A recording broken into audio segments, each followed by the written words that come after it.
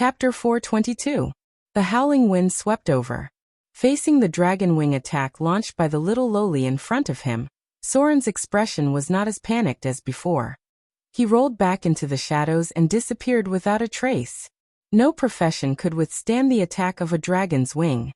Even a wizard with a legendary force field or a barbarian with a legendary berserk would find it difficult to withstand the attack of a dragon's wing. However, it did not mean that he could not dodge it. Soren's shadow jump and shadow jump were not difficult to dodge the attack of the dragon's wing. Shadow jump. The terrible dragon wing attack swept across the entire altar. The little lowly's chest was slightly undulating, and her breathing was slightly rapid. This kind of attack was also a great burden for a dragon. Huh. The little lowly's figure rose into the air, tilted her head and looked down and whispered, "Hiding again? What good things do you have on you? I can't even force you to show up." Anti-detection cloak. Although there was no way to let Soren avoid the effect caused by the AoE attack, it made him invisible to the naked eye. The terrain was a bit unfavorable for him. If it were not for the fact that the desert area was too easy to reveal, Soren would have a greater advantage in the battle. Ehe. The little lowly carefully looked around, and there seemed to be an energy shield on her body. She thought for a moment, then took a deep breath again, and her little cheeks puffed up. Dragon breath? Didn't the giant dragon's breath need time to recover? How can she use dragon breath twice in a row? Dragon breath sleeping gas. A strange breath came out of the little lowly's mouth, and then covered a large area in an instant. Two types of dragon breath. Adult dragons with excellent talents could master two different types of dragon breath. One was elemental dragon breath, and the other was gas dragon breath. For example, the silver dragon could spit out ice dragon breath and paralyzing gas dragon breath. The range of the gas was quite large. Soren was almost instantly affected, and at the same time, a row of data appeared in front of him. You have been attacked by dragon breath. You have been attacked by dragon breath sleeping gas. Test of compulsory immunity triggered. Test of fortitude passed. Test of willpower passed.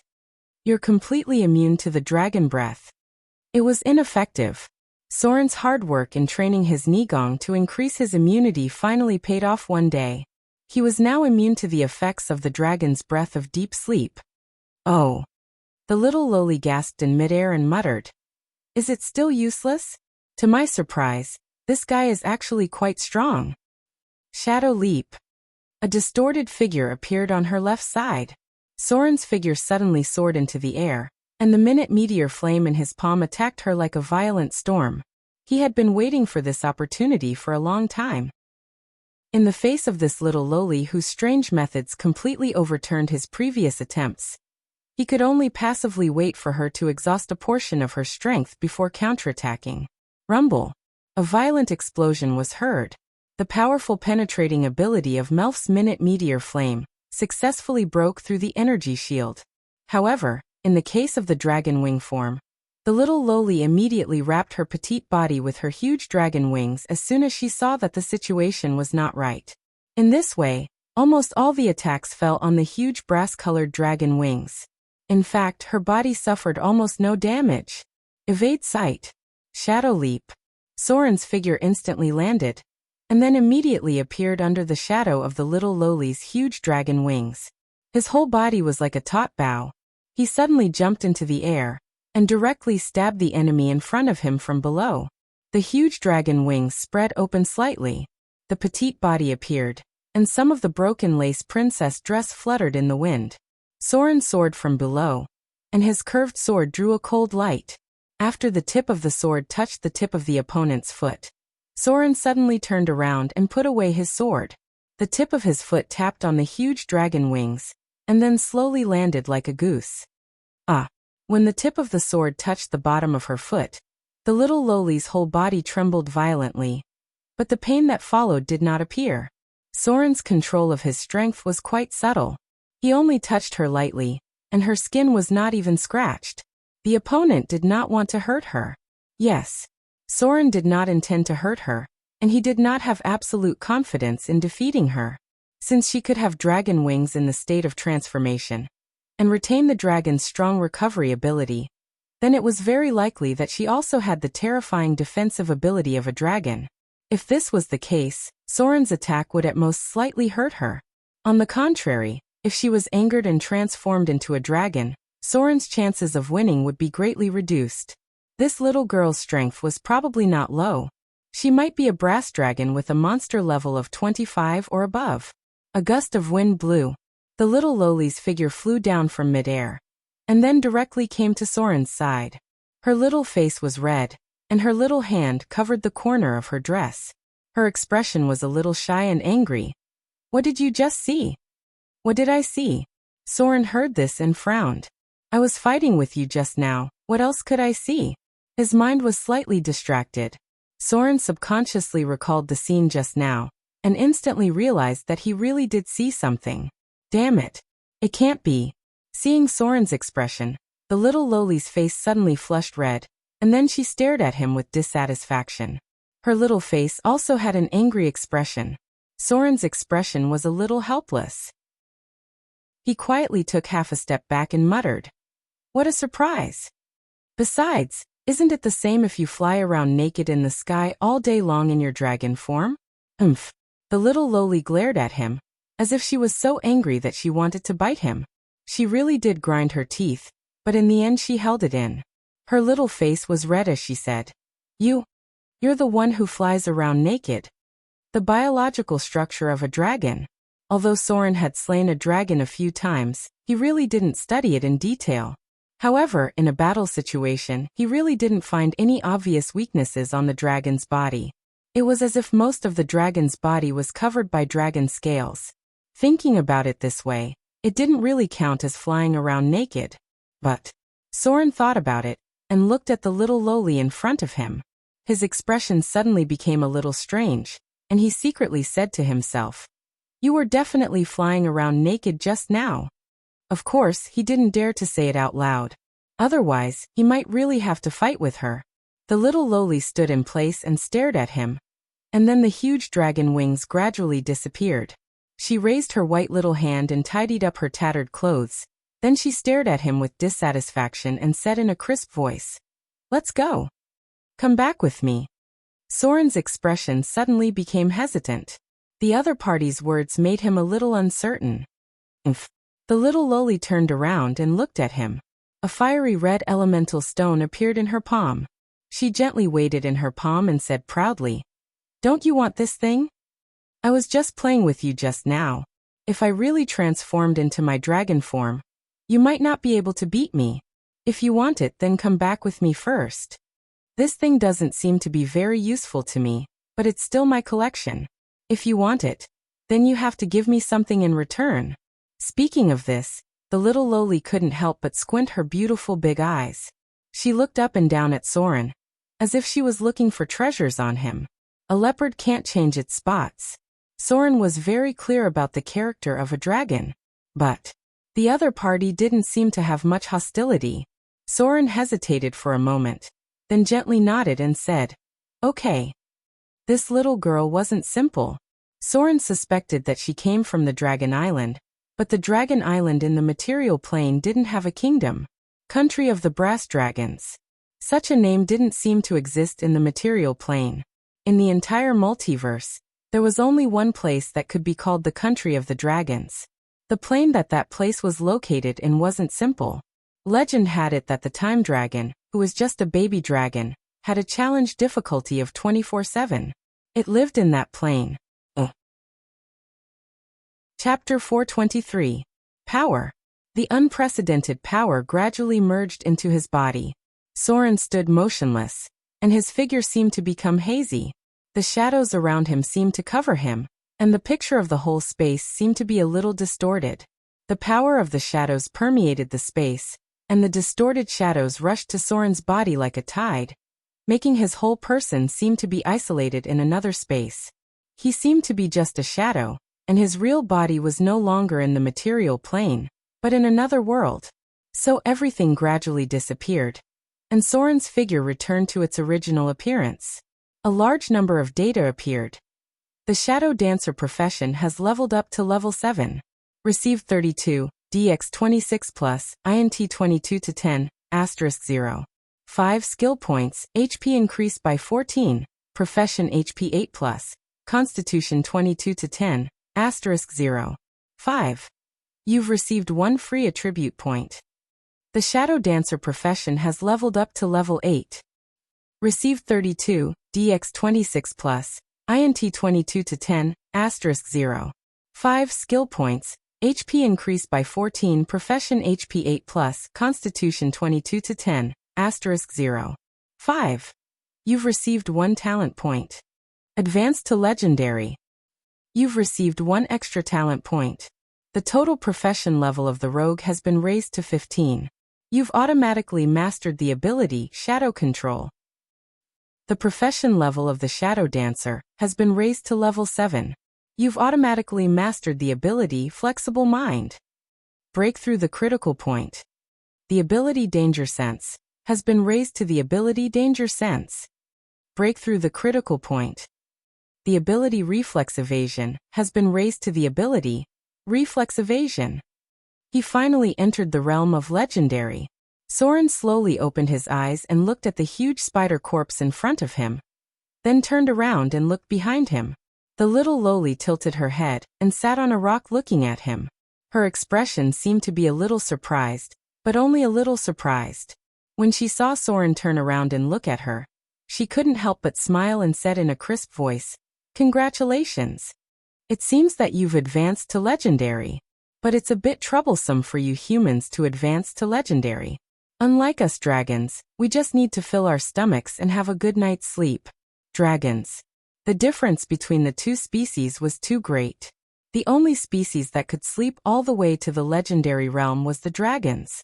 Soren's slaughter EXP had already reached a critical point.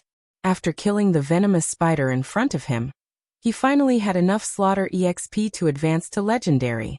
So he did not hesitate to choose to advance directly. A row of data appeared again. Advance to legend. You have obtained partial information about the legendary ability, Shadow Domain. You have obtained partial information about the legendary ability, Shadow Step. Advancing into the legendary realm did not mean that one could directly master legendary level abilities. Many legendary level abilities required a lot of time to train. However, Soren had an obvious advantage after entering the legendary realm. He could directly use the ability points he obtained to upgrade his legendary level abilities. This was also the reason why he had been holding back until now. From now on, every talent point would become extremely precious because the talent points obtained after entering the legendary realm could directly strengthen the legendary ability. Note: ability points obtained by the wizard profession cannot be used to upgrade the rogue profession. This was the second time he received information about Shadow Realm. Soren now only needed to get the last information about Shadow Realm, and he could directly master this legendary level ability. The quantitative change finally led to a qualitative change. At the moment when Soren broke into the legendary realm, the rogue's combat ability had been comprehensively improved. However, because he was a wizard, some of the rogue's legendary level abilities could not be mastered. Note: this is also the reason why there were only 2 information about Shadow Realm. The improvement after advancing into the legendary realm was amazing. In addition to the new abilities, Soren's original abilities were also strengthened. Shadow Jump, 100 meters. Shadow Jump, 200 meters. Shadow Jump 1 time. Shadow Jump 2 times. Intuition Evasion. Proficient in Intuition Evasion. Reflex Evasion. Proficient in Reflex Evasion. Soren had been accumulating evasion abilities for a long time. The accumulation of battle after battle finally exploded at the moment he advanced into the legendary realm. The 2 evasion abilities he mastered were upgraded at the same time. Proficient in Intuition Evasion Supernatural ability. From now on you have an amazing intuition and prediction ability for any possible attack. It will be difficult for other rogues to sneak attack you, unless the local rogue's profession level is more than 4 levels higher than yours. Otherwise, you will easily see through their intentions and ignore the enemy's sneak attack. Note: this ability is effective for sneak attacks of any profession. Proficient in Intuition Evasion. As long as he had this ability, Soren could basically ignore other people's sneak attacks from now on. Only legendary rogues with a profession level of 25 or above could sneak attack Soren. As for other professions, it was basically impossible to sneak attack Soren. Note: this ability is often used to replace Sixth Sense. Proficient in Reflex Evasion Supernatural Ability. From now on, your reflex ability will become more refined. You can perform a difficult reflex evasion test for any attack aimed at you.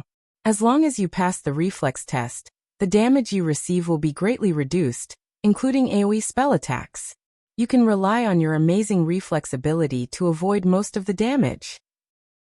Note: after dodging AoE spells, you will receive at most half of the damage. Proficient in Reflex Evasion. The specialty of a rogue was also a life-saving ability to avoid being directly killed by a wizard's AoE spells. As long as he mastered this ability, he could perform a reflex evasion test for AoE spells. With Soren's current basic attributes, it was not difficult to avoid the core area of the attack. From now on, whether it was Fireball or Ice Storm, even if Soren was directly hit by it, the damage he received would be greatly reduced. And these two evasion abilities were stacked, so the probability of physical attacks hitting Soren was also very low. Speaking of evasion, here, it was necessary to count Soren's current abilities that increased evasion. They were Flexible Movement Roll Evasion, Proficient in Reflex Evasion, and Proficient in Intuition Evasion. A total of 4 evasion abilities. Finally, it was the rogue's innate ability, Flexible Mind. Flexible Mind Supernatural Ability. From now on, if you are affected by the effects of charm, confusion, or illusion spells, you will have an additional chance to pass the test of immunity. Even if you fail the first test of immunity, you will not be affected by the effect of the spell because your flexible mind has produced a supernatural power that allows you to make a second test of immunity. If you fail the second test of immunity, you will not be immune to the effect of the spell. Ultimate Enhancement. Soren, who originally had an innate advantage in charm and control spells, could now be said to be basically immune to such spells. Even a legendary wizard might not be able to charm and confuse him. From now on, Soren could basically ignore the effects of confusion and misdirection spells. It's almost done.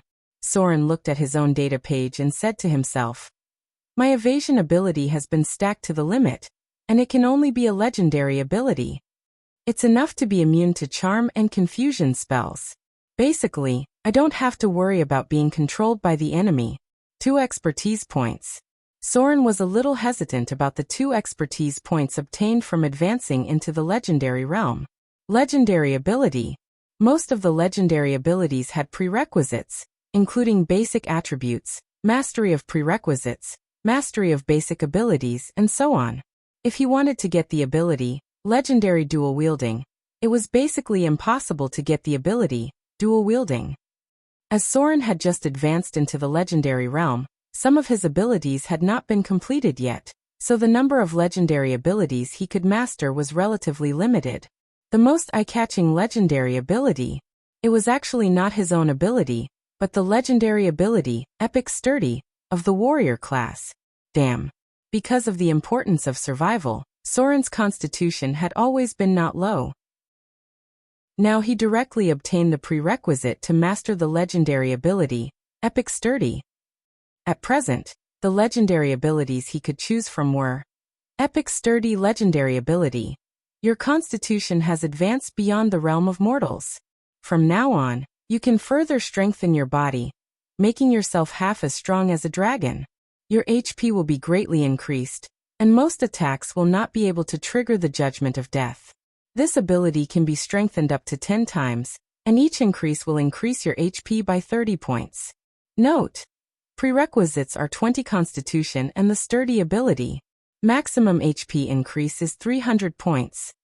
A top-notch tank ability. Increasing his HP to the limit was even more abnormal than the Saints. Unfortunately, Soren's requirements for this legendary ability were very low. Legendary Evasion Legendary Ability.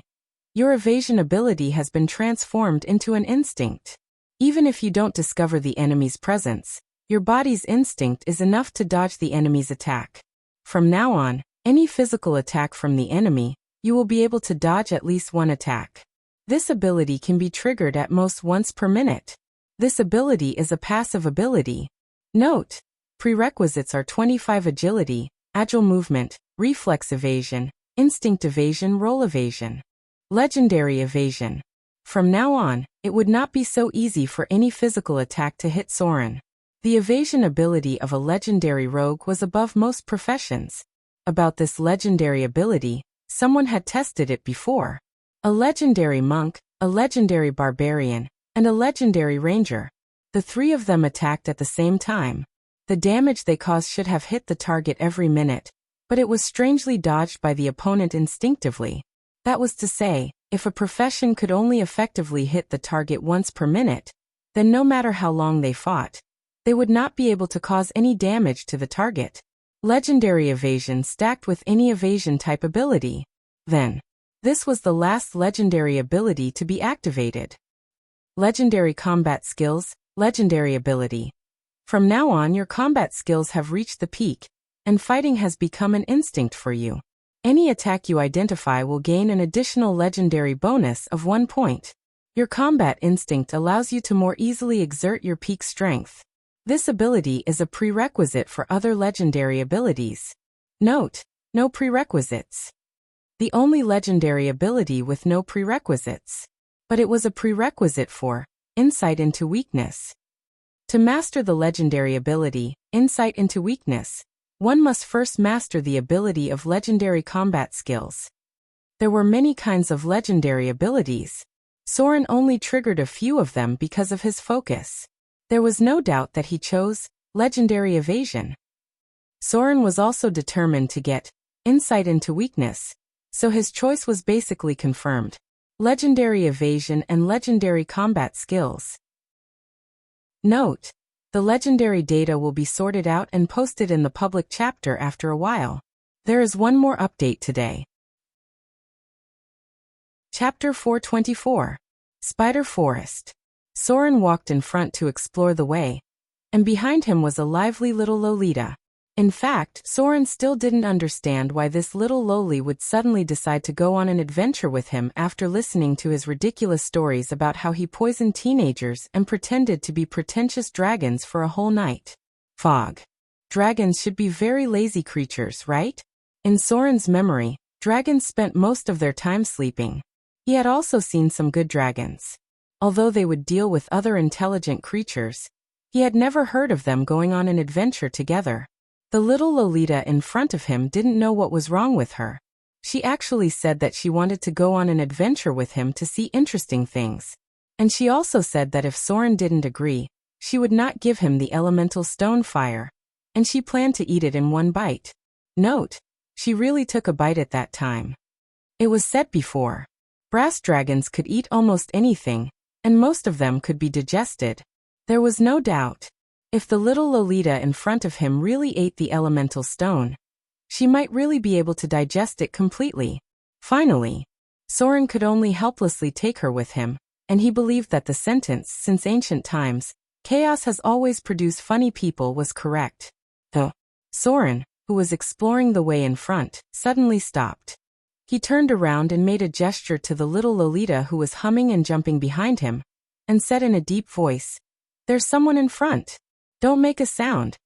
After advancing to legendary, Soren's abilities in all aspects had been improved a lot.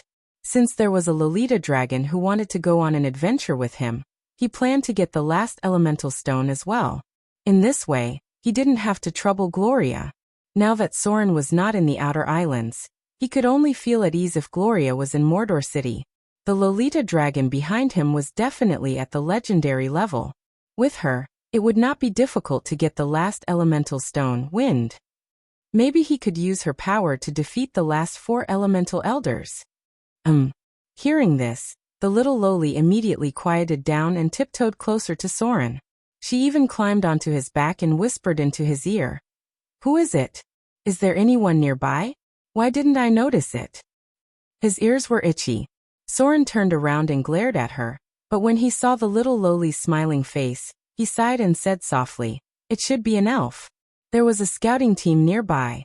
They seemed to be quite skilled. The spider forest was close to the elf kingdom. Soren didn't come all the way from the desert just for sightseeing. In fact, anyone with a bit of intelligence would be able to guess where the spider forest led to based on its name. That was right. The Underdark. Many of the spiders here were the offspring of the Queen of Spiders, Loltha's pets.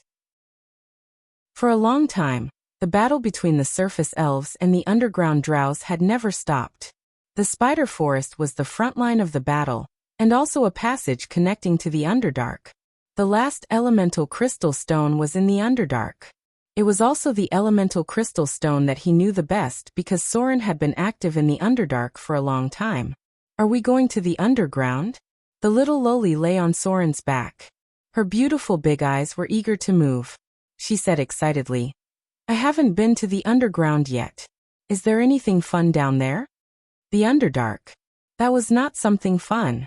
Soren grabbed the little Loli from his back and said in a deep voice, Be quiet. Let's find a way to sneak in. Don't get involved in the battle between the surface elves and the drows. The spider forest was very dense. Two silhouettes approached stealthily. Although the little Loli was a giant dragon, her stealth ability was unexpectedly not low when she transformed into a human. Soren was quite familiar with this place because the spider forest was a leveling ground for adventurers with a profession level of 5 to 10. There were many poisonous spiders here, all of which were the offspring of the Queen of Spiders, Loltha's pets. The speed of their reproduction was a headache for many nearby races. Poisonous spiders, phase spiders, fire spiders, etc. There was a small path here that could lead to the Underdark. Soren planned to take the little Loli dragon into the underground world from there, and see if a certain rumor had happened. Blood. The ground was full of blood. Accompanied by the sound of blood dripping, a burly barbarian with wounds all over his body knelt on the ground. His breath was very weak. Hideous wounds were all over his body. Many of them looked like marks left by sharp claws. Even with the strong physique of a barbarian, he was gradually approaching the edge of death. Hee. A strange and gloomy laughter sounded. The demigod vampire, who was wearing a dark red noble suit, slowly appeared. He looked at the body of a beautiful woman at his feet, lifted his foot, and stepped on the beautiful head. He said playfully, Just with your group of trash. You want to join forces to defeat me? You're overestimating yourselves. Today, I'll let you know the difference between a mortal and a god.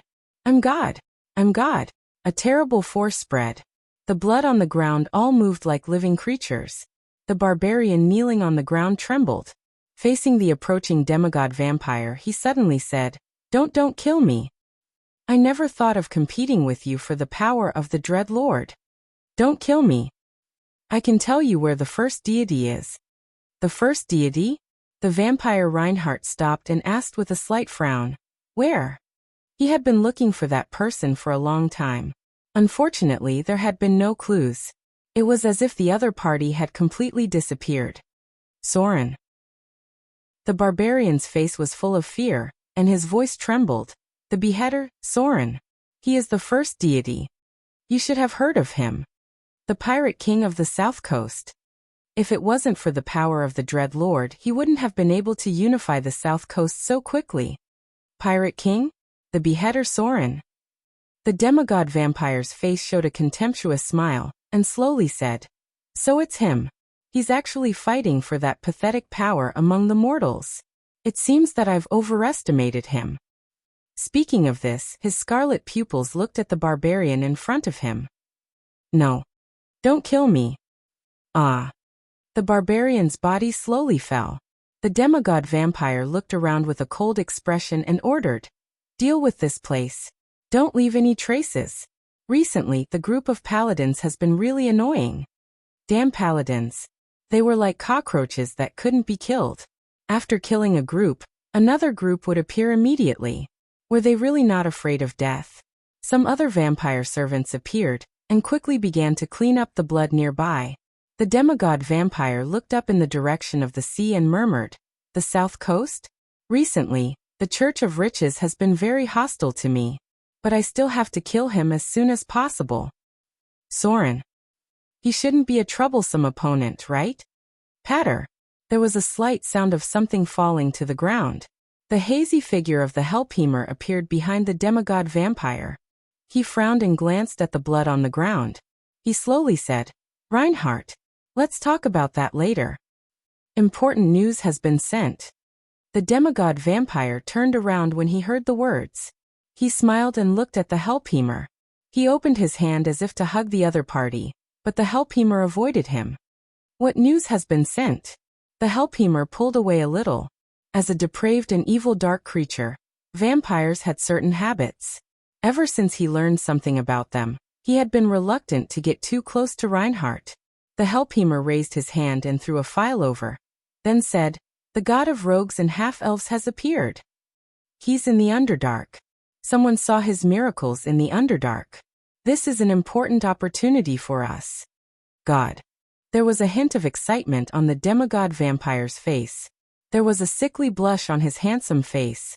He murmured, "A saint? I can finally taste the blood of a god." Chapter 425. Darkness. This was the strongest feeling anyone had when they entered the Underdark from the surface world. The entire narrow passage was pitch black, and the ground was slightly slippery due to the water stains. Dark green moss grew on the walls on both sides. Soren's night vision allowed him to easily see the surroundings, but the little lowly behind him was a little troublesome. Dragons had better vision than humans, but it was very limited when it came to dark environments. At most, they could reach the level of night vision, and it was very inconvenient for them to move in complete darkness. The Underdark was not completely dark. In fact, most of the areas in the Underdark were in the state of night vision. This was because there would be more or less light diffusing. It could be from fluorescent plants, or from other sources of light. The specific difference could be understood as a night with no moon or stars. In this case, the range of human vision would be reduced to less than 3 meters. Many places in the Underdark were like this, so adventurers from the surface had to prepare torches or find some rare items that could enhance their night vision. This was not difficult for wizards. A normal night vision helmet cost around 300 to 500 Kindler coins. Those who had the ability to venture into the Underdark would not be short of money. "Oh, it's so dark." The little lowly was lying on Soren's back. She moved her head close to his ear and whispered, "Are we not underground yet? Can't I cast Illuminate permanently?" "Light. Are you planning to be a target in the Underdark?" "No." Soren refused without hesitation and said in a deep voice, "About 1,000 meters down, there will be fluorescent moss. You will be able to see things then." Light. In the Underdark, a light source was a living target. Soren knew too well how much trouble it would cause if he lit a light source. Hooked horrors, giant lizards, mind flayers, and so on. These creatures in the Underdark were very sensitive to light. Recklessly using light was the same as starting the farming mode that adventurers jokingly called. As they went deeper into the underworld, some stalactites began to appear above Soren's head. He did not know where the underground water source was, but he could hear the dripping sound of it. In the Underdark, any place near a water source was a battle zone. There were bound to be monsters that lived underground nearby. "Oh, there seems to be a swamp nearby." The little lowly leaned on Soren's shoulder, and seemed to dislike the smell. She wrinkled her nose and said, "I could feel the wet smell from afar, and there was also a rotten smell. No wonder those ugly and dirty black dragons like to stay underground." In the underground swamp. Basically, places with swamps in the Underdark would have very obvious light sources. As expected, Soren began to see light. It was dark green moss that emitted a faint fluorescent light.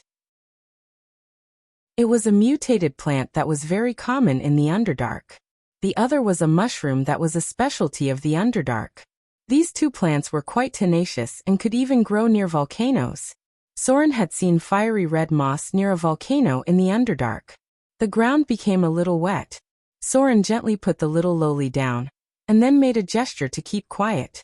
In the underground swamp, it was very easy for a kind of creature to exist in such a terrain. Swamp bearmen. Simply put, they were a kind of mutated human that was infected with a virus. They belonged to a branch of the beastmen. For some unknown reason, they were bitten by other beastmen, or they were born with the disease of beastmen. In the end, They had the ability to transform into a beast or a beastman in combat. Lulu Mao, who Soren brought back, was a Catwoman in the Beastmen branch. Looking at Lulu Mao's talent, one could understand the combat power of the Beastmen. Most adult Beastmen were born between level 5 and level 8.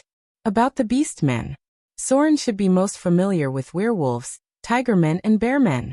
Among them, werewolves infected with the Beastmen virus were the most common, and could occasionally be encountered in the surface world. The rarer ones were tigermen and bearmen. Most of them lived in very rare areas. As for catwomen like Lulu Mao, they were basically on the verge of extinction. Needless to say, werewolves and tigermen had a natural strength adjustment of +16, which meant that as long as they transformed, their strength would directly increase by 16 points. Note: the strength of bearmen in the Underdark fluctuates between 27 to 36. In human form, their strength is not much different from ordinary people. Most of them are between 9 to 14. Even if it was just an adult bearman, their strength after transformation was higher than a strong brown bear. Huge footprints began to appear on the ground. They were about the same size as a brown bear. These mutated bearmen were between humans and beasts. The Beastmen virus affected their intelligence, making them not much different from savages. Most of them lived in a tribal way. There were rumors that bearmen were the failed product of a droll transformation research experiment in a glorious arcane era, which eventually led to the appearance of the Beastmen virus.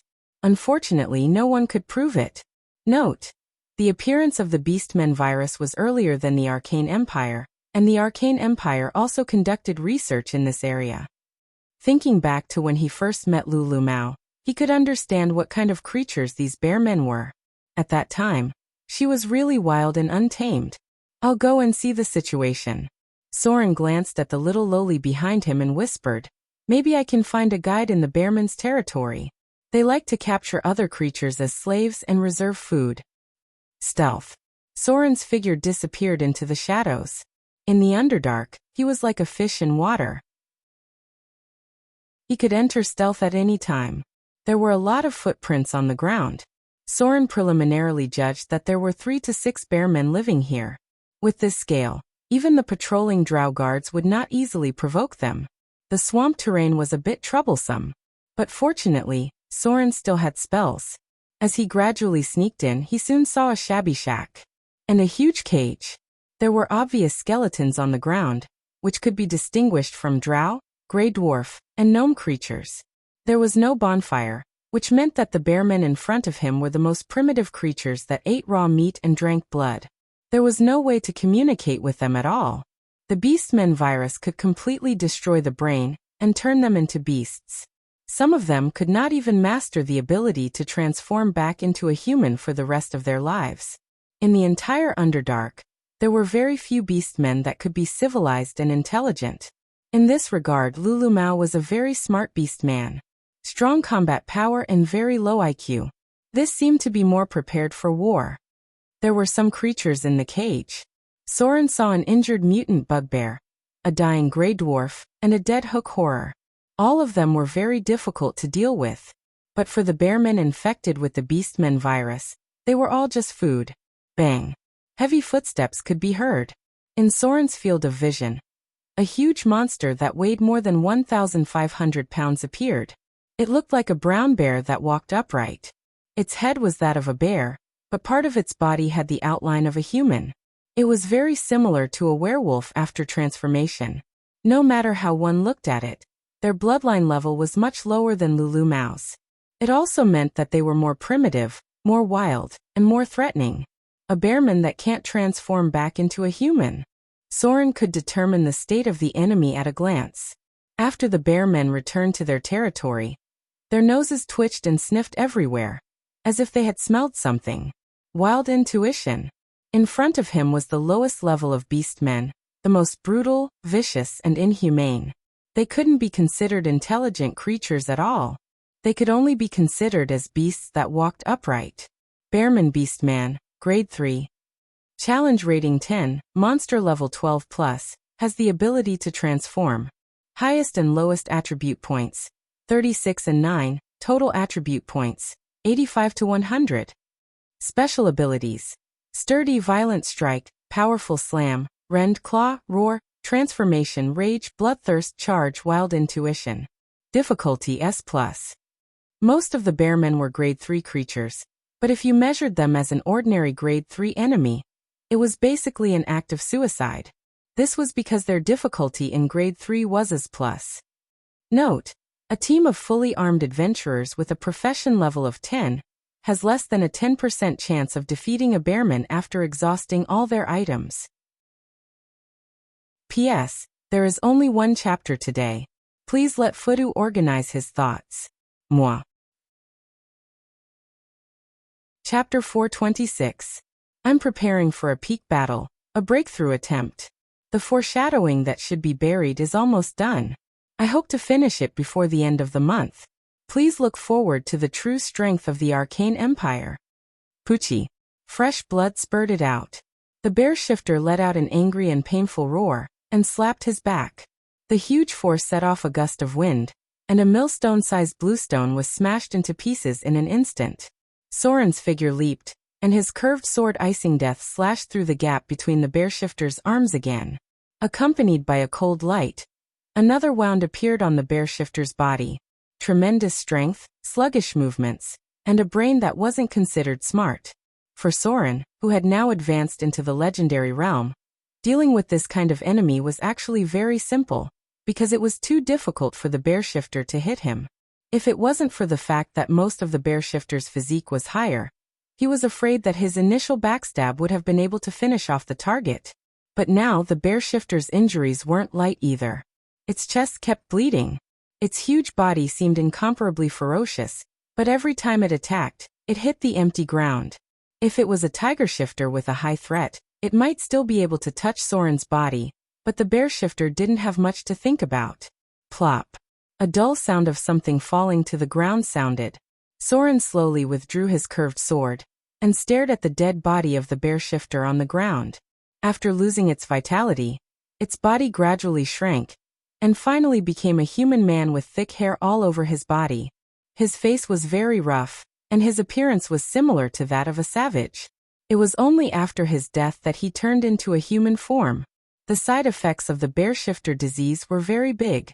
If one's innate strength was not enough, it was very likely that they would be like the bear shifter in front of him. They would be an ignorant beast for the rest of their lives.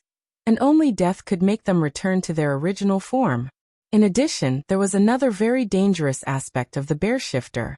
Low-level bear shifter like the one in front of him would carry some kind of terrible virus.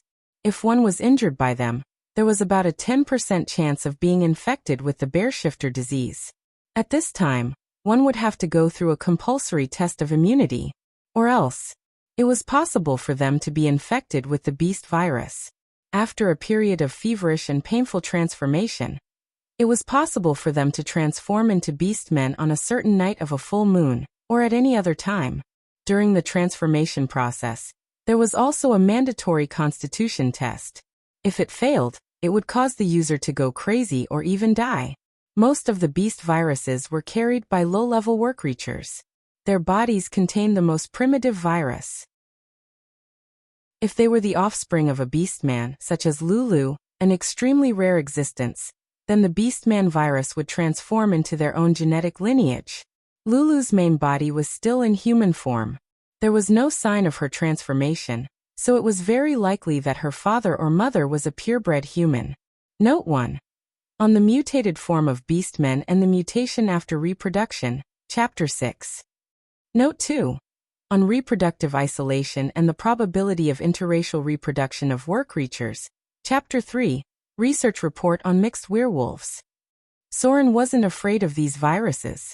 Regardless of whether it was the beast virus or the undead corpse poison, it was impossible for him to be immune to them with his current endurance, vitality, and will.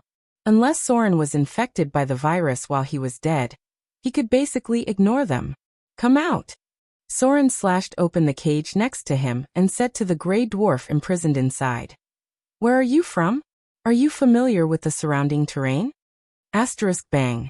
Asterisk just as Soren opened the cage, the bugbear suddenly rushed out and ran out of the swamp without saying a word.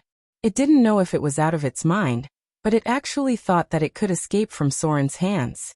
What greeted it was a cold flash of a sword. Soren swung his sword and chopped off the bugbear's head. The blood that gushed out splashed onto the gray dwarf's body.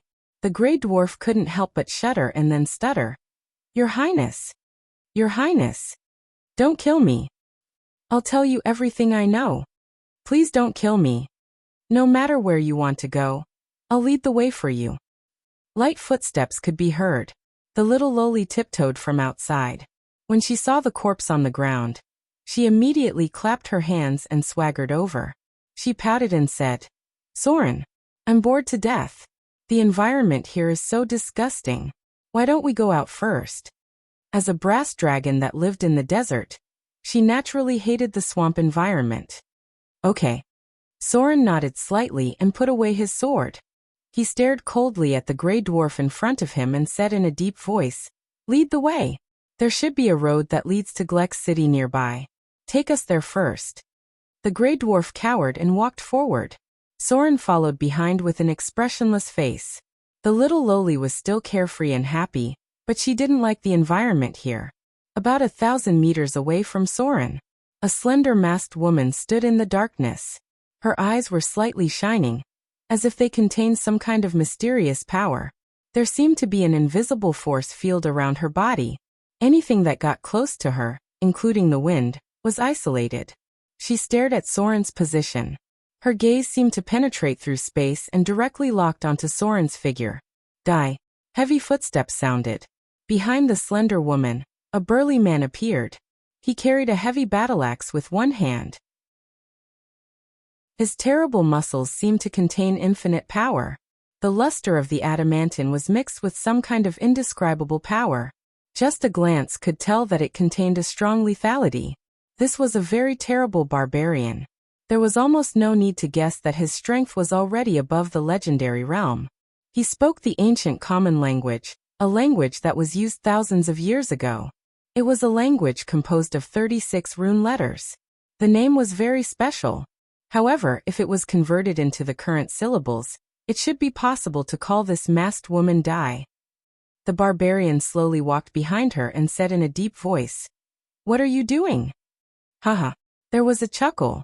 The masked woman turned around and looked at the barbarian. She smiled and said lightly, "I accidentally found a good rogue. He's a very interesting little guy. And he's followed by a brass dragon in human form. Such a combination is quite rare." The barbarian frowned and said in a deep voice, "Don't complicate things. We didn't come out of Sigil City to play this time. This is the first official action of the Godslayer. Our bait has attracted the target. The Queen of Spiders has turned her attention to the bait. To deal with this terrible existence, I believe you should know the consequences of failure. The Queen of Spiders, the supreme existence of the Underdark, the Queen of the Drows, the ruler of the Abyss, a terrible god with great divine power." Dai's expression gradually became serious. She withdrew her gaze and said slowly, "I know what's important. I won't delay business. It's just that this little guy's soul is very special. I've never seen such soul power. Dark, cruel, ruthless. But there's an indescribable light. I even saw the glory of sacrifice. It's a little fascinating." The masked woman smiled a little frivolously, then slowly spread out her palm and said in a cold voice, "War chess, Note 2, simulation activated. Activate arcane war chess scanning mode." A cluster of pure energy appeared. Then, an invisible energy field spread out in all directions. Psionic energy field activated. Soul scanning activated. Activate terrain simulation. Scan the surrounding 100 kilometers. Thaling 7 took over command of the war chess system. Beginning terrain simulation. Tactical map construction. Scanning the nearby space nodes. Psionic energy field spread. Activate psionic resonance. Synchronized psionic transmission established. Calculating space waymarks. Semiplane synchronization locked. Simulation of a different dimension teleportation channel. Teleportation node rune. Arcane power armor Note 3 standby. Thaling 6 took over command of space waymarks. Godslayer plan activated. Target, Queen of Spiders Lolth. Note 1. Sigil City is a very mysterious existence in the entire multiverse. Legend has it that it is an important node of the multiverse and has portals that connect countless planes. The Lady of Pain is the absolute ruler of Sigil City, and has terrible power that mortals can't imagine. However, Sigil City has been closed for a long time, and now there are very few existences that can enter Sigil City. Sigil City rejects all gods, and even gods with great divine power can't easily set foot in this place. Note 2. Arcane War Chess is a tactical simulation game that originated from the Arcane Empire. Now this special technology has been lost, and only a few wizard organizations have a partial simulation ability. When Soren was looking for the second elemental stone, the elemental djinn he met mentioned this, war chess. The monsters it summoned at that time simulated the rules of arcane war chess. Note 3. The magic-powered armor was a terrifying war machine during the Arcane Empire, in all the previous information. Chapter 427. Pa Soren, who was moving forward, suddenly stopped. His muscles tightened, and his palm held the hilt of icing death in an instant. He was ready to fight at any time. The Lolita dragon next to him was shocked by Soren's action, but in the next moment, she quickly disappeared. Her petite figure appeared in midair, and her whole body was shrouded in an invisible energy field. The only one who was unaware was the captured Duergar, who was still looking around blankly. Psionic energy field. Soren's expression was very solemn. His perception was raised to the limit, and his telepathy was also paying attention to the surroundings. He slowly said, "There's a psionic warlock casting nearby." The little Lolita dragon's expression was very serious, and she whispered, "Legendary." No. It should be above legendary. I felt a terrible power like a psionic storm. The coverage of the psionic force field is quite wide. How is that possible? There can't be such a powerful psionic warlock in the material plane. Both of them were ready to fight at any time. However, there was no abnormal situation nearby, and the sudden burst of psionic force field only existed for a moment. When it calmed down, Soren even suspected that he had just seen an illusion. However, if there was no Lolita dragon next to him, Soren might think that it was an illusion, but now that the Lolita dragon next to him also felt it, it was absolutely impossible that it was an illusion. There was indeed a very powerful psionic warlock casting a spell, and the coverage of the psionic force field was so large that it was a little beyond Soren's imagination. Such a coverage area. According to Soren's past memory, if it was really done by a psionic warlock, then his profession level might be above level 30. A level 30 psionic warlock? How was that possible? Soren had never encountered such an existence during the time of troubles. There were probably only a few creatures in the astral plane that could reach this level. Was it an illusion? The Lolita dragon shook her little head and landed on the ground. She stared at Soren and murmured, "Did you feel it? Just now. A very powerful psionic force field." Soren nodded slowly and said in a deep voice, "I felt it. It's impossible for both of us to be hallucinating at the same time. There might really be a psionic warlock nearby. It's best to be careful later." The Lolita dragon nodded her little head gently and said softly, "Could it be a Githyanki? The knowledge in my memory tells me that Githyankis often appear in the Underdark, and there are many powerful psionic warlocks among them." Surprise. Soren looked at the Lolita dragon next to him in surprise and said slowly, "It's possible. Githyankis do appear frequently in the Underdark." It seemed that this Lolita dragon was quite knowledgeable. Most of the time, a dragon's hereditary memory would take a long time. Judging from her current form, she probably hadn't fully awakened all her hereditary memories. This meant that her bloodline was most likely from the Dragon Nation. Githyanki. Damn it. I don't know much about the Underdark before the Avatar crisis. Is there really a powerful psionic warlock visiting the Underdark from the astral boundary? Which astral boundary traveler would it be? Soren tried his best to search his memory, but unfortunately, he could get very little information. When he first came to the Underdark, it was already after the Avatar crisis. The gap between the two was actually quite big, which was why he needed a guide. The difficulty of the Underdark was much higher than the surface world. Before the Avatar crisis, only a few adventurers could enter it. About this period of time, a lot of information was just hearsay because not many people could intervene in this level of field at that time. Soren also reincarnated in the River Styx before he became a legend, so there was a partial gap in the information level. Be careful. Soren looked around, motioned the Grey Dwarf to continue moving forward and said slowly, "Psionic warlocks are not easy to deal with. We have to be ready for battle at any time." The group continued to move forward, but until Soren found the way to the city of the Grey Dwarves, they didn't encounter any abnormalities. Everything just now was like an illusion. They didn't encounter any enemies, nor did they see any traces of psionic warlocks. The psionic force field disappeared. It only existed for a moment, and then disappeared completely. The Underdark, the crossing passage. The demigod vampire threw away the body of the drows in his hand, raised his hand and gently wiped the corners of his mouth, and said contemptuously, "This group of dirty and licentious drows. Their blood is as disgusting as feces." At the feet of the Helpheimer was the body of another female drow. He glanced at the demigod vampire coldly and said slowly, "Then why did you bite her?" Reinhardt spat softly, as if he still felt a little disgusted.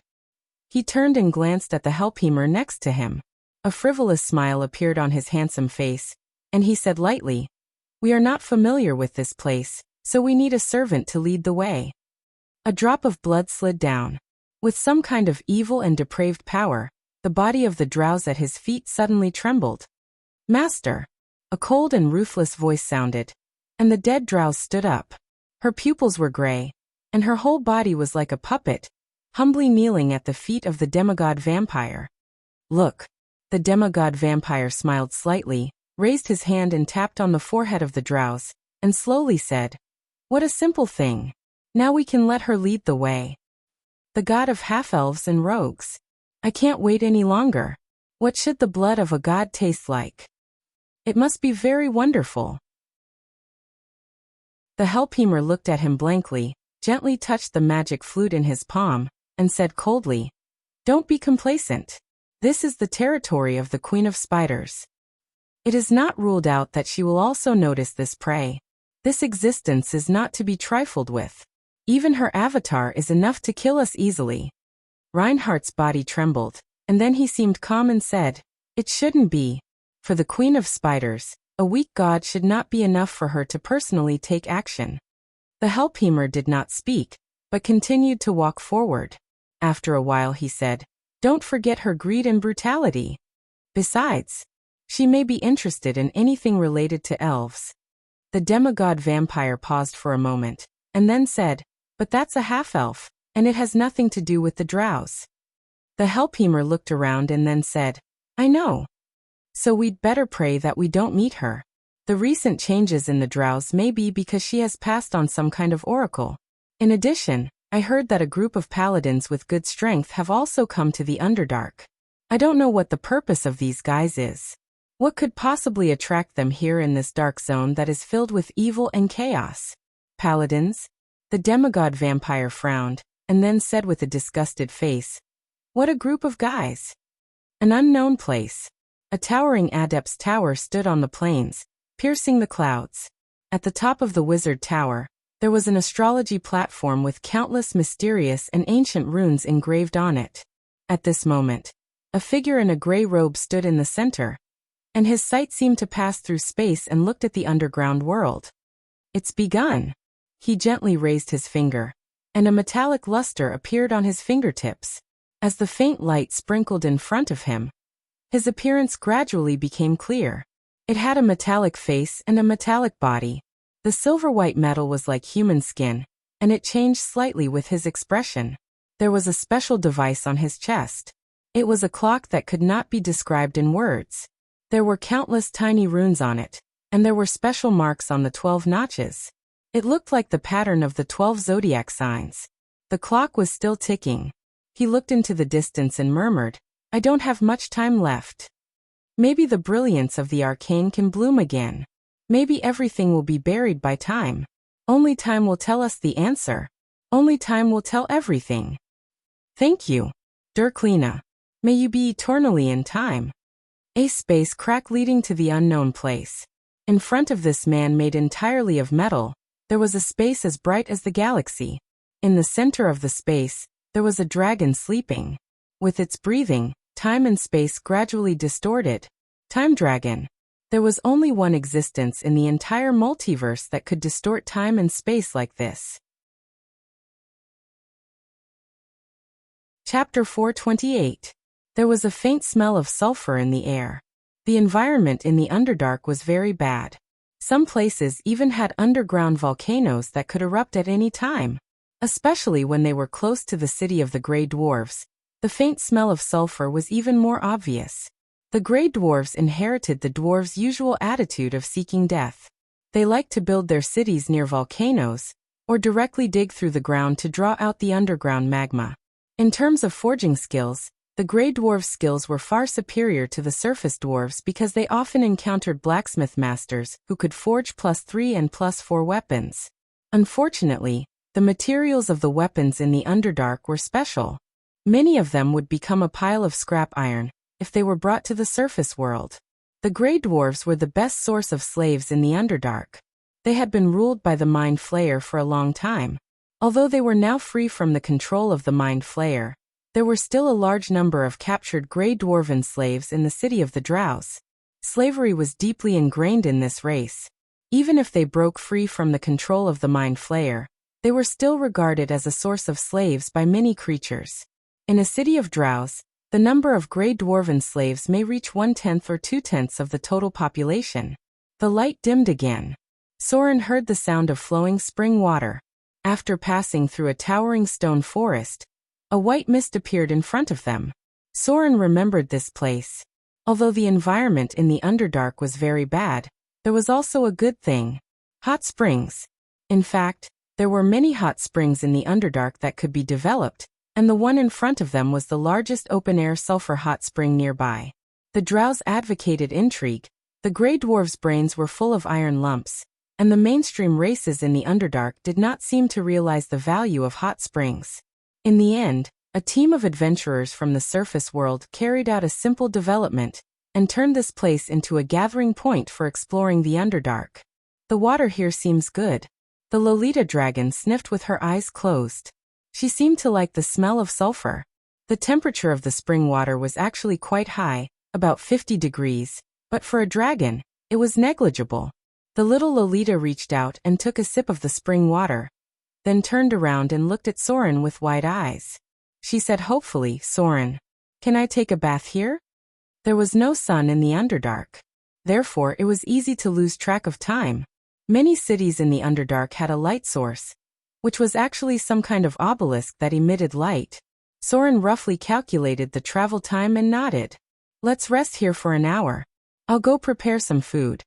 With that, he kicked the Grey Dwarf beside him. Soren turned around and asked in a low voice, "Are the furnaces in Gleck City still lit up?" "Furnace fire?" The Grey Dwarf's expression was a little blank, but he still hurriedly nodded. "The fires in Gleck City have never been extinguished." "Is it still lit up?" Soren fell into deep thought, then nodded and said, "Go set up a campfire and prepare some food. I don't think you're stupid enough to think of running away, right?" The Grey Dwarf quickly nodded. Soren glanced at him and casually tossed a torch over, asking him to take out some dried meat rations. "The fires in Gleck City haven't been extinguished yet." Soren sat down as if he was thinking about something. He murmured, "That means the divine artifact hasn't been completed yet. I don't know how long it will take these Grey Dwarves to make that thing. But it should be before the start of the Avatar crisis, right?" Soren thought about his own matters. After about a while, Lolita Dragon's light figure came from behind. "It's so comfortable." Lolita Dragon used her white little hands to tidy up her pale blonde hair, and tied it into a pair of beautiful ponytails. Then she blinked her big eyes and looked at Soren. "Don't you want to take a bath? The water below is so comfortable.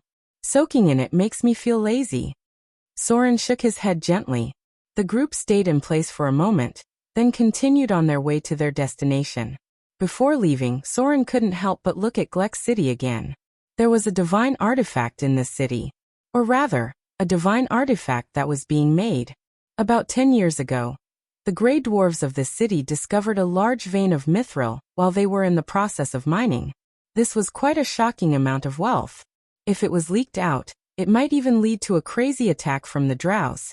Therefore, the ruler of Glex City, Greybeard, blocked the news for a while and restricted all the gray dwarven craftsmen who knew the truth, not allowing them to leave.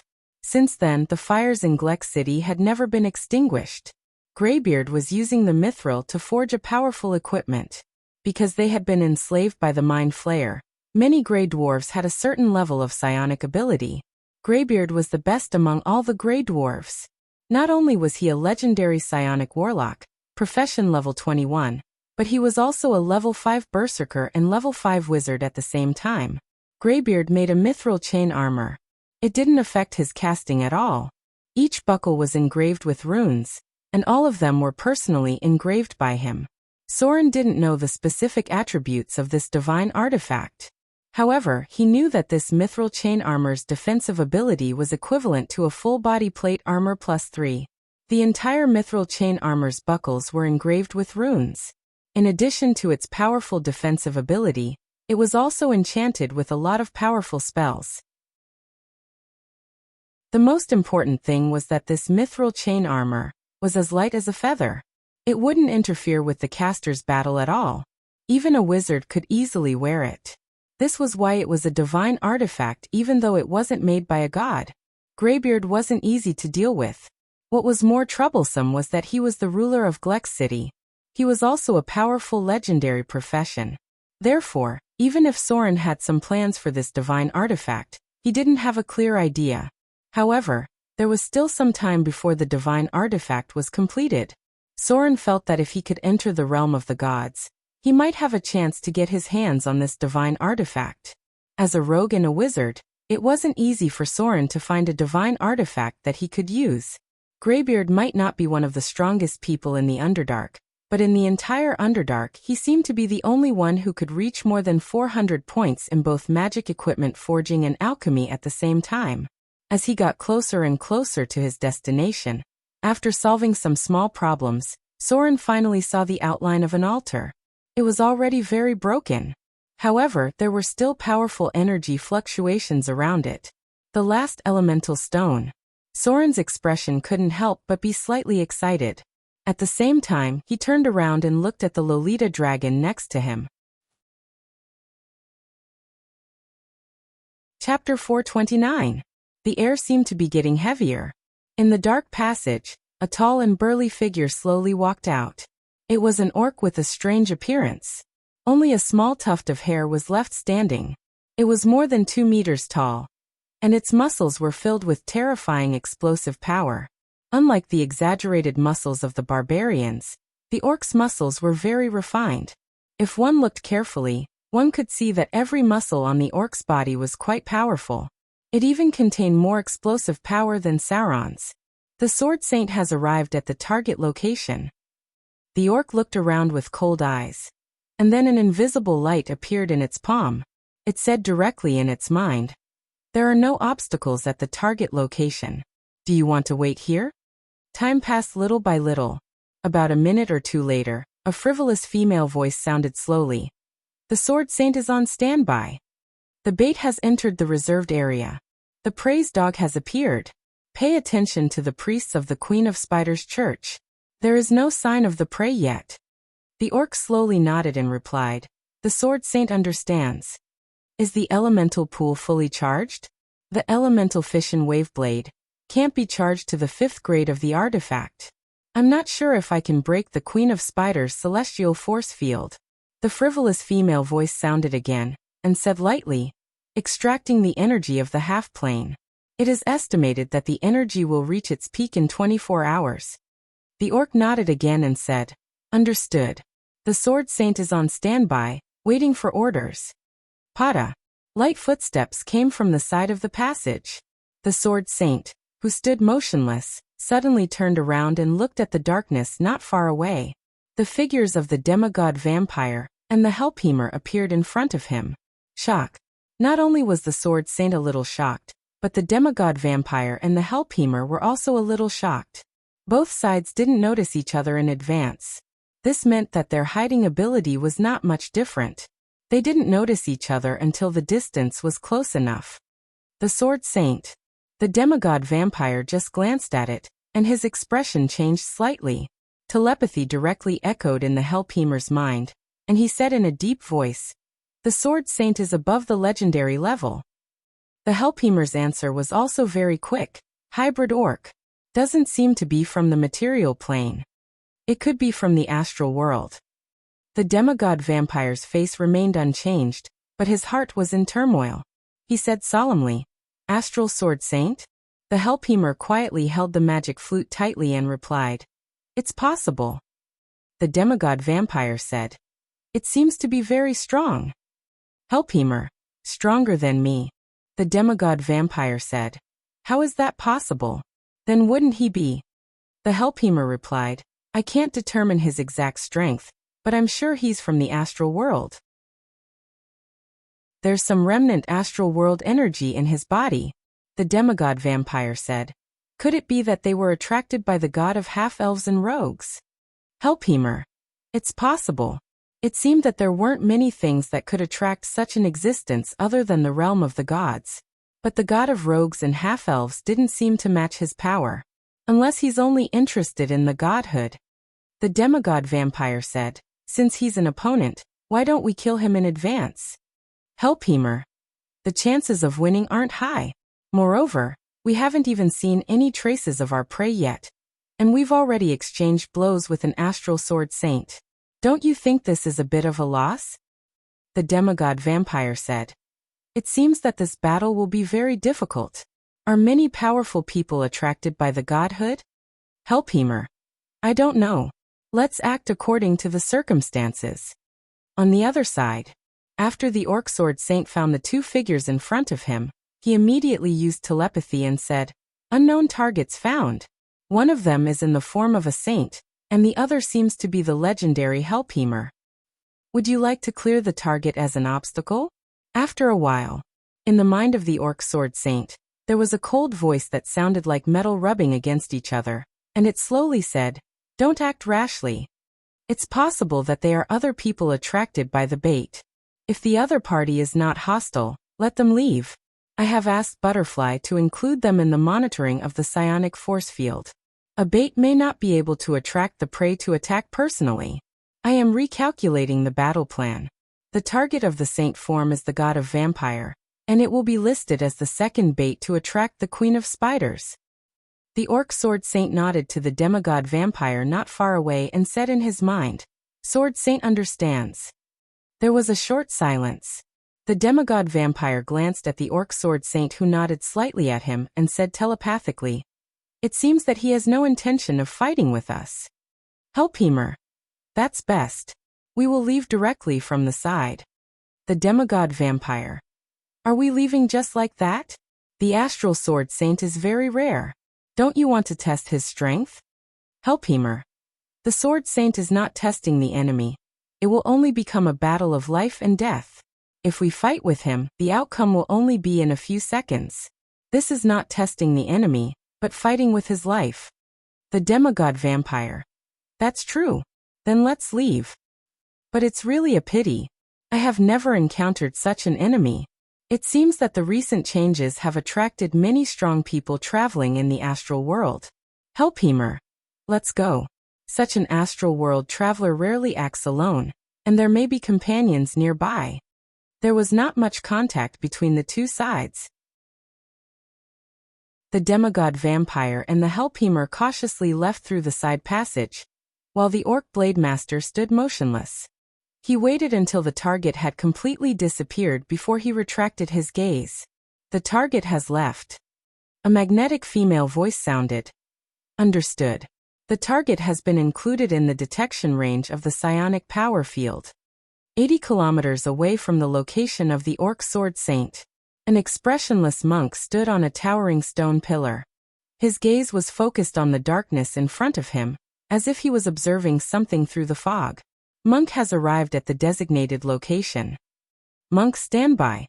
A frivolous female voice sounded. Stand by. Did you find anything unusual? The monk replied. Traces of wax demon have been found. The prey may have appeared, but the target's concealment ability is too high and did not appear in our detection range. Another cold metallic voice sounded. Thaling number 5 has taken over the detection authority within 50 kilometers. Monk, prepare for battle. After the target appears, immediately clear the other obstacles nearby, and ensure that there are no other disturbances near the prey. The monk nodded and said, Monk understands. 50 kilometers away from the position of the monk, there seemed to be something in the twisted shadows. In front of him was a team of fully armed drows. On the left and right were petrifying lizard knights. Male drow rangers were scattered to protect them. In the middle was a group of female drow priests and spellcasters. Behind what looked like a drow matriarch, there were some terrible monsters with hideous faces. They were the legendary spider elves. A terrible monster with the upper body of a drow, and the lower body of a giant spider. A twisted mind. A crazy desire for blood. And a terrible desire for destruction after the distortion of hatred. The spider elves were the losers of the internal struggle of the drows. They were transformed into such monsters by the power of the Queen of Spiders. They were also one of the most troublesome and annoying monsters in the Underdark. The shadows gradually disappeared. The team of drows was still moving forward, but there was a sight in the dark watching them. The rogue has found the target. A drow matriarch, petrifying lizard knights, and spider elves have appeared. We are sure that the prey has appeared, but the specific location of the target cannot be detected at present. A cold metallic voice sounded. Keep your distance. Don't get too close to the target. Report the target's location at all times. The Queen of Spiders is likely to be hiding in the team. There was a slight trace in the dark. Understood. The elemental altar. Soren looked at the last elemental altar in front of him, and could not help but clench his curved sword nervously. As long as he got the 4th elemental stone wind, then he could proceed to the final challenge. The 4 elemental elders. After combining the 4 elemental stones, the wind elemental elder, the water elemental elder, the fire elemental elder, and the earth elemental elder would be summoned. They were all legendary level creatures. Only by defeating all of them would one be able to obtain the final spoils of war. A sealed fragment of divinity. This fragment of divinity came from an ancient evil god. Although it was only a broken fragment of divinity, it could still promote someone to the realm of demigod. Divinity plus divinity equals demigod realm. Soren had enough divinity in him. As long as he had divinity, he could advance to demigod at any time. Perhaps there would not be too much of a change in strength. However, there was one thing that was very important to Soren. As long as he advanced to the realm of demigod, Soren would be able to completely ignore the legendary spell, Time Stop. This legendary spell would be completely ineffective against him.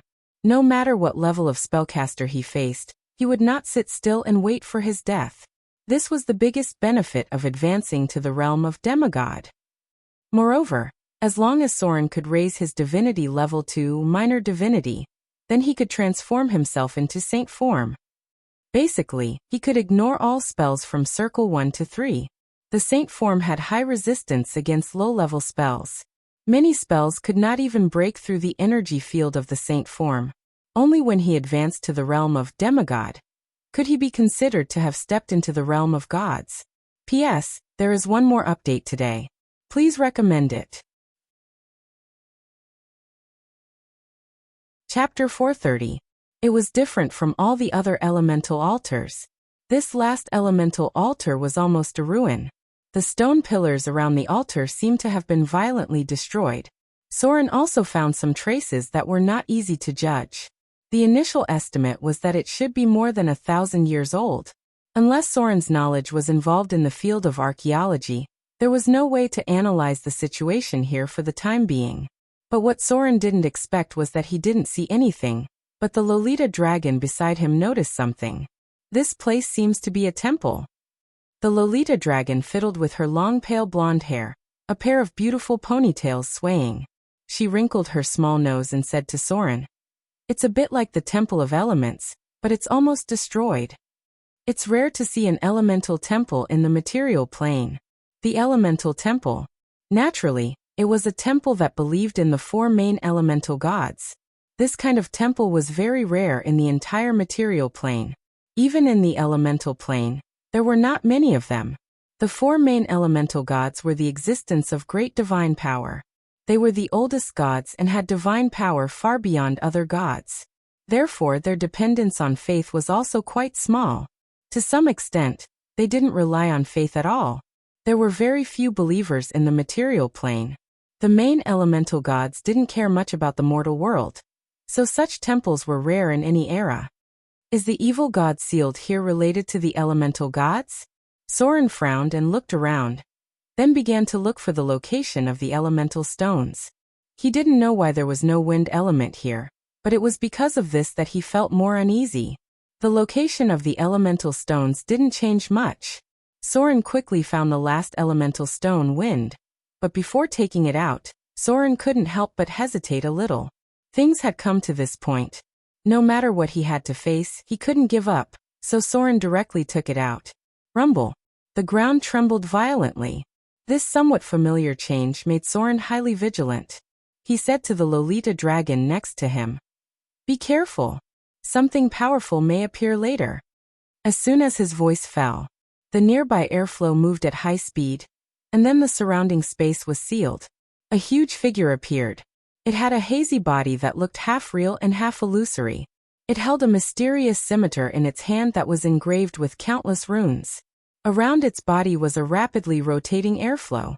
Its eyes that were filled with divinity fell upon Soren. Jinn demigod. True enough.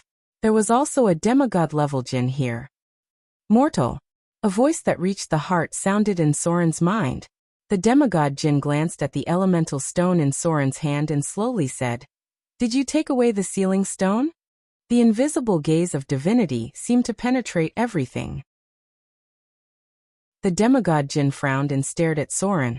"I didn't expect the other sealed crystals to be in your hands. Do you know the consequences of doing that?" Consequences?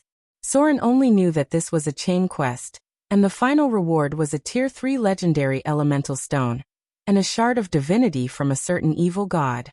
The demigod Jinn sighed and slowly said, "Mortals are really ignorant and fearless. The elemental stone in your hand is a seal.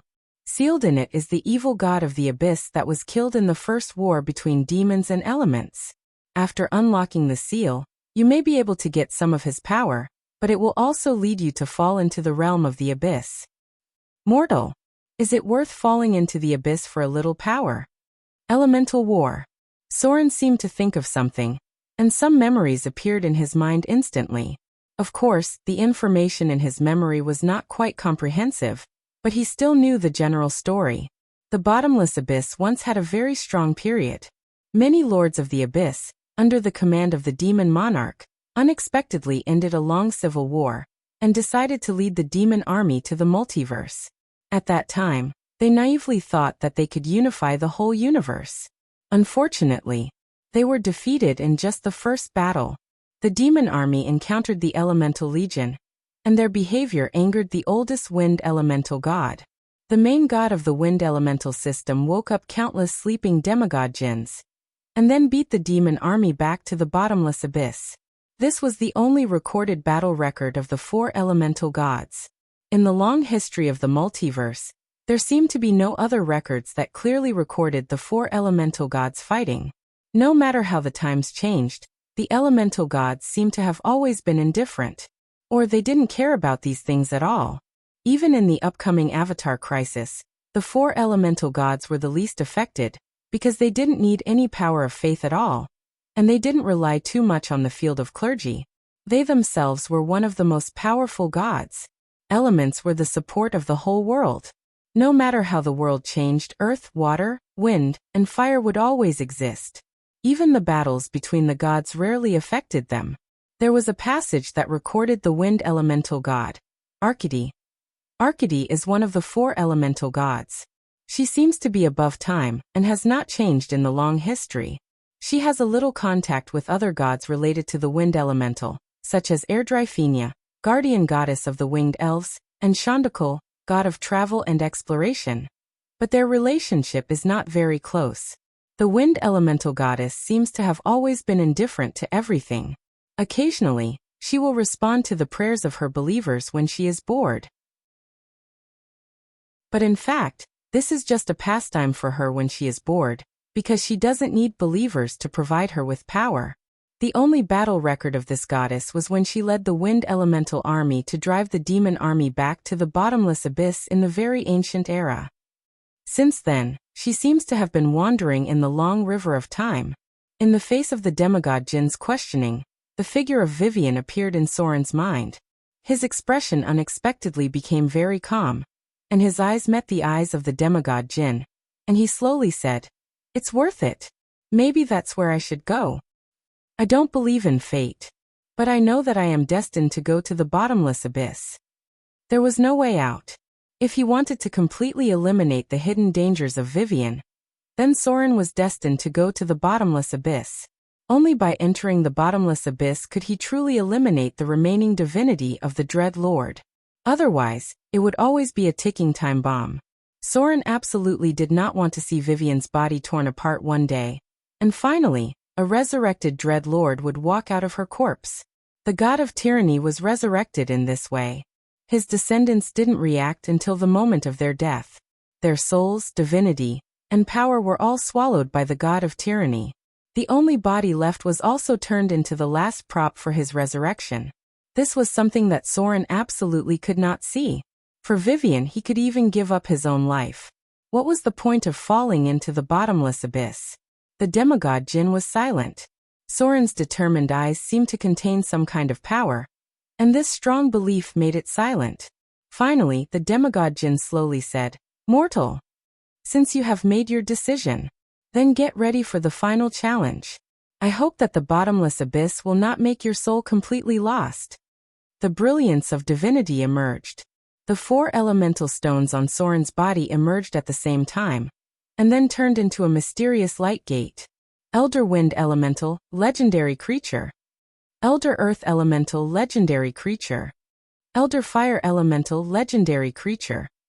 Elder Water Elemental, legendary creature. The 4 elemental stones gradually disappeared with the energy. When the portal connecting the elemental plane was completely completed, the figures of the 4 elemental elders also appeared in Soren's sight. They were second only to the elemental Jin, and had legendary combat power. Chapter 431. 25 kilometers away. The barbarian who was moving forward suddenly stopped, and looked at his companion who seemed to be in a daze. He said in a deep voice, "Dai? What's going on? Did you find something?" The masked woman closed her eyes as if she was sensing something. Psionic warlocks used a kind of energy similar to the power of the will. They were one of the few professions that were born with the telepathy ability. After a while, the masked woman opened her eyes and looked at Soren's direction. She frowned slightly and said slowly, "Nothing. It seems that someone summoned a demigod, but it shouldn't affect our plan." Demigod was the most common divine creature. Many legendary wizards could summon them. There were many demigod in the elemental plane. According to the ancient contract, they would respond to the summoning of many spellcasters. The more famous limited Wish and Wish were to summon an elemental Jin. Wind elementals were the most likely to respond to such spells. Note, most of the time, Wish summons a wind Jin. The barbarian nodded slowly and said, "That's good." The two of them continued to walk forward. Soon, a very open area appeared in front of them. Unlike other places, the plants here were very lush. There were many natural stalactites around, and they could faintly hear the sound of underground spring water. When the two figures appeared in this open area, some large monsters also appeared. It was a group of hook horrors that occupied this area. For the two in front of them, the hook horrors were not even a threat. So, in just a blink of an eye, there were more than a few corpses on the ground. "This is the place." The masked woman stopped in the middle and said slowly, "This is the best place calculated by Thaling number 5. We will ambush the Queen of Spiders here." The barbarian looked around and said, "Understood." Immediately, He took out some strange silver-white metal and left a special mark in a hidden corner. This was the rune of a spell. Under normal circumstances, the barbarian who had more muscles than brains would not be able to grasp it. The fact that the barbarian in front of her could do this meant that he might have a part-time job. Or he might have good knowledge. No matter what, it meant that this barbarian was quite dangerous. Hey, Soren. Lolita moved her feet and came behind Soren. The two of them stood back to back, surrounded by the 4 summoned elemental elders.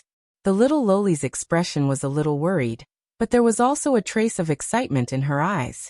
She whispered, "Didn't you say that we just need to fight the small monsters? How could he summon such a powerful thing all of a sudden?" For legendary elemental life forms, even a powerful giant dragon would feel the same pressure, especially when the terrain of the Underdark made it difficult for her to use her full strength. Even if she could not defeat him, she could not transform into a giant dragon and fly away from the battle. It was just an accident. Soren's expression was quite serious. He looked at the demigod Jin in front of him. After making sure that the other party didn't intend to do it himself, he couldn't help but calm down a little. If the demigod Jin also joined the battle, then their chances of winning would be very low. However, facing 4 legendary elemental life forms at the same time, Soren also felt a lot of pressure in his heart.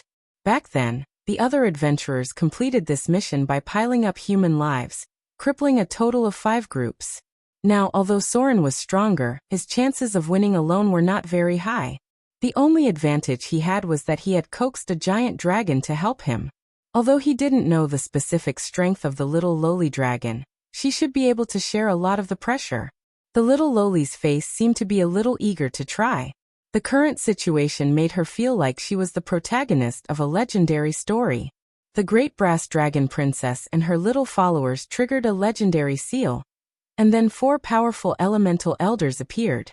Finally, after a difficult battle, Her Royal Highness and her little followers won the battle. Yes, yes, yes. That's how the story should be. The little lowly's mind was in a mess, but her battle intuition was very sharp. She whispered, "You deal with the Earth Elemental Elder and the Fire Elemental Elder. Leave the other 2 to me." The talent of a giant dragon was very amazing. With just a glance, the little lowly judged the best battle allocation. Soren had very high dexterity, so it was easier to deal with the Earth Elemental Elder.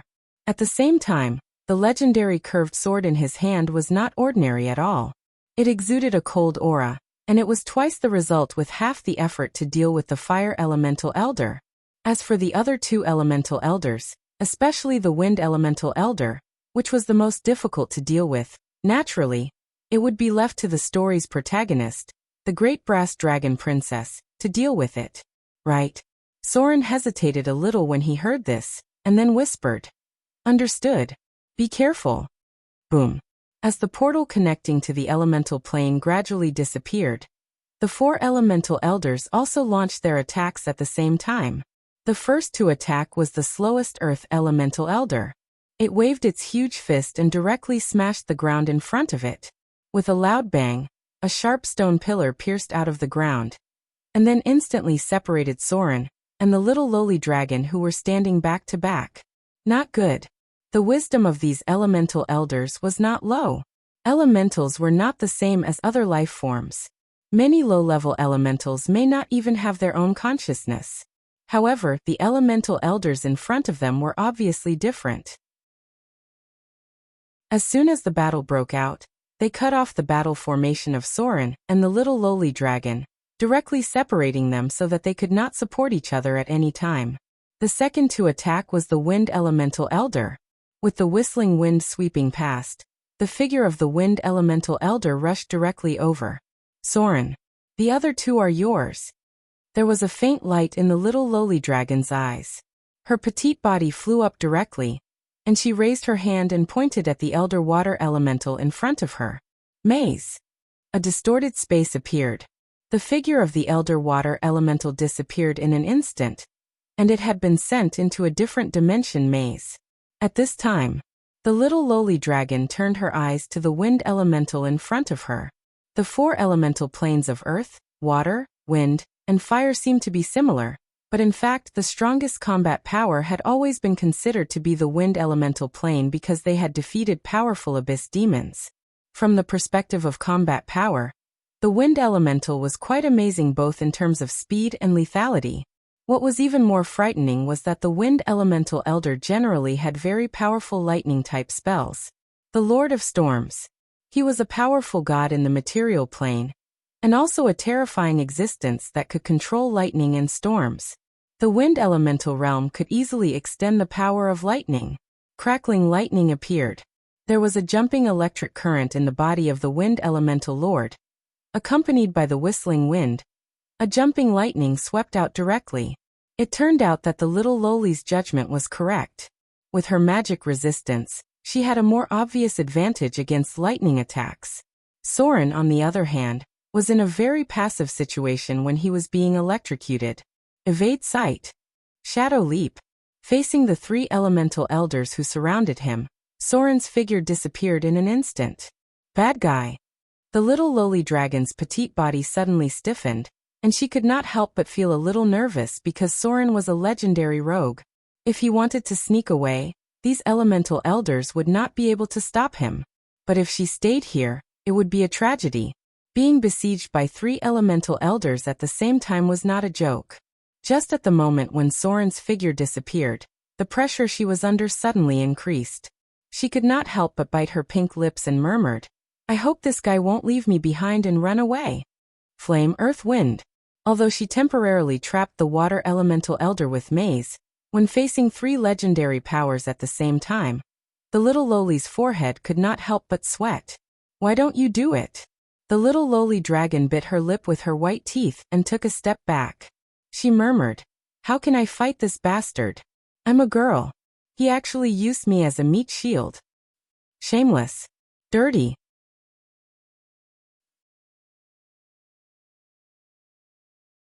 Chapter 432. From a tactical point of view, Soren's behavior was obviously correct, because in his view, although the Lolita dragon next to him looked like a little girl, her body was still a powerful dragon after all. As everyone knew, dragons had always been very resistant to beatings. So after Soren's figure disappeared, he began to look for a suitable entry point for the battle. The best entry point was naturally when the 3 elemental elders attacked the Lolita dragon at the same time. However, he obviously forgot to consider the feelings of the little Loli. In the Loli dragon's heart, she had already cursed Soren 10,000 times. She even cursed Soren with the words F***ck your mother. The 3 elemental elders put a lot of pressure on her. No matter how strong the dragon's talent was, she was still a dragon who had just reached adulthood. Moreover, the battle of the legendary level formed a suppression of numbers, so no matter how strong her strength was, it would be reduced. Rumble. It was only the first round of attacks, but the little Lolita's situation was not very good. Flames, lightning, rocks. The 3 elemental elders directly blocked her ability to fight back, and directly covered her with a powerful firepower net, forcing her to use blink to escape. Soren. The little Loli's face was covered in dirt as she retreated at high speed. Her cute little face had a look of gnashing her teeth, and even a little bit of a sob could be heard. Of course, she would never admit this even if she was beaten to death. The first round of attacks finally ended. Even if the little Lolita had an instantaneous teleportation spell, she still suffered a few hits. But at this time, Soren's figure also appeared from the distorted shadows. The legendary curved sword Icing Death emitted a strange silver-white streamer, and the temperature of the blade had dropped below 0. With a flash of cold light, Soren instantly cut into the battlefield and slashed at the fire elemental elder in front of him. With the experience of dealing with the Baylor last time, the fire elemental elder should be the easiest enemy for him to deal with. Scorching flames raged out. But for Soren, who had the curved sword Icing Death, these flames were no threat at all. It was also a legendary creature, but the combat power of the Elder Fire Elemental was much lower than that of the Baylor. These scorching flames were instantly extinguished by the curved sword Icing Death. At the same time, the cold characteristics directly caused great damage to the Elder Fire Elemental. With just one slash, Soren had heavily injured the Elder Fire Elemental. The dark energy of Shadow Strike combined with the cold energy of the legendary curved sword, Icing Death, caused hundreds of damage to the Elder Fire Elemental in an instant. Sword form Spinning Strike. Soren knew that the outcome of a legendary level battle could be decided in an instant. Therefore, he did not hesitate to follow up with another attack, even though the Elder Fire Elemental was heavily injured. Risking being hit by the Elder Earth Elemental, Soren once again swung his sword at the enemy in front of him. Bang! Soren's body was sent flying, and he spat out a mouthful of blood in midair. The terrible force made his sternum cave in, and he even hit the wall behind him directly, leaving a faint trace. However, Soren's result at the cost of being hit head-on was also quite brilliant. The Elder Fire Elemental was only able to withstand less than one round of attacks from Soren, and it was already in a state of near death. The legendary curved sword Icing Death had an unexpectedly powerful lethality against it. Good chance. Facing the Elder Fire Elemental who was in a state of near death, the Lolita Dragon instantly launched Disintegrate. With a green light flying out, the Elder Fire Elemental, whose vitality was already very weak, was completely disintegrated in an instant. One was killed. Soren coughed and stood up, swallowing back the blood in his throat. The Earth Elemental had a natural strength advantage. After advancing into the legendary realm, its strength adjustment value was very high. Just now, it actually hurt him badly. However, since an Elder Fire Elemental had been killed, the next battle would be much easier. Before the Elder Water Elemental came out of the maze, they temporarily gained a one-on-one advantage, and the pressure on both of them was reduced too much. Evade sight. Soren did not hesitate to enter stealth again. For him who had the anti-detection cloak, as long as he entered stealth, the Elder Fire Elemental in front of him would not be able to find him. Basically, he did not have to worry about being attacked by them. Out of battle again. The little Lolita Dragon had a hateful expression, but she could not do anything to Soren. After all, he was a rogue.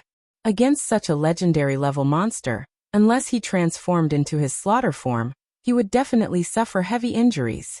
The Lolita Dragon once again became the primary target of attack. Being used as a meat shield by Soren angered her to death. This was not her ideal battle scenario at all. Shouldn't her ideal battle be Soren standing in front of her, and then she would stand behind him elegantly and confidently? Bayu casting spells? Note: she thought that Soren would treat her as a spellcaster, but in fact, Soren treated her as a meat shield. This abominable guy did not follow the plot of the novel at all. Twisted Shadows. Soren's figure wandered around the edge of the battle circle, looking for a chance to break in and seriously injure the opponent. The high-speed Elder Wind Elemental was not in his consideration. Soren's target was the Elder Earth Elemental, who looked quite slow but had thick skin. Shadow Strike. Sword form Beheading. The cold light instantly cut through the air, and directly cut towards the Elder Earth Elemental in front of him. Soren felt as if he had cut into a solid marble, and Icing Death's blade had already exhausted its strength just by sinking into it. But it didn't matter. Soren never expected physical attacks to easily defeat the Earth Elemental. So the moment he pulled out his curved sword, he also quickly raised his hand and pressed it on the back of the Elder Earth Elemental. Vampiric Touch Divinity. A row of data appeared. Activated spell-like ability, Vampiric Touch Divinity. The target's immunity resistance failed. Negative energy erodes the target's vitality. Vitality transferred to your own body. You've caused 60 points of energy damage to the target. You've recovered 60 points of vitality. A special life energy was transferred to Soren's body. This energy was as heavy as the earth. It did not have the vitality of life that he had felt before, but it had a heavy texture. Under the effect of this energy, Soren's injuries recovered rapidly, and his own state gradually recovered to a state of minor injury. P.S. The power was out during the day, so it could only be released at the same time.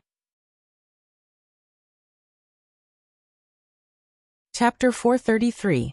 Vampiric Touch. As long as the enemy had vitality, this spell would work, and the damage it caused was quite stable. The divine power gave it a strong spell penetration ability.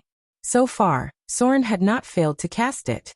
It was like a fixed damage ability for Soren, reducing the opponent's vitality and healing his own injuries. Unfortunately, it could only be used once a day, and Soren could only use it when he was in a desperate situation. As for the spell Vampiric Touch, because it was not a natural spell-like ability, and there was no divine power to support it, even if Soren remembered it, he had to cast it first and then touch the target before it could take effect. Note: casting time is about 1.5 seconds. In this case, it was not divinity that affected the spell, but the spell power brought by his wizard level. The injury recovered at an amazing speed. Soren caused hundreds of damage in an instant, but unfortunately, it was not fatal to the Elder Earth Elemental. However, this result was completely within Soren's expectations. At the moment when he pulled away, Soren's fingertips also flew out a piece of arcane missile. Perhaps this kind of attack had limited effect on dragons, but it was quite effective on other legendary creatures. After all, creatures like dragons that were born with all kinds of resistance and could increase their strength while sleeping were still rare. Arcane Missile X6. The arcane missile whistled out and hit the Elder Earth Elemental. Although the damage caused was greatly reduced, it still accumulated 70 to 80 points of damage.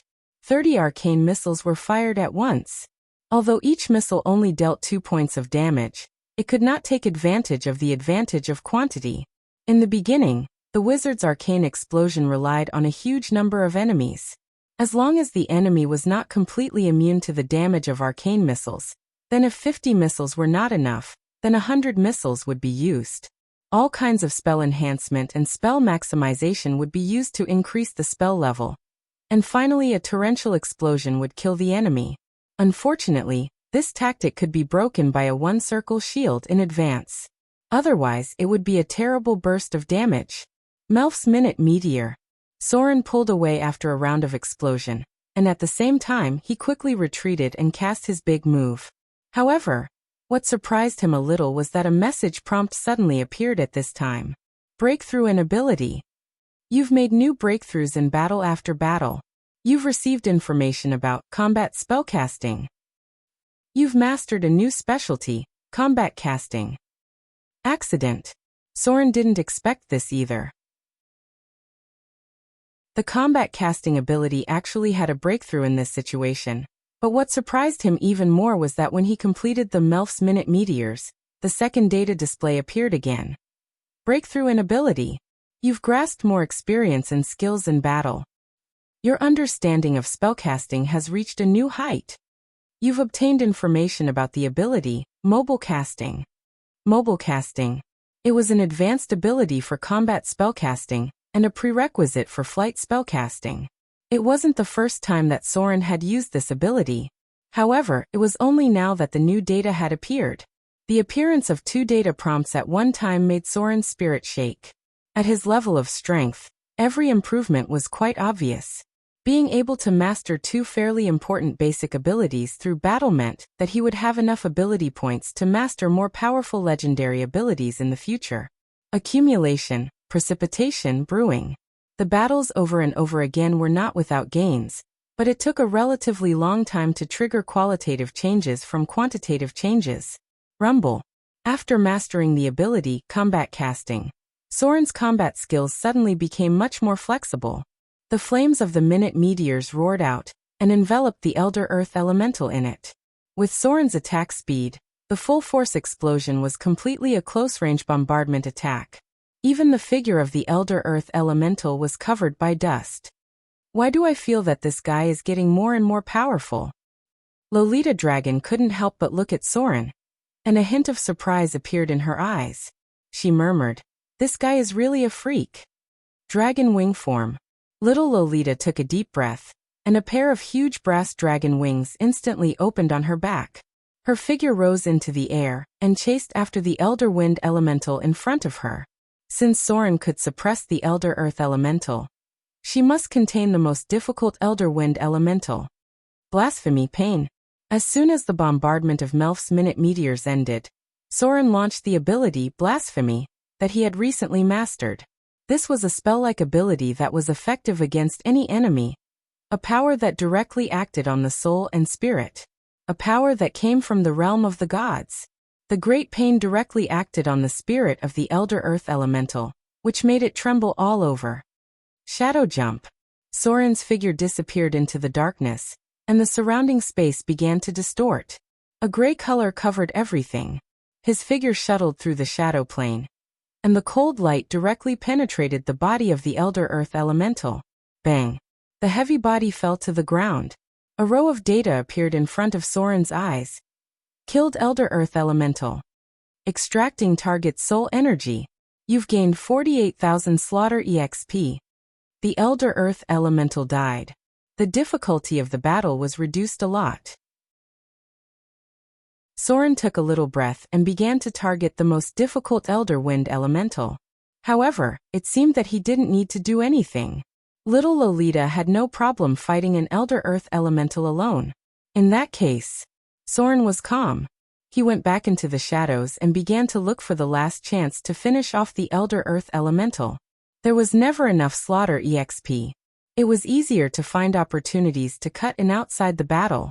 An elder earth elemental had close to 50,000 slaughter EXP, which was a big source of income for Soren.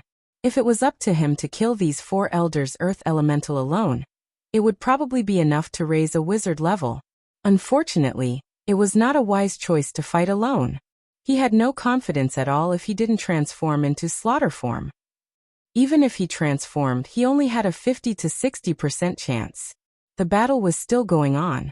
As soon as little Lolita saw Soren's figure disappear again, she was furious. In this case, he didn't hurry over to help.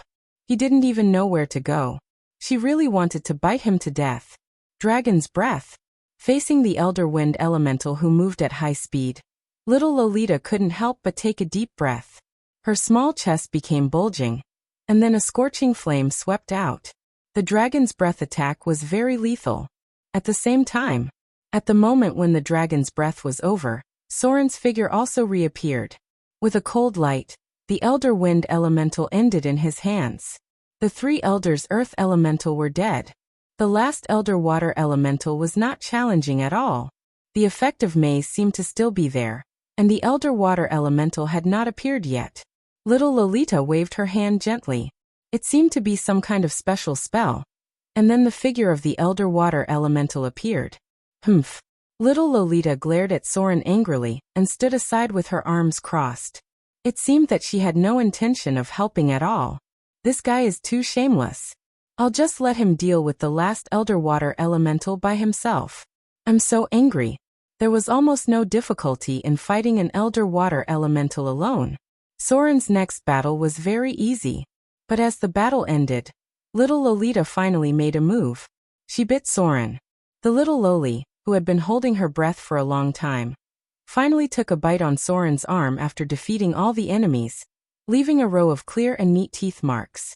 Then, she lifted her leg and kicked twice as if to vent her anger. Finally, she glared at Soren hatefully, as if she wanted to take another bite. This bastard. I'm so cute and beautiful. He actually used me as a meat shield. On an open flat ground, the monk sat cross-legged on a towering stone pillar.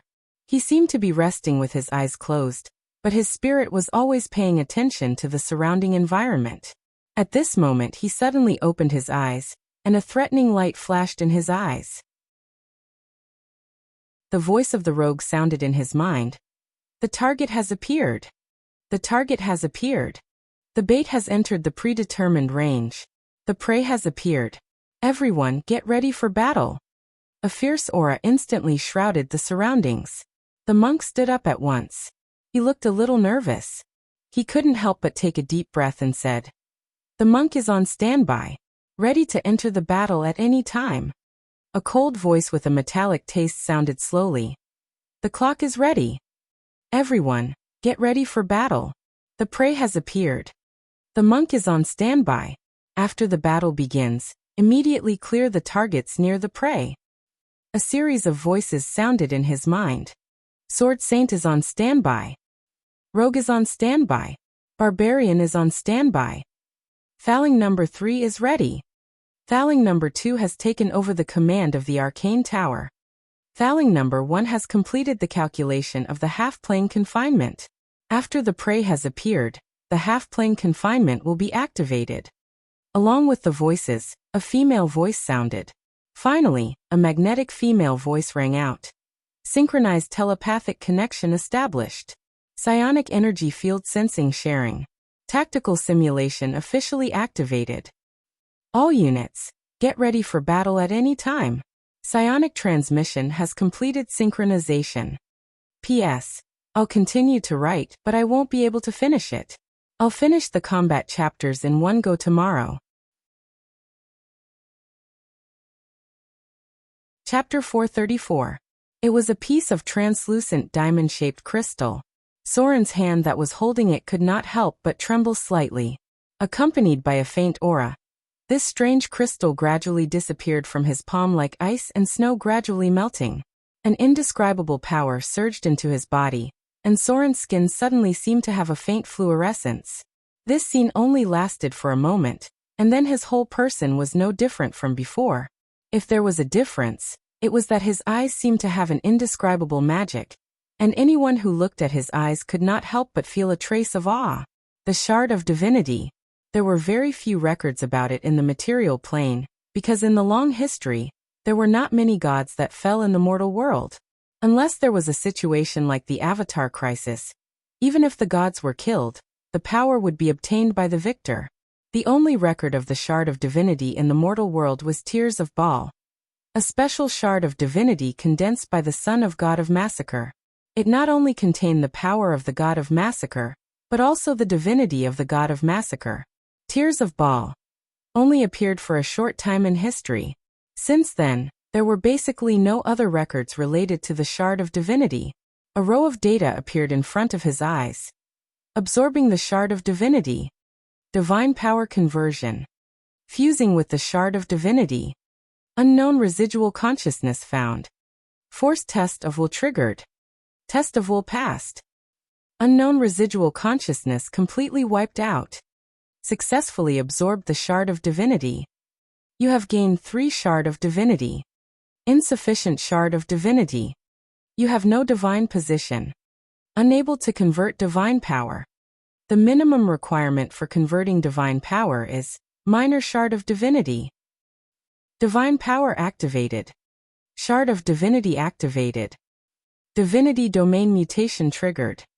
You begin to transform into a demigod form. You are constructing your own laws. You are constructing your own domain. You have gained a new characteristic, demigod. You are immune to the legendary spell, time stop. Dense amounts of data appeared. A large amount of data appeared in front of Soren's eyes. Just like when he first woke up, he even felt a little dizzy. Somehow he seemed to have sensed a change. This change did not just come from his body, but was also related to these data streams. The power of divinity seemed to have seeped into it, and it was undergoing some kind of slow change that he could not understand. This change couldn't be described with words, but Soren could feel it and realize how shocking it was. This reminded him of the first adventurer, who ascended to godhood. Gods. Their existence wasn't that simple. As high and mighty gods, although they had great power, they also had many things to do. One of the things that occupied most of their time was to answer the prayers of all the believers, and then to bestow divine spells upon the priests. There was a theory. The brain domain of gods was far beyond the imagination of mortals. Sometimes they were like a super biological brain, constantly receiving and responding to the prayers of the believers, and at the same time transforming the power of faith into divine power to bestow divine spells upon the priests. This was quite a complicated process, so some gods gave up their clergy, and even like the 4 main elemental gods, they didn't develop many believers at all. Under normal circumstances, unless the gods had fallen, they needed to respond to the prayers of all the priests who believed in them every day, and transform the power of faith to bestow divine spells upon them. There was an adventurer who ascended to godhood. He had gained great power, but he also encountered a problem. The adventurer had to adapt to the prayers of the believers, and then slowly respond to the divine spells they bestowed upon him. This process took him a long time to adjust. Therefore, in addition to the original hero template, with a total natural attribute of more than 90 points, There was also a divine template that was obtained after ascending to godhood. The existence of the divine template was to deal with the prayers of the believers. Soren had a special feeling, that was, the flow of data in his body seemed to be changing in this direction under the power of divinity and divinity. The jumping data in front of him seemed to be filled with some kind of power, and it made him feel a slight electric current in his brain. He still couldn't describe it in words, but he knew that some changes were going on. At this time, Soren's data was very different from the past. Name: Soren, demigod race, half-elf, son of slaughter. Attributes: strength 19 plus 7, giant strength plus 6, dexterity 27 plus 2, constitution 22 plus 1, intelligence 22 plus 2, wisdom 16 plus 1, charm 19 plus 3, most sorrow plus 2. Alignment: lawful evil. Profession: level 10 commoner, level 7 thief, 030, 6500, level 8 shadow dancer, 037, 5000, level 10 wizard, 014, 8500, grade 5 health points, 272345. Sturdy experience points, 135075. Slaughter exp, 1545, profession exp, unassigned skill points, none. Attribute points, none. Legend level, 42. Divinity points, 16. Minor divinity, requires 30 points to upgrade, minor divinity. Divinity points, 3, requires 10 points to upgrade, minor divinity. Status: normal. Basic skills: sneak 285, literacy 280, steal 85, picklock 9, trap 85, focus 75, negotiate 105, appraise 65, deceive 60, intimidation 145, taunt 30, act 35, listen 55, dodge 145, parry 75, block 60, heal 85, search 55, detect 70, copy scroll 50, spell identification 45, survival 80, use magic device 55, cooking 40, alchemy 30.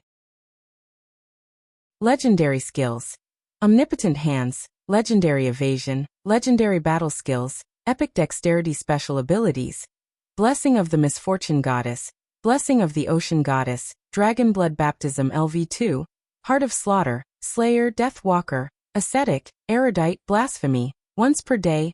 Personal abilities: nimble left hand, eidetic memory, perseverance, encyclopedic knowledge, skilled spellcasting, reflex evasion, intuitive evasion, roll evasion, agile movement, evade sight, dark vision. Combat: spellcasting, spell control, empower spell, maximize spell, minor spell resistance, minor cold resistance, medium fire resistance, minor poison resistance, minor electric resistance, greater dual wielding, sturdy regeneration, intermediate, telepathy 10 feet.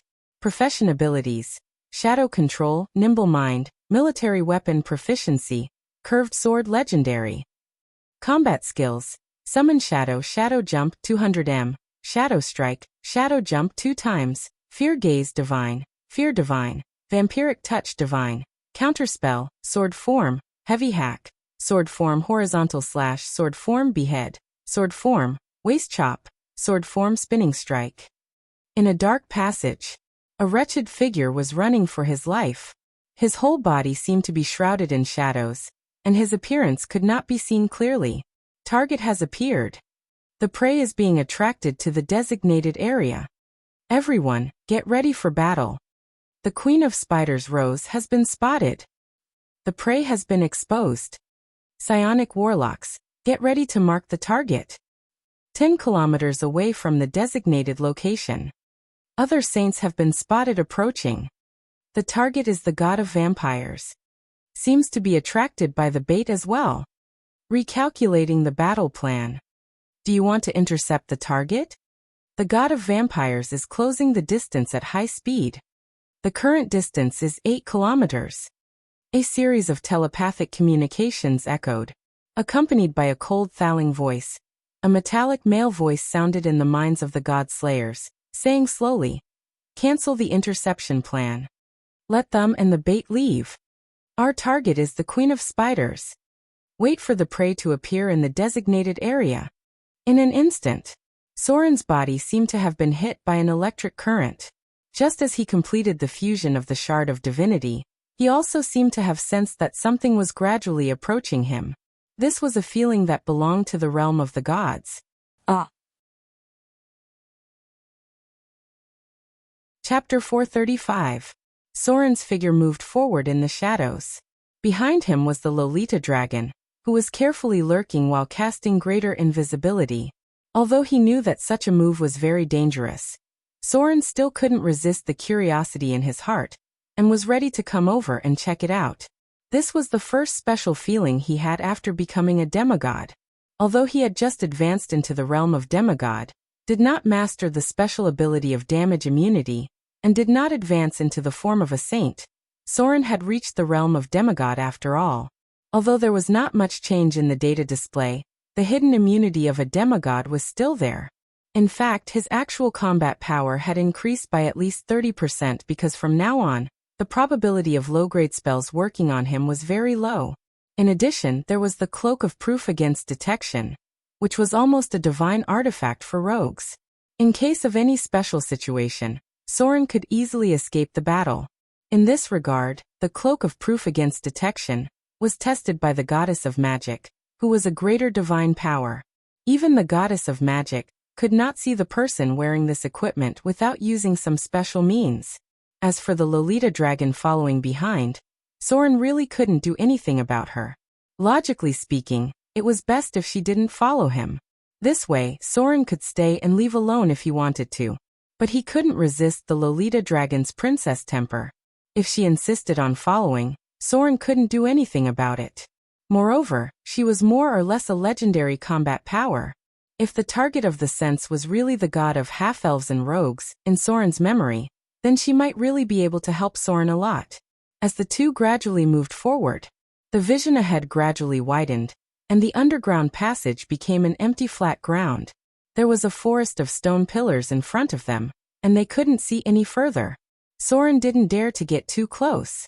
Just as Soren was about to tiptoe over to see the situation, a magnetic and flirtatious female voice sounded in his mind, and slowly said, "So it's you, little guy. Stay where you are and don't move. This level of battle is not something you can get involved in. Be careful not to lose your life." He stiffened. Soren's body instantly froze on the spot. There was no one around him, and no one could get close to him without him noticing. The voice was directly transmitted into his mind. Psionic Warlock. Soren immediately recalled the psionic force field he had sensed earlier. His instincts told him that this was a psionic warlock with a profession level of at least 30. This kind of existence was definitely something he could easily deal with. In fact, there was no such existence in the entire material plane. Psionic warlocks of this level could only be found in the astral plane. Wang. It was as if the entire space was shaking. Just as Soren took a cautious step back, he saw the stone pillars in front of him collapse. Then in the dust about 300 meters away, a group of drows appeared in Soren's sight. Not good. With just a glance, Soren, who was very familiar with the Underdark, knew that this was a standard guard of the drows. Drow Ranger, Drow Warrior, Spider Elf, Lolth Priest. What is she going to do? Many thoughts flashed through Soren's mind, but he still couldn't figure it out. He thought to himself, is she going to kill this drows? His thoughts were still not clear. The next moment, the change had already exceeded Soren's expectations. A special figure appeared in midair. No one knew when he appeared. All that could be seen was his silver-white metallic arm, and his lifelike face made of metal. There was a clock-like device in front of his chest. When the strange metal man pressed his hand on his chest, the clock on it stopped immediately. Time froze at this moment. Something unimaginable to Soren happened. Some kind of unpredictable power spread out, and then everything nearby stopped in an instant, including Soren, who was already a demigod. A row of data appeared. Affected by the effect of Clockwork Nirvana. Demigod domain has failed. Time has stopped. Duration 1 second. Clockwork Nirvana. Clockwork Nirvana's mechanical mirror? This information made Soren's heart tremble, as if he had thought of something. However, what happened in the next moment left him with no time to think so much. Clockwork Nirvana has been activated. Battle begins. Thaling number 1 has activated Demiplane Imprisonment. All units, get ready for battle. I don't have much time left. The silver-white figure floated in midair. As the clock on his chest stopped, the arcane light on his body gradually dimmed, as if he had lost some kind of powerful magic. Telepathy had been established. Synchronized telepathy had been transmitted to the minds of all the combat units nearby. A cold mechanical voice sounded. Fouling number 1 has taken over the control of the demiplane. Activating demiplane imprisonment. Synchronizing the material plane space. Activating spatial fold. Synchronizing the space of different dimensions. Demiplane energy transmission. Locked onto the target space within 15 meters. Spider Queen Lolth has been discovered. Demiplane imprisonment has been established. Warning. Warning. Unknown power has been activated. Target has activated celestial domain. Demiplane energy is rapidly consumed. Current energy consumption is 1%, 2%, 3%. The time was synchronized within 1 second. The metal man's voice sounded almost at the same time, and he said slowly, Demiplane imprisonment has been established.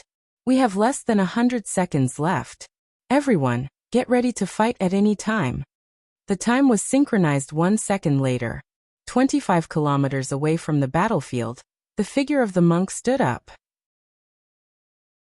Fouling number 2 has taken over the teleportation authority of different dimensions. Space waymark locked. Psionic node locked. Extracting the energy of different dimensions. Activating dimensional portal number 1. Coordinates X87Y157. A dimensional portal opened. It was less than 3 meters away from the monk. His figure instantly bowed and leaped into the dimensional portal. The next moment he appeared in Soren's field of vision, just above the drow guards. Lunar shade style.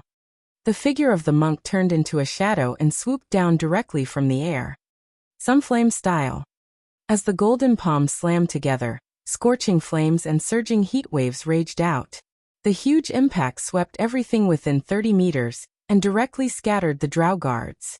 However, among the figures that were sent flying, there was a strange figure that was frozen on the spot. The space around her body was distorted, as if it was imprisoning her on the spot. Shadowless kick. Whirlwind kick. Gale palm. Out of sight. The storm-like attacks raged out, but the target was not the figure imprisoned in place, but the other drows nearby. In an instant, with the figure imprisoned in place as the center, there was no one else within 20 meters. Pada. The figure of the monk landed and stood in place as if he was meditating, bursting out so many killing moves in just 1 or 2 seconds. Even the incarnation of a god would be a huge burden. The monk has completed the mission. The target's surroundings have been cleared. Barbarians, prepare to relay. A cold voice sounded again. Space waymark locked. Psionic node locked. Extracting the energy of another dimension. Opening the second dimensional portal. Coordinates X57Y127. The second dimensional portal is open. Launching, magic-powered armor type 3. Unknown space. In this huge half-bit wall, there was a towering arcane tower. With the voice of Fouling number 2, 2 huge magic-powered armors disappeared from the 5th floor of the arcane tower, and then appeared on the battlefield and quickly dispersed to the left and right positions. However, they did not join the battle, but were in a defensive posture. Space waymark locked. Psionic node locked. Extracting the energy of another dimension. Opening the third dimensional portal. Coordinates X37Y107. 30 kilometers away in a straight line. A portal from another dimension appeared in front of the barbarian. The barbarian, who had been on standby, let out a wild roar. Then his whole body emitted a crackling sound. His burly body suddenly became like a giant. His muscles were full of explosive power. It was so shocking. Epic rage. The barbarian's figure passed through the dimensional portal, holding a huge battle axe in both hands, and then roared and smashed it to the ground. Earth-splitting cut. The terrible power broke out, and the ground around was completely shattered. With the figure imprisoned in the half-bit wall as the center, the 20-meter area around it completely collapsed. A cold metallic voice sounded. Target is in a state of levitation. Target activated divine energy field. Calculating the consumption of divine energy field. Current attack consumption is 3%. It is estimated that the target's divine energy field can be broken after 33 attacks of the same strength. Target's divine energy field shield is too strong.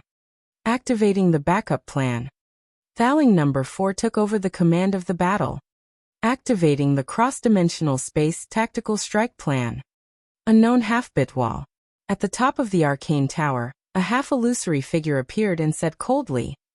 Thaling number 4 took over the command of the battle. Activating the cross-dimensional space strike tactic. Synchronizing the calculation of the dimensional portal. Activating the dimensional portal. Super Arcane Crystal Pulse Cannon Type 4 began to charge. Current charging progress is 10%, 20%, 30%. Cross-dimensional space coordinate locked. Portal stabilized. Super Arcane Crystal Pulse Cannon Type 4 completed charging. Locking the target's spatial position. Initiating the cross-dimensional tactical strike. P.S. Stocks exploded and my vitality was greatly damaged. I also got a little heat stroke. I don't know how I'm writing in this state. 2 updates today. Chapter 436. It's her. When the other obstacles on the battlefield were cleared, Soren finally saw the appearance of the imprisoned drow. Almost instantly, Soren's body trembled involuntarily, and then there was a hint of fear in his eyes. There were not many existences in the entire multiverse that could make him feel fear, and there seemed to be only one existence in the Underdark that could make Soren feel fear. That was the Queen of Spiders, Lolth, the absolute ruler of the Underdark, the supreme ruler of the Infernal Plane, the former Queen of the Elves, the current Queen of Spiders. In terms of appearance, the Queen of Spiders should be a very, very beautiful woman. No matter how the outside world vilified her, saying that she looked like a big spider, one thing that could not be changed was that the Queen of Spiders was the Queen of the Elves. As the first wife of the Elves' main god, she was almost more beautiful than most of the goddesses in terms of appearance. Therefore, everyone who saw the Queen of Spiders for the first time would be shocked by her beautiful appearance. Even in the form of a drow, her charm could not be hidden. She was one of the 2 most beautiful women in the Abyss. She was also one of the 2 most terrifying women in the Abyss. The other was the Queen of Succubus, who was also a terrible existence that Soren was extremely afraid of. Ever since the Queen of Spiders had descended the Holy Kingdom, Demon Prison, into the bottomless abyss, the 2 terrifying goddesses had never stopped fighting. The Queen of Spiders was undoubtedly a goddess full of ambition. Her cruelty, insidiousness, and viciousness were enough to make everyone afraid. The Queen of Succubus was even more so. From a peerless plaything that the demon lords fought over, she became an important fallen demon in the abyss. She had schemed to kill 2 generations of demon princes, and she was definitely a nightmare in the hearts of many demon lords. Soren's fear of them was not only based on their strength, but also because of their cruelty and insidiousness. The Queen of Spiders was a goddess who loved to plot. They wanted to kill the Queen of Spiders. Soren didn't even need to think about it. Today's battle was bound to be a failure. The Queen of Spiders could not be killed. Her final defeat was only because she stood against the majority of the gods. Moreover, the Avatar crisis had not yet begun.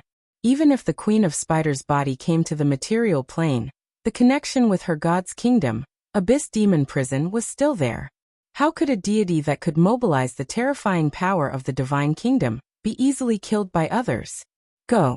The effect of clockwork nirvana only lasted for a second. Soren pulled the Lolita dragon next to him and frantically retreated to the back. This kind of assassination would only enrage the Queen of Spiders. Once the Queen of Spiders was enraged, they might be implicated if they continued to stay. The Super Arcane Crystal Pulse Cannon Type 4 is fully charged. Lock onto the coordinates of the dimensional space. Launch countdown 5, 4, 3, 2, 1. Unknown half-plane. A terrifying energy gathered at the top of the arcane tower, and finally turned into a purple light that flew out. The trajectory of the super arcane crystal pulse cannon Type 4 pierced through the air. Within the range of its trajectory was an open door to a different dimension. The purple energy beam passed through the dimension and appeared on the battlefield of the Underdark the next moment. Then a solid divine force field appeared around the Queen of Spiders' body. The energy light of the super arcane crystal pulse cannon Type 4 collided violently with the divine force field on the Queen of Spiders' body. The terrible power made the whole space begin to tremble, and everything around seemed to be twisted and folded. Failing Type 4 calculating the consumption of the target's divine force field. The energy consumption of the super arcane crystal pulse cannon Type 4 is 90%, 80%, 70%. The remaining power of the target's divine force field is 70%, 60%, 50%. Attention! The target's divine force field is reduced to 30%. It is expected to disappear in 3 seconds. Blade Master, prepare for battle. 1 second, 2 seconds, 3 seconds. The divine force field activated by the Queen of Spiders gradually weakened, and at the same time, the energy light of the super arcane crystal pulse cannon Type 4 gradually dimmed. Just as the Queen of Spiders' divine force field shield completely disappeared, another portal opened in front of her. Failing Type 5 taking over the portal authority. Calculating the space waymark. Opening the portal. Extracting the energy of the elemental pool. Elemental fission wave blade, beginning to charge. The charging progress was Divine Artifact Level 1, Divine Artifact Level 2, Divine Artifact Level 3, Divine Artifact Level 4, Divine Artifact Level 5. The energy of the elemental pool is exhausted. Elemental fission wave blade, charging complete. Time passed by minute. The Blade Master was already on standby tens of kilometers away. He held a strange sword hilt in his hand. There were countless runes engraved on it, and it had a special silver-white texture. There was no blade on the hilt, but in a strange light, a powerful energy was transmitted to the gem in the center of the hilt, and then a straight blade made entirely of energy appeared. The power of this strange energy blade was still increasing, and in the end, even the surrounding light was bent, like a strange stream of light trembling slightly. Elemental fission wave blade can last for 10 seconds. Blade Master. Whether this plan succeeds or not depends on you. A tired metallic voice sounded. The Blade Master's eyes burst out a threatening light, and then he turned into a stream of light and rushed into the portal in front of him. Blade Master. Among all the melee professions, he had the most powerful explosive power. No melee professions could have more explosive power than a Blade Master, and only they could easily break the energy shield of a spellcaster. No melee professions could compare with a Blade Master in terms of damage output. The legendary Blade Master was one of the few existences who had the ability to directly kill the incarnations of gods, although they were still so fragile after entering the realm of legends. Note: legendary Blade Masters still can't wear protective gear. A light flashed through the air. Aura slash. Weakness detection. The seemingly simple attack contained the most fatal blow. The figure of the Blade Master crossed the air in an instant, and the next moment, the strange energy blade had penetrated the body of the Queen of Spiders, directly through her heart, leaving a huge hole in her body. However, there was no blood in the wound because the scorching energy had evaporated everything. Success. There was a dead silence on the battlefield, and the Blade Master's attack was launched at the moment when the divine power field was broken. Did we succeed? A slightly hesitant voice sounded. All the people present were legendary professions, and they could feel whether the target was still alive or not. The target seemed to have been killed by them, but they couldn't believe that they had killed the legendary Queen of Spiders so easily, even if they had planned for hundreds of years, in order to fully simulate the best sniping tactics of the Arcane Empire era. They even took the risk to enter the Clockwork Nirvana's mechanical mirror. But now that they seemed to have killed the target, everyone present still couldn't believe it. At this moment, a cold and urgent voice suddenly sounded. Unknown energy reaction. Unknown energy reaction. The target has an unknown high energy reaction. The half-plane energy is rapidly consumed. The current remaining energy is 30%, 20%, 10%. The half-plane shackles have failed. An unknown plane eroding energy has appeared. An unknown mutation has occurred in the half-plane. An unknown dark energy is eroding the half-plane. The half-plane is in a state of collapse.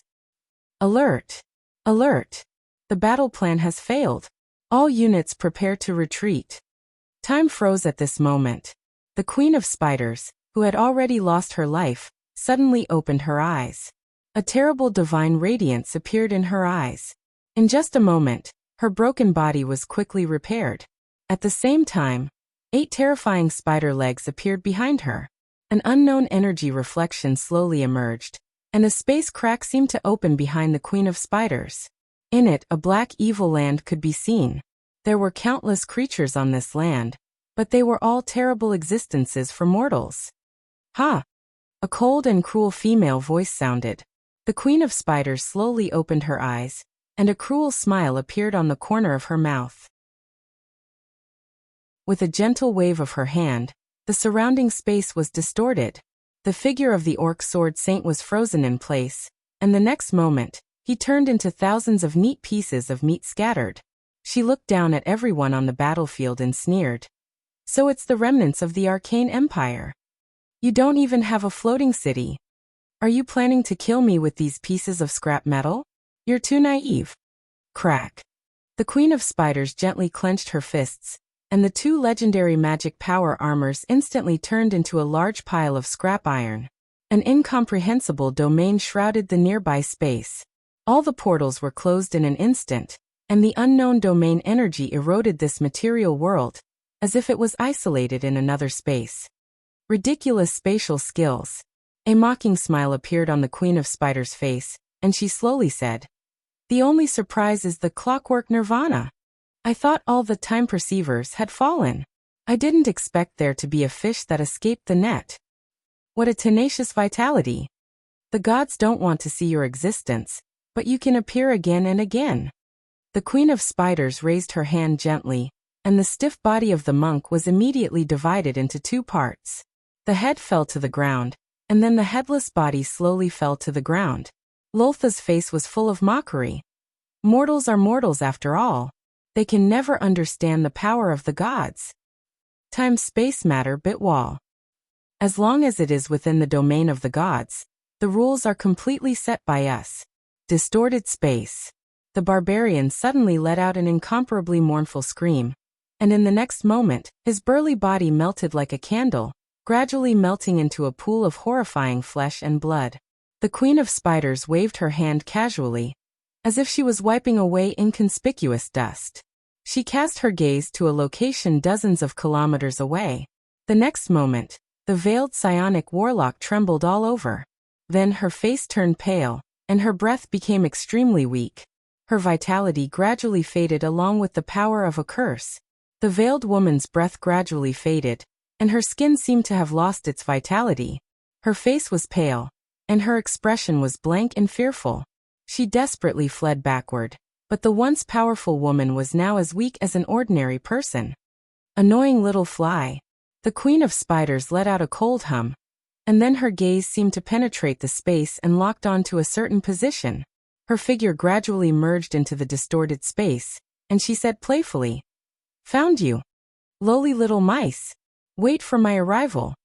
The figure of the Queen of Spiders disappeared, but it was not over, and even the entire bottomless abyss shook because of it. The bottomless abyss. The abyss of demons. The divine realm of the Queen of Spiders Lolth. Since the battle of the Queen of Spiders was promoted to the greater divine power realm, the Queen of Spiders Lolth had lowered her divine realm to a deeper realm. That was the bottomless abyss. The Queen of Spiders moved her divine realm to the bottomless abyss, and she became the most powerful evil god in the bottomless abyss, an outsider, a slaughterer and a schemer. Her arrival made the entire bottomless abyss tremble. Countless abyssal demons felt afraid and uneasy, but there was nothing they could do. Because absolute power was enough to change the rules, no one wanted to see the arrival of the Queen of Spiders, but no one could expel her. Because she was the Queen of Spiders Lolth. The bottomless abyss. With a huge amount of divine power, the divine realm of the abyss of demons, which had descended into the bottomless abyss, began to move little by little. The huge vibration caused by the movement of the plane directly transmitted the energy to every corner of the bottomless abyss, and countless abyssal demons looked at the location of this space. At the same time, inside an incomparably splendid palace, the lazy figure of the succubus queen was lying on a luxurious throne.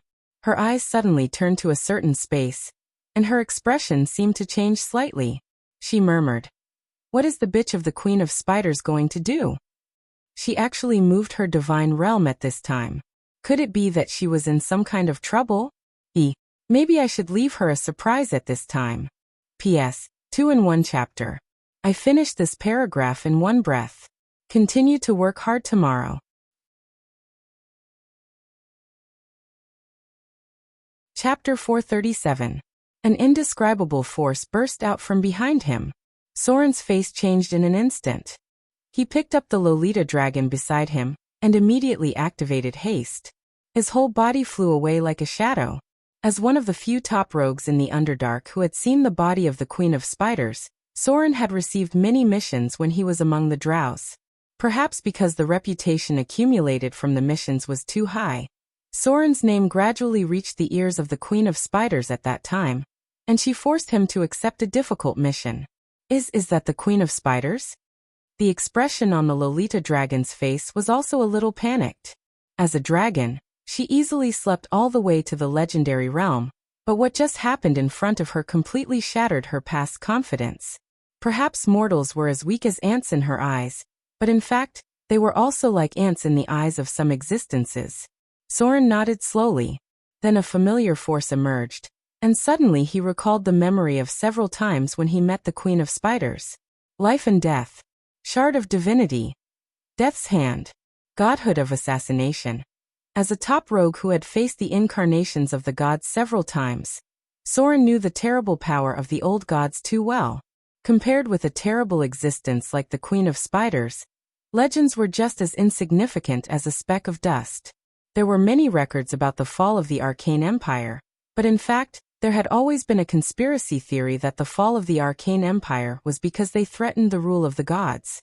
The power of the great arcanists was too strong, and the field of their research also involved the realm of the gods, so they fell overnight for some reason. During the period of the Arcane Empire, its influence spread throughout the multiverse, and there were millions of legendary professions inside. Conspiracy theorists believed that no one except the gods could eliminate so many legendary professions in one breath. Gods. The field that Soren was exploring little by little was also a field beyond the imagination of mortals.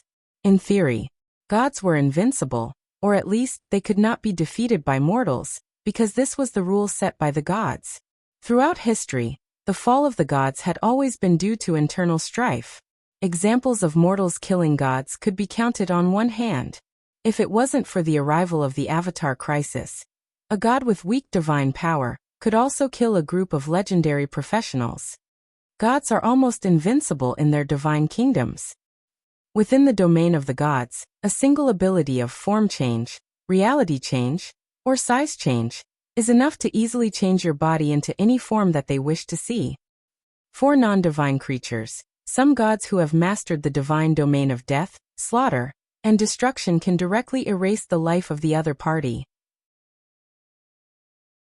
Deities are immune to the majority of negative status effects, and they always take the maximum value of the immunity test. Only gods in the form of saints can be killed by mortals. The Rules of God-Slaying, Volume 1 Chapter 3, by DKJ Yar. Far away from the battlefield. Just as the Queen of Spiders' figure disappeared, a blurry and distorted shadow quietly retreated. I failed. The power of the Queen of Spiders is too strong. We mistakenly estimated the power of the Queen of Spiders based on the strength of the god of half-elves and rogues. Even if we have increased the amount of power difference by nearly 100 times, the gap between the two sides is still too big. The battle plan failed, and only one member of the God-Slayer tactical team survived. The coordinates of the half-bit wall seem to have been locked by the Queen of Spiders. Request support from the astral floating tower to retreat. I must return to the sigil and bring the news back to the Church of Non-Gods. The shadow quickly disappeared into the darkness.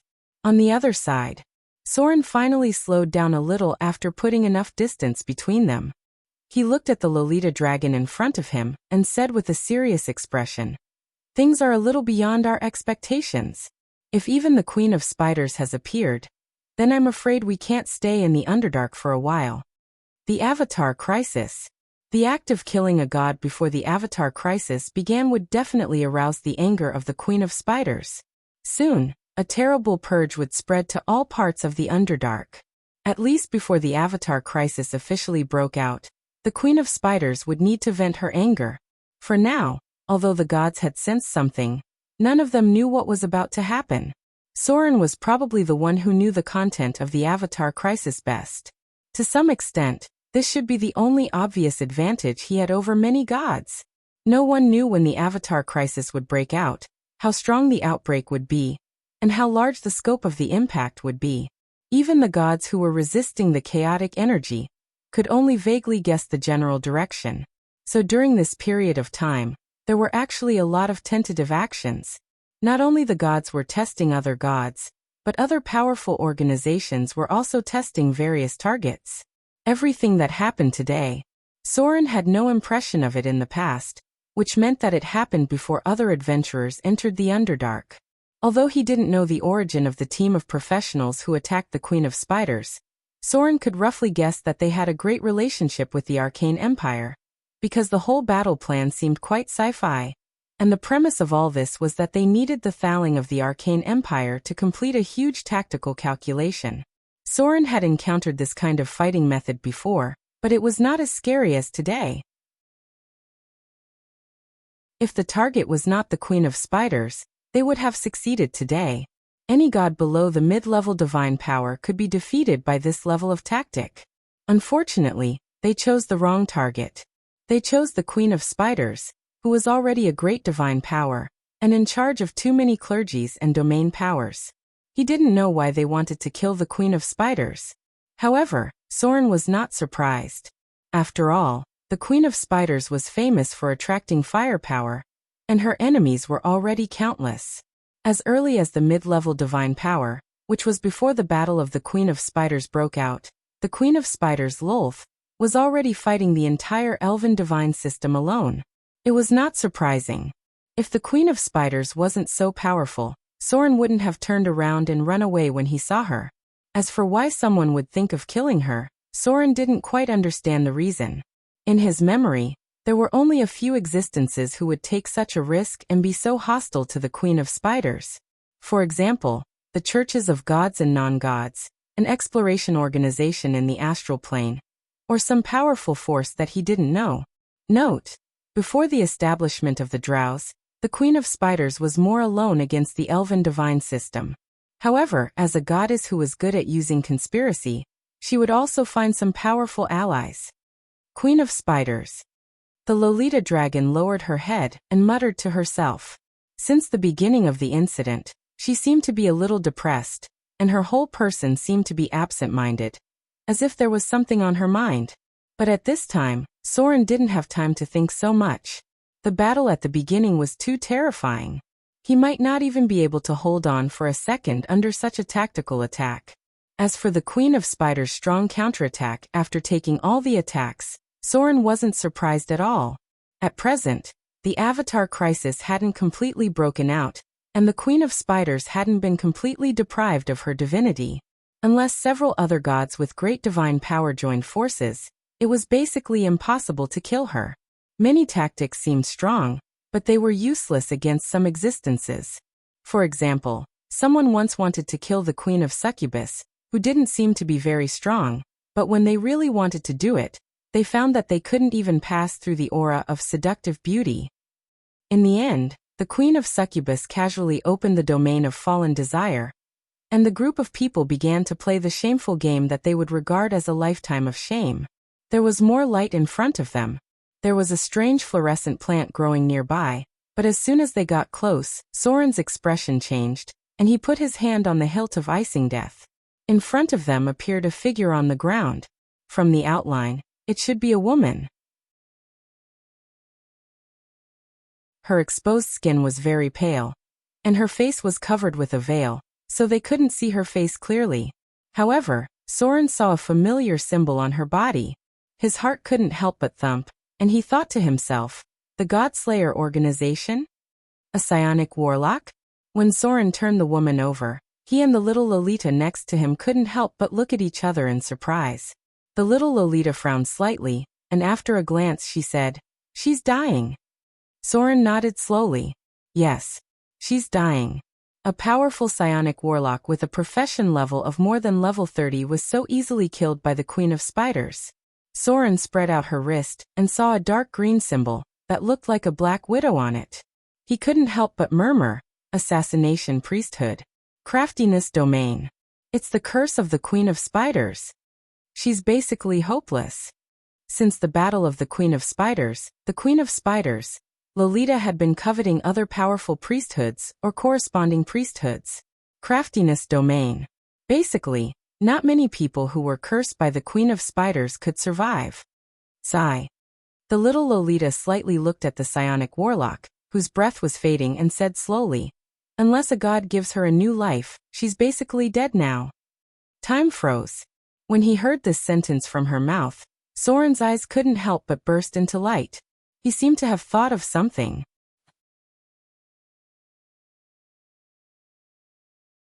Chapter 438. There was once a boring debate. That was the world before Soren came here, and the world he was in now, which one was stronger? Although the lethality of nuclear cleansing made many people proud, in fact, it was useless for many existences. Not to mention the powerful gods, just the ability of a professional to advance into a psionic warlock was enough to end the debate. The psionic warlock's ability to control ordinary people was too strong. And after advancing into the legendary realm, they also had the ability to take over others. Soren looked at the psionic warlock in front of him. For him, the target in front of him had a very attractive aspect, and that was the ability of the psionic warlock to telepathic suggestion.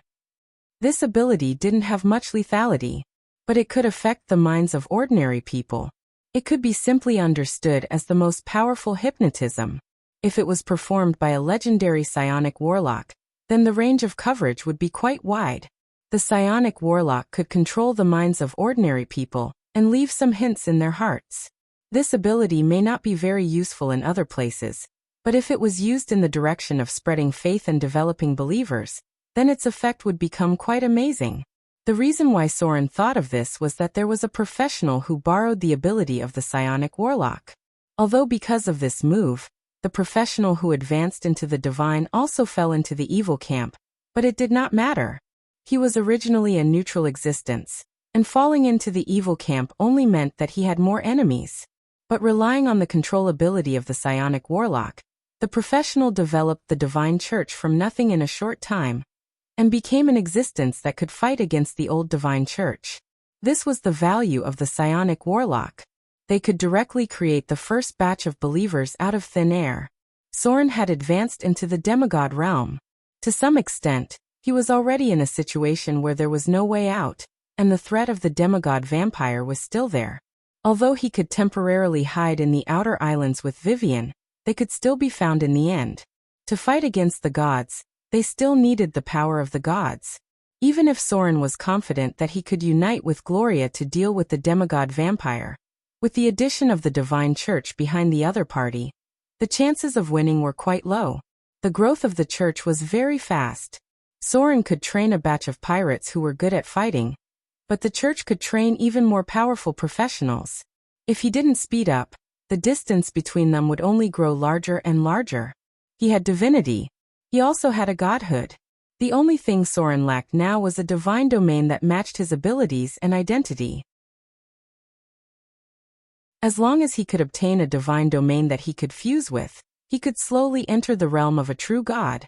He possessed divine power, develop believers, to train priests. With these three conditions, and with the population, resources, and wealth of the outer islands as backing, Soren was 70% sure that even if the Avatar crisis came, he would be able to withstand it. As for Vivian's troubles, Soren, who stood at the height of a deity, would naturally have an easier time dealing with them. For example, how to completely erase the existence of the dread demon god. This point. Perhaps only a true god could do that. Soren stared at the psionic warlock in front of him. Her face was pale, and her life force was almost depleted.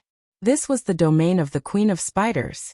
Soren had seen such a terrible curse, which directly killed a drow matriarch who went against her will. Even in the internal struggles of the drows, if a family did something that angered the Queen of Spiders, then the Queen of Spiders might directly kill all the higher-ups of the family with craftiness, and finally send the spider elves to destroy the remaining members of the family. There were actually many families that were destroyed, but it was mainly concentrated in the period before the fall of the Dark Maiden. After the fall of the Dark Maiden, the Queen of Spiders had not carried out a bloody purge for a long time. There was only one way to save her. To fight against the curse of the Queen of Spiders, only the power of a deity could do it. Divine bestowal. This was the only way Soren could think of to save her. As for the requirement of divine bestowal, that was her attitude toward Soren. This was not a problem at all. The woman in front of him was a legendary psionic warlock. If she wanted to hypnotize herself to a certain extent, it would be a matter of a blink of an eye. The most important thing was what she was thinking in her heart. Was she going to die like this, or did she want Soren to save her? A deep breath. A glimmer of divine light appeared in Soren's eyes. A demigod could already mobilize the power of divinity.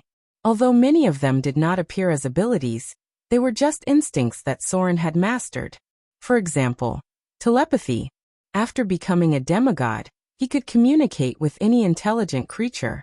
Soren could directly use his divine power to convey his thoughts to the other party's mind. I can save you.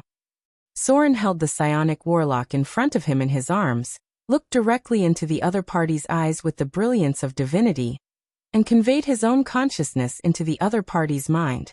He slowly said, "But the price is that you must become my believer. There are many things that I can't make clear now. The only promise I can give you is that you won't have a bad life in the future. Time is running out. Make your choice as soon as possible. If you delay for too long, I'm afraid I can't save you." Divine bestowal. This was a very powerful ability, but the price paid was also quite serious. For example, the mutant killer whale that Soren's divinity bestowed was basically impossible to recover the lost divinity. As the price of absorbing divinity, the mutant killer whale's will and life were almost controlled by Soren. In theory, Soren could directly use the control of divine power to take away its life. The gods were the supreme beings. Even if the psionic warlock in front of him was a legendary class, once she chose to accept Soren's divine power, then her life was in the hands of Soren. There was no doubt about it. The gods controlling their believers was essentially no different from the demons controlling their followers. It was just that the demons' behavior was more arbitrary, evil and cruel, while the gods were much more restrained, and there were many good gods who were very protective of their believers. Divine bestowal was a brand on the soul level. As long as it was formed, it was difficult to get rid of it, unless there was something that involved a higher level than the gods. Life or death. This choice was not very difficult. However, as a powerful psionic warlock, maybe she would rather die than be controlled by Soren in the future. If this was the case, Soren could only kill her at the last moment. After all, sometimes he was really cold-blooded. Except for Vivian, Soren really did not care much. Maybe now there was also Gloria. 1 second was as long as a day. There was not much time left for the psionic warlock in front of him. So when Soren received her reply, he immediately pressed his palm on her forehead. Divine bestowal. A strange divine radiance appeared. The divine power in Soren's body gradually passed to the psionic warlock in front of him. Under the light of divinity, her whole body was covered with a layer of strange gray energy. This was the Queen of Spiders' arcane field, and it was also a special field of the gods. 1 point of divinity, 2 points of divinity, 3 points of divinity. The divinity in Soren's body was slowly decreasing. As the divinity was injected little by little, the strange gray energy in the psionic warlock's body became thinner and thinner. Instead, it was replaced by the divine power transmitted by Soren. With the influx of divine power, Soren's ability to sense her became stronger. In the end, They even formed a telepathic communication between the two. This meant that the psionic warlock in front of him had opened her mind and began to rapidly change her attitude in the way of self-hypnosis, and finally integrated with the divine power transmitted by Soren.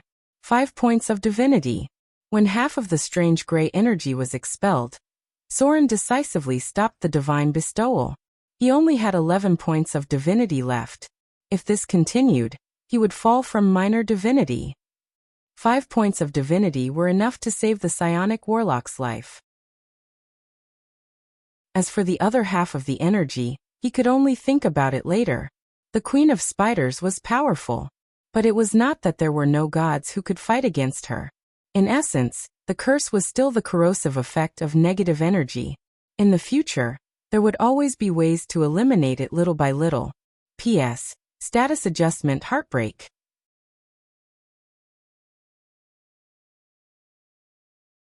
Chapter 439. As an author who often makes stupid mistakes, it's not easy to write a good book for you guys to read. Stupid Stupa. The Frost Kingdom Arendelle. The clouds of war had dispersed, and this rich and prosperous city had gradually regained its vitality. Although the legend of the pirate King Soren would still circulate in the taverns, making people constantly speculate about the relationship between the legendary pirate king and Princess Anna, people had gradually begun to get used to some changes in their lives. For example, there were some more chambers of commerce at the port recently, where they could buy a lot of specialties from the south of the continent, and occasionally some luxury goods from the east. Merchants were actively fighting for access to the southern sea route, although they had to pay a price to buy the passage issued by the pirate King Soren. But the rich profits were still enough to attract the attention of merchants. Recently, some people said that the legendary pirate king had built a sea kingdom. He ruled a large area of the sea and made his own rules in the sea. With more and more understanding of the southern coast, many merchants who went to the southern sea route for the first time agreed. Because only by buying the passage issued by the pirate king could they safely reach the south coast all the way.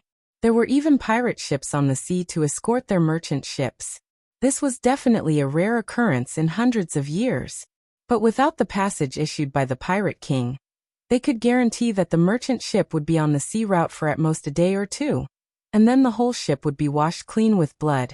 And in the end, nothing would be left. Soren's methods were absolutely cruel. The key to everything was the quantity. If Soren took 50% of the profits, the merchants would definitely complain. But if he could leave 50% of the profits to the merchants and ensure their safety, then the merchants would gradually get used to it after the initial discomfort. In fact, people's ability to adapt was quite fast. Recently, even merchants on other routes were preparing to get a passage, so that they could ask Soren's fleet to escort them until they left the territory of the Vrykul pirates. Recently, the Vrykul pirates were having a hard time. It was said that 1 or 2 very fierce and overbearing pirate leaders had come to the south coast, and their pirate minions were quite good at fighting. They even fought with the Vrykul pirates several times and still couldn't win. The rules on the sea were changing little by little, and those who could not adapt would be eliminated. Chaos was the real disaster. Order, even if it was evil, would bring prosperity. Soren's exploitation did not dampen the enthusiasm of the merchants. After careful calculation, the merchants who were chasing after profits were surprised to find that they still had considerable profits after obtaining the rights to the route, and their safety was also guaranteed. The war in the south was spreading little by little, but the Frost Kingdom was still relatively peaceful. Many goods sold well after being shipped there, especially food. A ship of grain could actually earn twice the profit, and it would be sold out as soon as it reached the port. Note: the price of grain has doubled. On this day, it was a special day for Arendelle, because on this day, a blue door of light suddenly opened in the sky above Arendelle. Then, under the gaze of tens of thousands of people, the noble figure of Princess Royal appeared like a goddess. She stood in the air and looked down at the city in front of her. Her crystal blue dress fluttered in the wind, and the sun shone down from behind Princess Royal, making her look like a goddess in the dawn. All the people who saw the Princess Royal couldn't help but cheer. Many people gathered in the streets and knelt down humbly towards the figure of Princess Royal. In just a moment, The whole of Arendelle was boiling. When the figure of Princess Royal appeared, the country in this world of ice and snow seemed to be full of vitality in an instant. Her Majesty Princess Royal was finally back. Arendelle was safe. In the eyes of the people in this country, it seemed that as long as the Princess Royal was still there, they had nothing to worry about. She's finally back. The Princess Royal's figure stood in the sky. She gazed at the cheering and joyful subjects below, and then her line of sight fell on the back of the azure light gate. There was a strange silver-white flowing light, and it was as gorgeous as a spreading cloud. This was a certain place in the star boundary. Princess Royal let out a faint sigh, and then gently waved her hand. A long ladder made of ice and snow emerged under her feet. She descended from the sky and walked towards the palace step by step.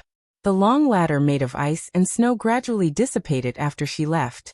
But with a little strange aura, the whole of Arendelle was falling with crystal snowflakes. Sister.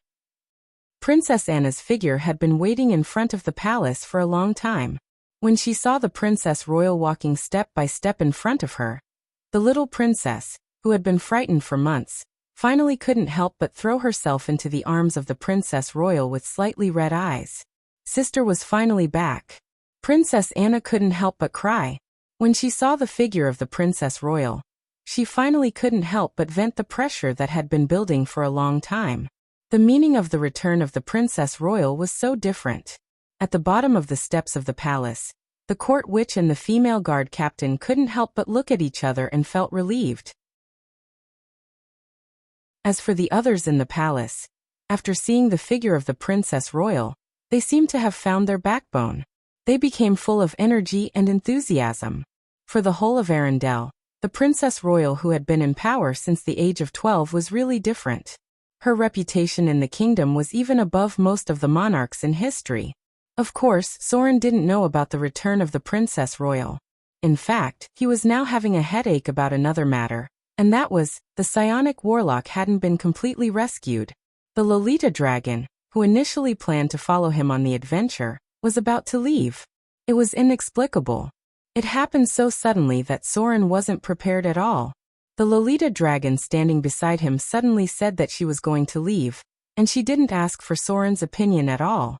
She was just telling him the fact that she had decided to leave. Okay. You can't ask too much of your teammates from the Chaos faction. Since ancient times, chaos has always been the cause of chaos. This was a fact that had been confirmed countless times before it was confirmed by people. Are you really going to leave? Soren looked at the Lolita dragon in front of him, and said with a helpless expression, "If you leave now, I can't send you off. I'm afraid you'll have to leave the Underdark by yourself." The Lolita dragon's expression was a little complicated, but after a while, she nodded and said, "No need. I can teleport away by myself. I'm going back to the Dragon Island. Even the Queen of Spiders has appeared in the mortal world. I'm a little worried about what will happen to my hometown." Soren looked at her and said in a deep voice, "Okay. Take care of yourself. Don't stay in the astral plane after teleporting. I'm afraid the astral plane isn't very safe recently." The Lolita dragon's hometown was definitely not in the material plane.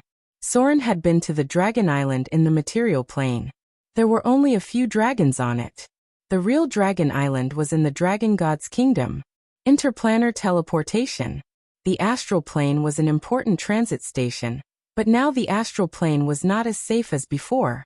The Lolita dragon looked at Soren and hesitated. "Soren, you should be very rich, right?" "Rich?" This question made Soren stunned for a moment, but he still nodded and replied, "I should be rich, right? Why do you ask?" Borrow money. Soren had never heard of a dragon returning money after borrowing it. "That's good." The Lolita dragon smiled when she heard this. She then raised her little white hand and motioned Soren to hand over her palm, and said, "Come, put your hand like this." Soren was stunned. He seemed to have thought of something and obediently handed over his hand. "Me, Princess Alice of the Brass Dragon Kingdom, abiding by the ancient contract, has formed an alliance with the human Soren in front of me. I swear in the name of the Dragon God. When an ally needs help, we will ask for a reasonable reward, and help our ally get through the difficulties. In the name of the brass dragon. On behalf of the dragon race, I have formed a dragon alliance, with the human in front of me. A strange magic light burst out. As the Lolita dragon in front of him completed some kind of oath in the strange dragon language, a row of data quickly appeared in front of Soren's eyes. Special situation triggered. Her Royal Highness Princess Alice of the Brass Dragon Kingdom requests to form a dragon alliance with you. This is the oldest soul contract, requires 50,000 slaughter EXP. Do you want to form an alliance? It really was a dragon alliance. Soren almost didn't think much, and chose to pay the slaughter EXP. This was a kind of soul contract. It was equivalent to directly extracting a part of the soul energy. However, Soren's slaughter EXP was the source of soul energy, so he could use the slaughter EXP to replace the consumption of the dragon alliance. A magical power spread. Accompanied by an indescribable feeling, Soren and the Lolita dragon in front of him formed the most sacred dragon alliance. Of course, this contract was only sacred to the dragon race. In fact, with their overbearing and arrogant character, this contract was in fact very harsh in many cases. Dragon Alliance legendary ability. You and Her Royal Highness Princess of the Brass Dragon Clan have formed a sacred dragon alliance. From now on, you can directly summon the brass dragons in the multiverse by means of a contract by paying 10,000 slaughter EXP. Interdimensional teleportation. Minimum summon is an adult dragon. The Sacred Dragon Alliance can transmit requests to most of the brass dragons. The targets of the summoning include the ancient dragons, and the ancient dragons of the Brass Dragon Clan. However, please note that this kind of help is not without a price. Using the Dragon Alliance will cost at least 100,000 Kindler coins. And it is possible to summon 1 to 3 adult brass dragons to your summon. The more powerful the dragon you summon, the more you need to pay. Note: if you are unable to pay the dragon a satisfactory reward, you may be attacked by the dragon, or the effect of the Dragon Alliance will be cancelled. But if the reward you pay is very satisfactory to the dragon, and even spread a reputation among the dragons for being generous, then you may be able to summon the ancient dragons and the ancient dragons to help when needed. Data 1. The Dragon Alliance sometimes appears as a spell above the 7th circle. This spell is to randomly summon other types of dragons. In most cases, it is because some gods or other beings have formed a rather ancient covenant with the ancient dragons. This covenant has been passed down for thousands of years, and it has not been cancelled because of a breach of contract, so it eventually evolved into a spell. Some spellcasters of certain forces can inherit this covenant, and use spells to summon the dragons to help. Data 2. Soren is now equivalent to the first generation to have the Dragon Alliance. If he does not lose the qualification of the Dragon Alliance for some reason, then in the future, if he becomes a god or some kind of existence above the mortal world, his future priests or spellcasters can inherit the Dragon Alliance he has formed now. Data 3. The Dragon Alliance is one of the few abilities that requires slaughter EXP. Even as a spell memory, slaughter EXP is required. And this summoning is the most expensive summoning ritual.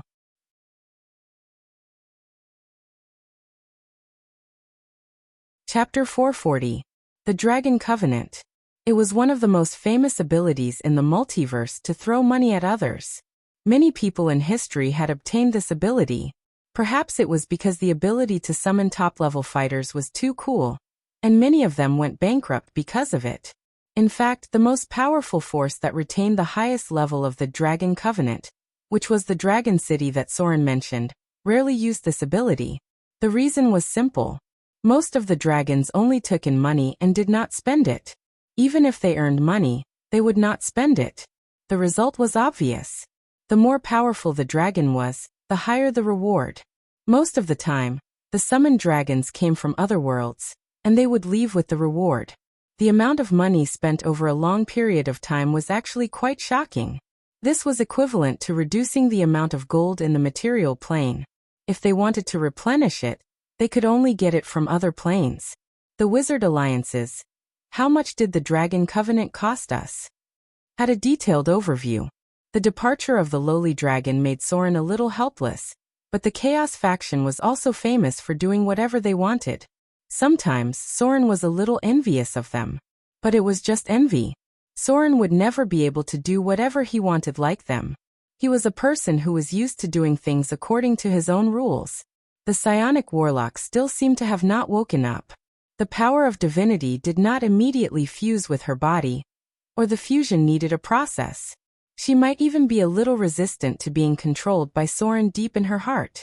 The progress of divinity fusion is very slow. Soren closed his eyes and could feel the divinity he gave transforming the woman in front of him. He could easily find one thing on her, which was that there was almost no way for ordinary creatures to absorb divinity on their own. Whether it was the mutant killer whale in the beginning, or the woman in front of him, it seemed that they needed time to fuse with the divinity.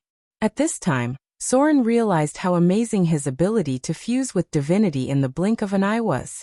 It seemed that he could fuse with both divinity and divinity very quickly. Others, even if they were gods, would need a long time to fuse with them bit by bit. This might be related to killing, or it might be for other reasons. Since he hasn't woken up yet. Soren looked at the psionic warlock in front of him, and gently took off the veil on her face. Her pale face had gradually recovered its rosy color. The outline of the other party's face made him a little stunned. It wasn't that the psionic warlock was ugly. On the contrary, she was full of charm. But the key was not her beauty, but her face reminded Soren of the Githyanki's. The psionic warlock in front of him had some Githyankian features on her face. The Githyankis were an astral race. Their appearance was very different from humans. If one had to describe them specifically, the Githyankis had a bit of a snake spirit face. Their ears were very sharp, and there were obvious protrusions on their backs and spines. There were many differences in their specific appearance, so Soren could tell that she had the blood of the Githyankis just by taking off her veil. Soren's expression suddenly turned serious. He reached out to take off the woman's robe, and observed the area below her collarbone. There was a dark blue snake-like mark there. Soren reached out and groped the other party's chest. Then his fingers touched the spine from above the psionic warlock's buttocks little by little. He could clearly feel that her spine was slightly protruding about half a centimeter compared to ordinary people. This meant that she was a hybrid of human and Githyankis, in which the human bloodline accounted for most of it, and the Githyanki's bloodline was only a small part. The astral races were predatory. They might capture humans as slaves, so it was not ruled out that there were hybrids for some reason. Finally, Soren lifted the sleeve on her wrist, and 3 dark blue letters could be seen on her white wrist. MSS. The traces of the letters were already very faint, or they had faded because of the spread of the skin. This meant that the imprint had been left behind very early on, most likely during her childhood, and then gradually faded as her body grew. Soren slowly pulled down the sleeve, looked at the psionic warlock in front of him with a complicated expression, and murmured, "Slave?" The mark of a slave. Soren found it hard to imagine that such a powerful psionic warlock was actually a lowly slave in the past. Such a mark was only a blink of an eye for her to erase, but she chose to leave the mark of a slave on her body. There was probably a legendary story behind it. Soren had no good feelings about the Githyankis. This race had been enslaved by the Mind Flayer Empire for a long time. But after breaking free from slavery, they did not become much better. Instead, they became the most dangerous plunderers and robbers in the astral world. The Githyankis captured other races as slaves and maintained their brutal rule with militarized management. It seemed that any race that had been controlled by the Mind Flayer would eventually be destroyed by them. And most of them had psionic powers. The Githyankis were like this, and so were the Duergar. Sigh. Soren raised his hand and stroked the psionic warlock's long hair, but suddenly he seemed to have touched something, and his whole body could not help but stiffen in place. Wound. Wound on the brain. Although it was not obvious, Soren could feel it through her hair. Mind Flayer. Soren looked very surprised. The expression on his face seemed to be a little unbelievable, and he murmured, "Was she not a slave of the Githyankis?" The one who once controlled her and left the mark of a slave was the Mind Flayer. Such a wound. This kind of wound was a little shocking even after it healed.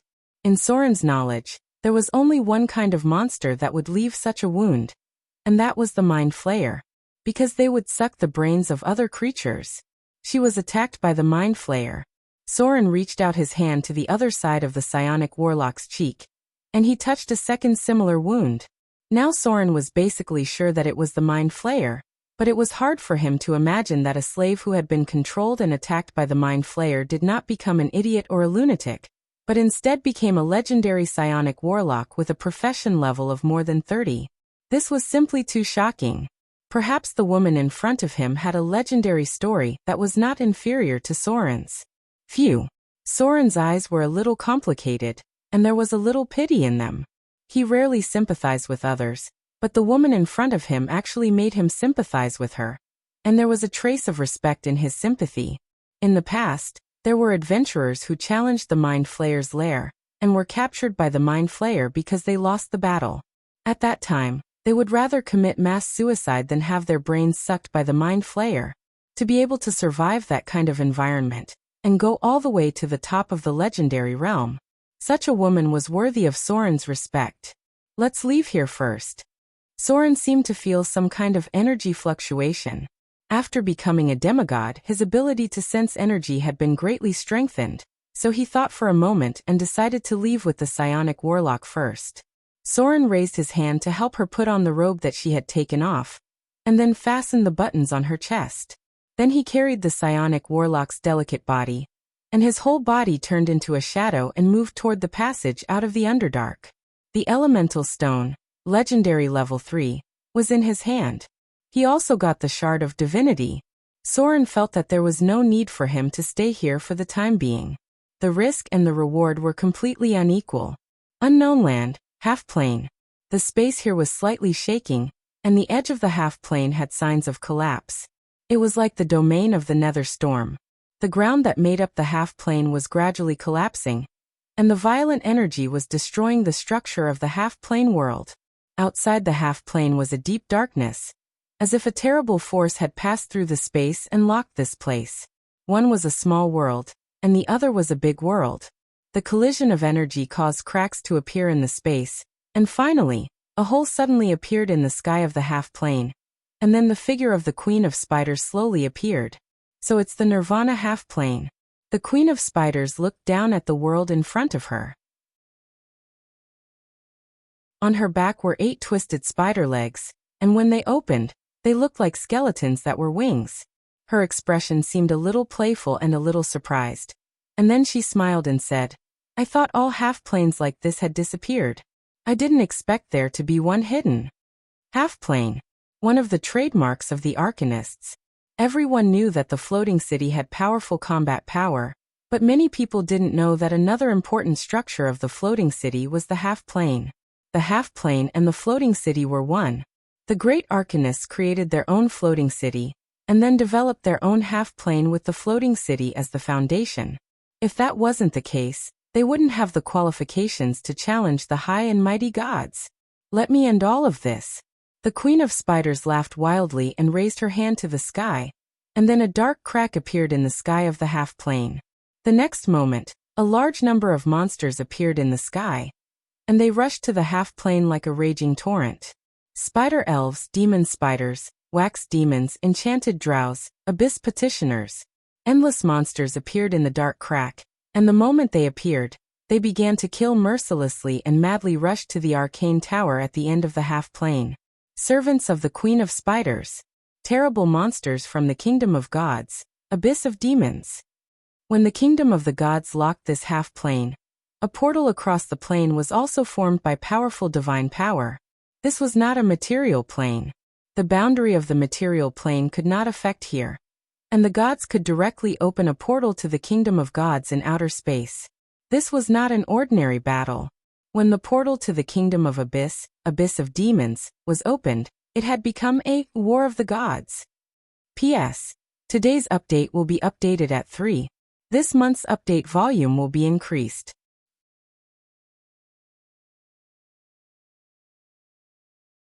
Chapter 441. Alert! Alert! Intruder detected. Intruder detected. A translucent light screen appeared on the surface of the arcane tower as a cold metallic sound rang out. Thaling's figure appeared at the top of the arcane tower and said coldly, "Activating Level 1 combat readiness. Activating the defensive force field of the arcane tower. Activating defensive battle plan. Activating the golem army. Rumble. Rumble. The walls of the arcane tower suddenly caved in, followed by a series of loud footsteps. Puppet golems walked out of the arcane tower one after another. These golems were not of the material plane's craftsmanship at all. The lowest grade among them were steel golems with special craftsmanship. As for the other diamond golems, magic power devices, magic power guards, and so on, there were countless of them. The civilization of the Arcane Empire not only gave them powerful close combat abilities, but also gave many golems anti-air abilities and various long-range energy attacks. However, the final result did not change at all. The defensive force field of the arcane tower shattered easily like an eggshell. The golem army was easily surrounded by the monsters that surged out of the spatial rift, and then all of them were torn apart into scrap metal. A divine kingdom. A divine kingdom belonging to the gods. After the believers died, they would be reborn in the divine kingdom. Most devout believers would become petitioners and become natives of the divine kingdom. A small number of fanatical believers would become powerful Holy Spirits. Some would even be directly in the form of angels, and the gods would use their powerful divine power to reconstruct their physical bodies. Since the birth of the angels, many gods had tried to turn their fanatical believers into angels. However, due to the good and evil of the factions, sometimes they would be divided into otherworld apostles and fallen apostles. These two were extremely similar to the form of angels. After the believers were reborn in the divine kingdom, they would have almost infinite life. The price of this near-eternal life made them a part of the divine kingdom, and their own life and death were completely one with the gods themselves. Petitioners could not leave the divine kingdom. Only in the case of a war of the gods could they participate as the backbone of the gods on one side. For any god, if they sent all their petitioners into battle, it meant that they were ready to fight to the death. A long time. The kingdom of God was like an energy storage pool. The church would develop believers in other planes, and the god would select the best believers and lead them to the kingdom of God. Many of these believers would become petitioners and Holy Spirits, while some would exist as ordinary reincarnations. The quality of the soul and the devotion of the faith would determine the identity of the believer after they entered the divine kingdom. This was like a soul that had fallen into the bottomless abyss. Some people could directly transform into higher demons, while others could only transform into abyssal worms, monster level 1. There's a big difference, right? However, that was the rule of the multiverse. The power of the soul would be magnified by the rules of other dimensions after losing the physical body. For example, Soren. If he accidentally died, with the purity of his soul and his willpower, as long as his soul didn't die for some reason, it would be easy for him to reincarnate into a higher demon. However, at that time, he had already forgotten too much.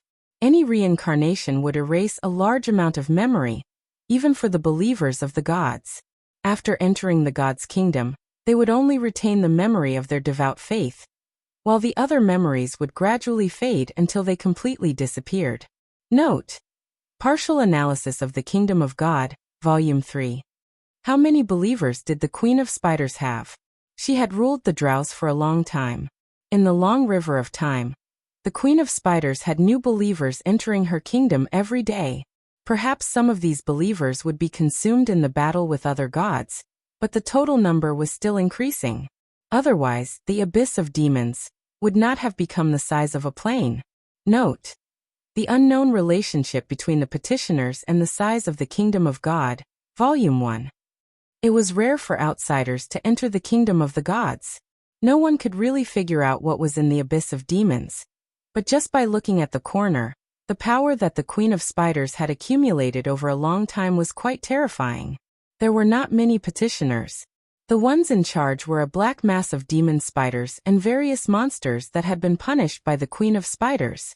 They were like cannon fodder that drowned everything. The Queen of Spiders didn't care about the consumption of these creatures at all. Thousands. More and more demon spiders appeared, as well as other unspeakable monsters. Looking through the dimensional cracks in the sky, a huge forest could be vaguely seen from the darkness. This forest looked like a huge spider web, and in the middle was a palace that looked like a spider mother. This was Loltha's kingdom. Or, this was only a part of the kingdom of God. Damn it! These annoying guys are really haunting me. The demigod vampire stared at the front with a gloomy expression. In front of him was a team of fully armed paladins, but this was not the key to everything. The key was that one of the paladins held a weapon that even he was afraid of. Although the weapon had not been unsheathed, the ability of the gods had made him feel danger. Very, very dangerous. A team of legendary paladins. Even the weakest one was a high-grade paladin. There were even high-grade priests of the god of justice, and some professions that he could not identify. It might be the advancement of the clergy. What are they going to do? A group of people came to the Underdark? Are they going to purify the evil here? The demigod vampire was ready to fight at any time. One of the paladins in front of him held a heavy hammer in one hand and a thick black coat in the other hand. This burly man actually gave him a lot of pressure. This was something that he had rarely encountered since his ascension as a vampire. A paladin who could threaten him was probably not a simple legendary figure. Codex Guardian Judge Arbiter. The Hellpemer's expression was also very serious. He seemed to have serious injuries on his body, and he did not know who left them. He directly communicated with his mind. It looks like a special legendary organization. That sword is quite dangerous. I'm worried that it is that thing. Not easy to deal with. The god of rogues and half-elves has been defeated by us. Our purpose has been achieved. I need some time to absorb his power. Let's find a way to get rid of these annoying guys. On the other side, the paladins looked at the two people in front of them with serious expressions. Even without any detection spells, they could feel the evil of the other party. Coming to the Underdark was quite a risky move. But they had a reason to come, so this time the lineup was quite luxurious. Even a legendary weapon had been brought here by them. Purify the evil? Standing on the side of the team was a clergy. He had the emblem of the god of light on his chest. In the past, he had been active in the front line against the demons. He came here only for some special personal reasons. At this moment, he looked at the demigod vampire in front of him, and seemed to know his identity. He turned his gaze slightly to the paladin next to him and said, "Vampire Reinhardt, one of the sons of fear." He set off a bloody massacre in the south of the continent, and turned many innocent people into vampire slaves. In the end, he became a false god with the identity of a vampire. After establishing the church, he has been operating secretly, but he has never stopped his evil plans. His believers have been doing evil everywhere, and the spread of vampires in many places is definitely related to him. Because of his existence, at least tens of thousands of people have been brutally killed. The atmosphere gradually became dignified. The surrounding space had long been locked. The paladin in the lead glanced at the two enemies in front of him, then slowly pressed his palm on the black tome and said in a deep voice, "Evil must be judged." This battle was almost inevitable. If they allowed these two evil enemies to leave just like that, then there would be an eternal hole in their future path. It was like seeing the demons wreaking havoc in the mortal world, but they themselves were indifferent. Moreover, it was not that they had no chance of winning, because this time they even brought out the Holy Avenger, a 5th-grade artifact. Although its power had not been fully restored, and it was re-strengthened to a +6 artifact, as long as they had the Holy Avenger in hand, they had a high chance of winning even against the powerful evil gods. Item type: Holy Avenger Karsamir +5, item grade. 5th-grade artifact. Item description: the Holy Avenger is the ultimate weapon of the paladins against evil forces. There is almost no evil in the lower planes that can fight against its power. Karsamir is a legendary weapon, perhaps one of the most powerful weapons in the material plane, but its origin and history have been completely forgotten. This sword has the power to make evil tremble in fear. Even the powerful evil gods and demons have heard of its name. But this was not its true power. This artifact was still missing its most important part. Equipment requirements. Strength 14 and above. Can only be used by paladins. Equipment effect. Artifact characteristics.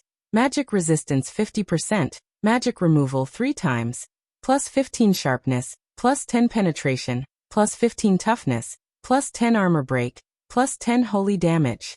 Artifact effect. Magic resistance. When holding this artifact, the user will increase magic resistance by 50%.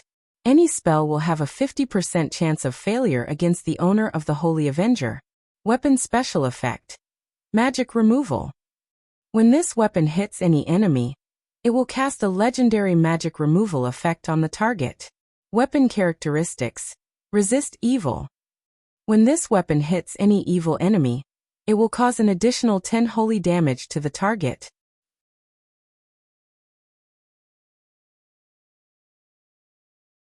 Chapter 442. The departure of the Lolita dragon made Soren feel a little lonely. Along the way, he gradually got used to the talkative nature of the little Lolita.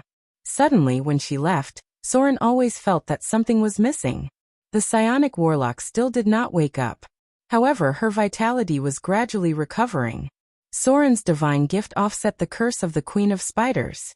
Even if there was still negative energy erosion, it was not enough to threaten her life. Boom. Suddenly, a violent vibration came from the front. This place was close to an exit of the Underdark. Soren's purpose of this trip was basically achieved. He had obtained the Shard of Divinity and completed the fusion of the elemental stone. There was no need to continue to stay here. So he originally planned to leave the Underdark from here, then take the psionic warlock back to the Outer Islands, and find a way to ask a legendary priest to cast greater restoration on her. The Queen of Spiders personally did it, so ordinary methods were basically useless. It was estimated that only a legendary priest could give it a try. A priest of the goddess of wealth, a high priest of the sea temple. Soren could always think of a way to pay a price. After all, he had invested so much in the woman in his arms. Rumble. The violent vibration came again. Soren could now be sure that there was a battle in front of him. And it was on the way he had to pass through. The battle was near the exit. This was the only exit that was relatively close. The location of the battle made his heart skip a beat. Is it a drow? Or someone else? Soren found a remote corner, and put down the psionic warlock in his arms. If there was a battle later, he would not be able to take care of her, so he could only put her aside first. Sneak. Soren's figure merged into the darkness, and then approached the location of the battle little by little. The smell of blood. A very strong smell of blood. Before he got close to the area of the battle, Soren smelled blood. This smell of blood felt a little familiar to him, and even awakened some kind of desire to kill in his heart. An existence that he wanted to kill very much. The god of vampires Reinhardt. Vivian was currently the biggest threat. The existence of the demigod vampire had always been a thorn in Soren's side. The demigod vampire was like a knife hanging over their heads. He was one of the few people that Soren wanted to kill even in his dreams. Don't kill him. Vivian would be in danger. However, Soren was not a reckless person. He knew very well that he was no match for the demigod vampire. Even if he joined forces with Gloria and Vivian, they might not be able to defeat him. This was because saints were born to be above mortals. Even though Soren had become a demigod, he was still quite a distance away from becoming a saint. There was energy in the air. The smell of blood, the aura of darkness, the fluctuation of elements, the radiance of divine spells, and some kind of power that Soren felt very uncomfortable and fearful, but also somewhat familiar. What a terrifying power. It didn't come from a person.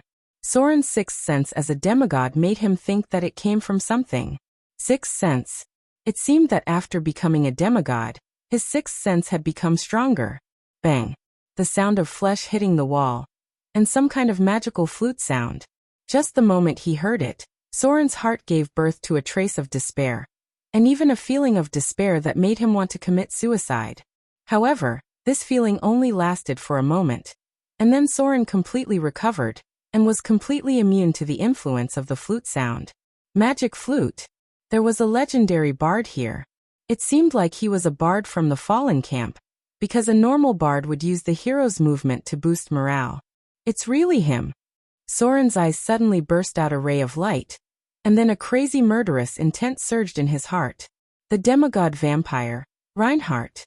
Soren's feeling was not wrong. This smell of blood really came from his biggest threat, the god of vampires. However, the desire to kill in his heart did not make Soren rush out blindly. On the contrary, he retreated a little and hid himself more in the shadows. He also saw another person, a very powerful bard. Soren had never seen a bard who could play a legendary war song and also hold a long sword to fight against two paladins at the same time. This was simply unheard of. Soren did not even know if there was such a talent as battle performance, and whether it needed battle casting and mobile casting to support it at the same time. This bard completely overturned Soren's impression of him. His close combat skills were enough to make many high-level rogues feel ashamed. What kind of monster was this? Wasn't the bard a jack of all trades? When could it be so abnormal? Could he be the legendary Hellbard? Paladins. It's them. Why are they here? Soren's gaze turned to the other side. The paladins in front of him surprised him, because they were the ones he had met near the desert. Warden. The paladins of the Holy Avenger. Soren once revealed the location of the divine artifact, Tyr's Eye, to them as a deal.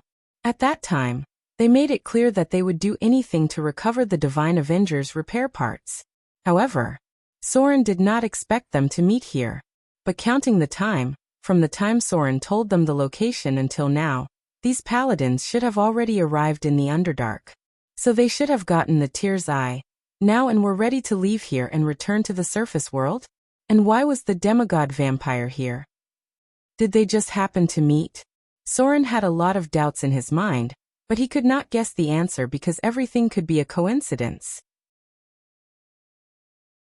If he did not tell the paladins that there was a divine artifact here, they would not have come to the Underdark.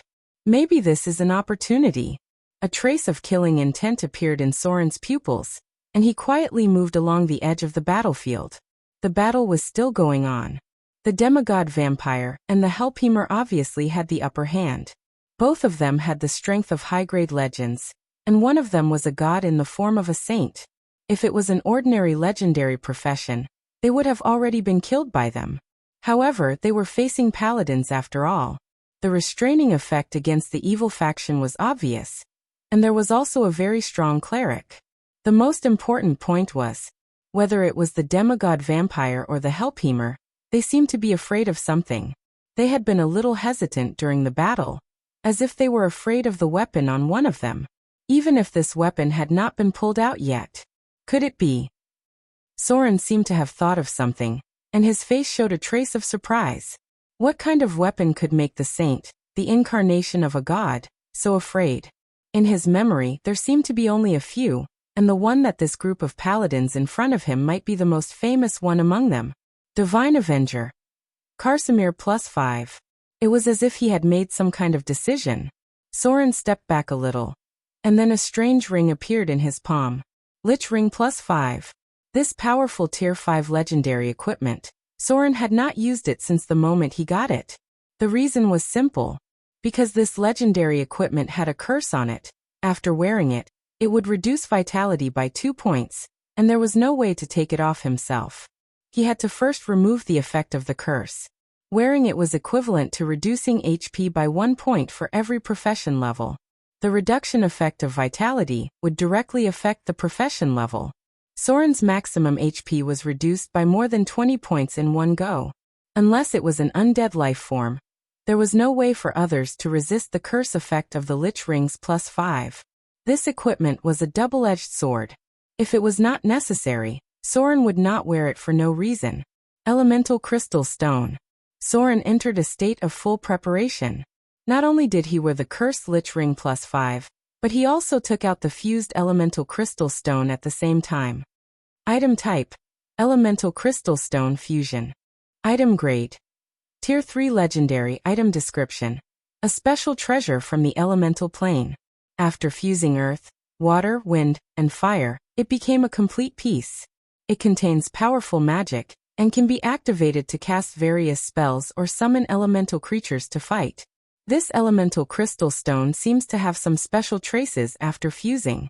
It may have some unknown origin. Equipment requirements: none.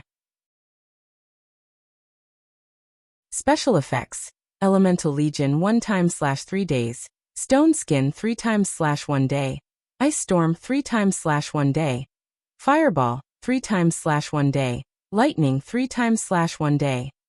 The fused elemental crystal stone was very different. There was not much improvement in the spells that could be activated, which were Stone Skin, Ice Storm, Fireball, and Lightning. Although the number of times it could be used per day had increased, it was still only some low-level spells. The most important change was the Elemental Legion, because this was a legendary spell. Elemental Legion, legendary spell. Activates the power of the elemental crystal stone to summon a group of giant fire elementals, earth elementals, water elementals, and wind elementals. The number of summoned creatures is 2 to 6, and it is possible to summon a legendary elemental elder. This was the most powerful ability. With this, it was equivalent to bringing an elemental legion with him. When needed, he could use a group of thugs to drown the enemy. Rogues were more afraid of being besieged. Because they could not withstand attacks, Soren needed this kind of meat shield that could share the firepower. The battle was still going on. Soren began to buff himself with spells, and at the same time he approached the battlefield little by little. Lich Ring, Elemental Crystal Stone, Slaughter Transformation. Soren now had no idea of holding back. What he wanted to do most now was to cut off the head of the demigod vampire. Then Vivian would be safe.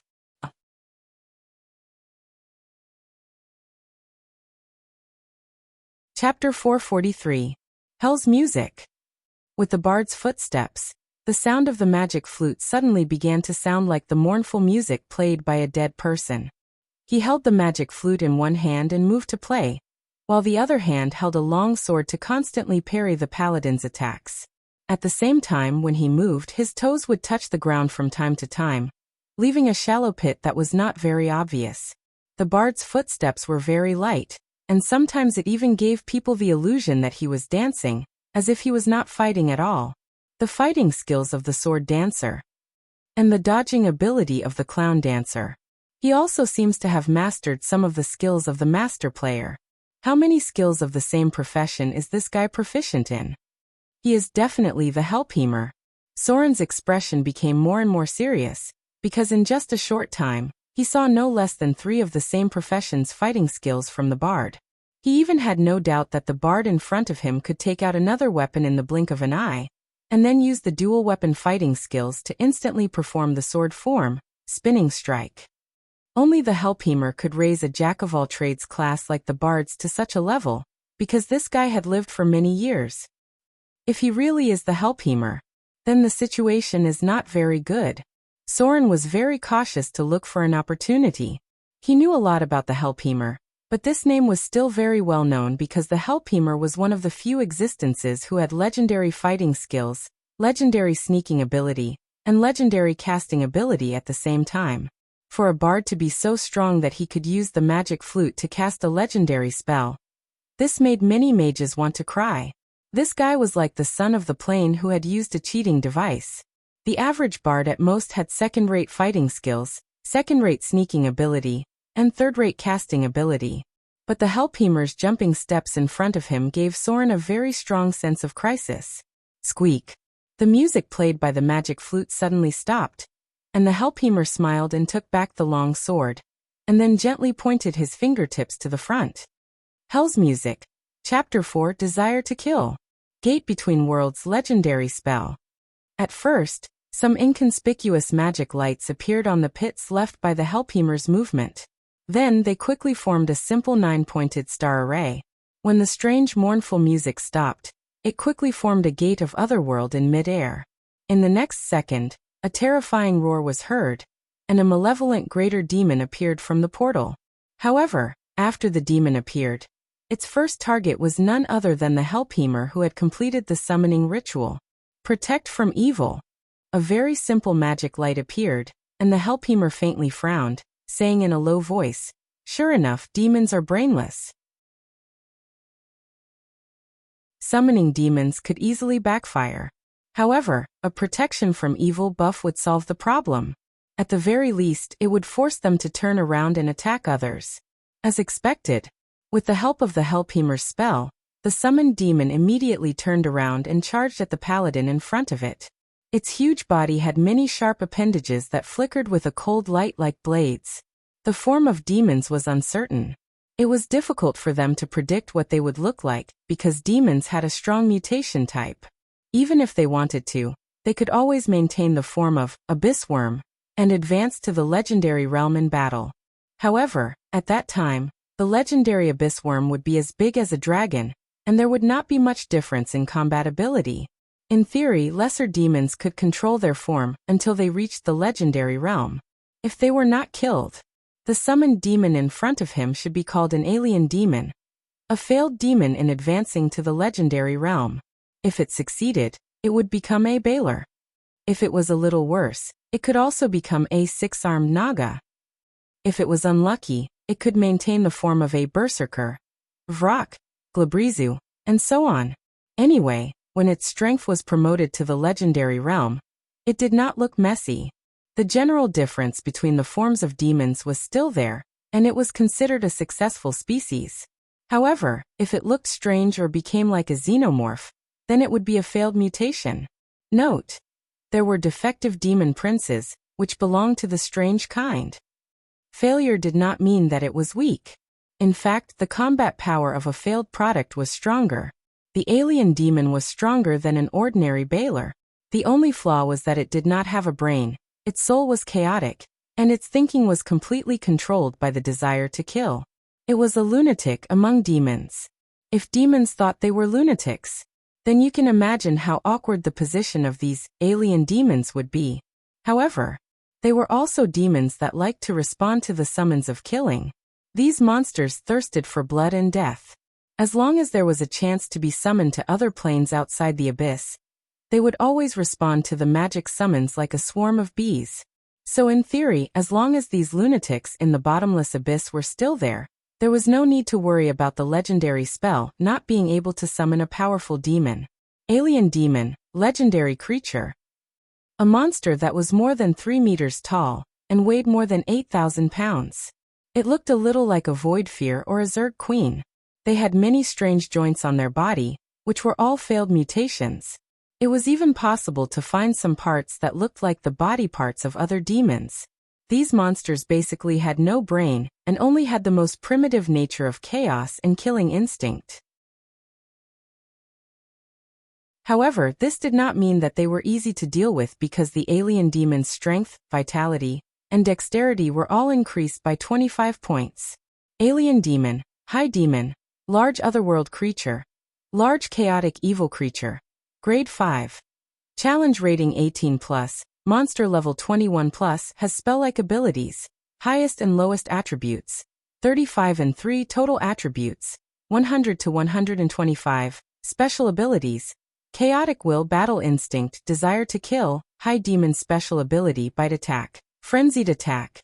Challenge difficulty, S+, challenge difficulty, S+. Although they were inferior to the Balers in terms of life form, they weren't much weaker than the Balers in a real fight. That's right. Although Soren did not want to say it, the hideous monster in front of him was actually the original form of the Slaughterer transformation. They were called Slaughterers by the demons, a terrifying monster that was completely dominated by chaos and filled with the desire to kill. It was a little ironic, wasn't it? In fact, Soren had long expected that one day he would encounter a real slaughterer. The appearance of the alien demon changed the tide of the battle. This incomparably terrifying monster moved its huge body that weighed more than 8,000 pounds. Its body was the most dangerous weapon. All kinds of terrifying spiked limbs could easily cut through steel armor. Its ferocious bloody mouth could crush everything in the blink of an eye. Even iron blocks could be chewed into pieces and swallowed into its stomach with crunching sounds. In theory, they could eat anything and everything could be digested by their terrifying stomach acid. Their skin was tougher than dragon skin and had very high physical resistance. Most control abilities were ineffective against them, and their chaotic will made them immune to all mind control spells. Because they were already chaotic enough. This kind of chaotic creature was hard to control even for a demon lord. Once they were summoned, they could do whatever they wanted. A shrill scream sounded. The alien demon relied entirely on its combat instincts to move. In just one round of effort, it had bitten off the lower body of a paladin at the cost of having one of its arms chopped off. Drops of demon blood fell to the ground. Soon green smoke rose from the ground. Then, a small pit could be seen where the blood had landed due to corrosion. Slaughterer. S original form. Now that this thing was summoned, the paladin was in a bad situation.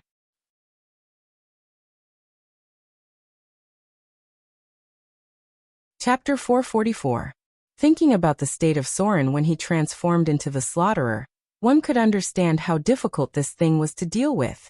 In the face of the huge Slaughterer that weighed more than 8,000 pounds, the defensive formation of the paladins did not seem to exist at all. No one could resist this kind of monster. The suppression of strength and size was too obvious. The crushing ability of this monster was stronger than that of the Baler. It had a huge body, but its movement speed was quite fast. The high-speed movement of the alien matrix-like body, coupled with terrible lethality, made the paladins suffer heavy losses in the blink of an eye. But this was just the beginning. After the demigod vampire retreated for a while during the fight, he immediately rushed into the formation of the paladins.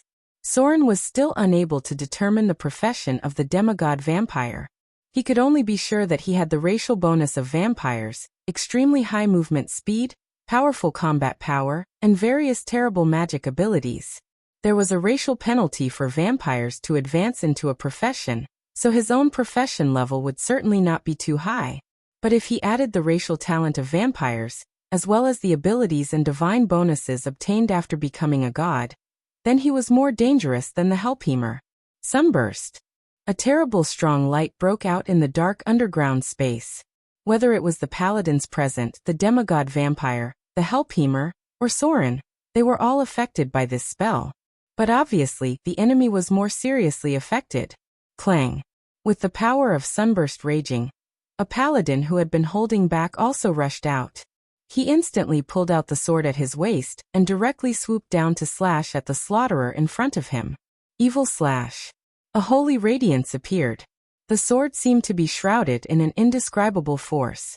In just a moment, half of the Slaughterer's body was cut open, and even the internal organs could be seen clearly. Holy Avenger. The penetrating power of this divine artifact was enough to ignore the resistance of the mutated demon. The paladin holding the Holy Avenger, Karsamir, was so powerful. Every time he attacked, he could leave a terrible wound on the Slaughterer. At the same time, the power of the divine artifact automatically added the ability of holy damage after hitting the enemy, and also produced a legendary level dispel magic effect. This world was still very kind to Saint Samurai. Among the most powerful artifacts in the material plane, two of them were exclusively used by paladins. One was the Holy Avenger, and the other was the Pale Justice. A Tier 5 divine weapon was more than enough to crush a high demon. The Slaughteler's injuries were getting worse and worse, while the paladin wielding the Holy Avenger was completely unharmed under the protection of his companions. The situation of the battle was being reversed bit by bit.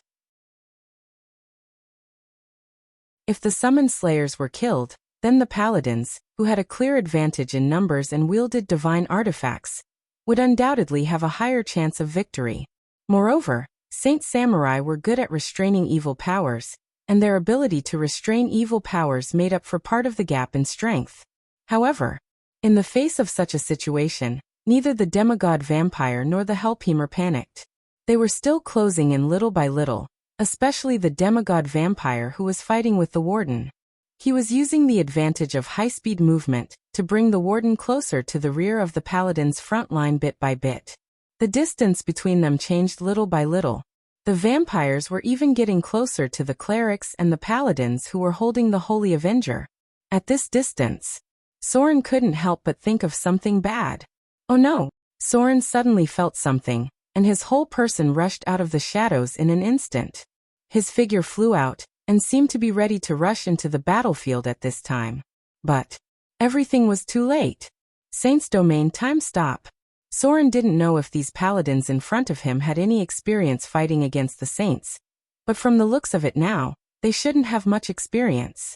Because the way they fought was obviously the way they dealt with ordinary legendary figures. Even Vivian could cast the legendary spell, Time Stop. As one of the most powerful sons of fear, it was impossible for vampiric Reinhardt to not master one or two legendary spells after he became a god. Time stop. Even time had stopped. Then what was the point of fighting? Everyone else present was suddenly shrouded. Whether it was the warden or the clerics, they were all still in place. Even the nearby Helpheimer was motionless in place. He was not a demigod. No matter how strong a legend was, they could not be immune to the effect of time stop. Haha. The demigod vampire let out a strange laugh, and his figure flew out. His first target was not the paladin holding the Holy Avenger, but the spellcaster standing behind the defense line. A violent burst of magic aura. However, these activated defensive force fields all cracked like eggshells. The demigod vampire easily broke through all the defensive spells, and in the blink of an eye, he dug out a still-beating heart from the clergy's chest. Time stop was still in effect. The paladins who were hit all at once couldn't hold on until the end of the spell. The attack of the saint easily broke through their defense. Even if the demigod vampire was a weak god, he was still a god after all. The second target was the paladin. Pure physique, tough immunity, legendary physique, and epic strength, in front of the demigod vampire in the form of a saint. These were just a second or two more. Within the effect of time stop, he could easily finish the battle. A cold light flashed. The vampire even easily hit the paladin holding the Holy Avenger again, and at the same time, he was ready to take the opponent's life in the next attack. Since you guys are so persistent, you're courting death. Then I will naturally fulfill your wish. As soon as the voice of the demigod vampire fell, a cold light suddenly stabbed from behind him. Soren's expressionless figure appeared, and the curved sword icing death mercilessly stabbed at the opponent's heart.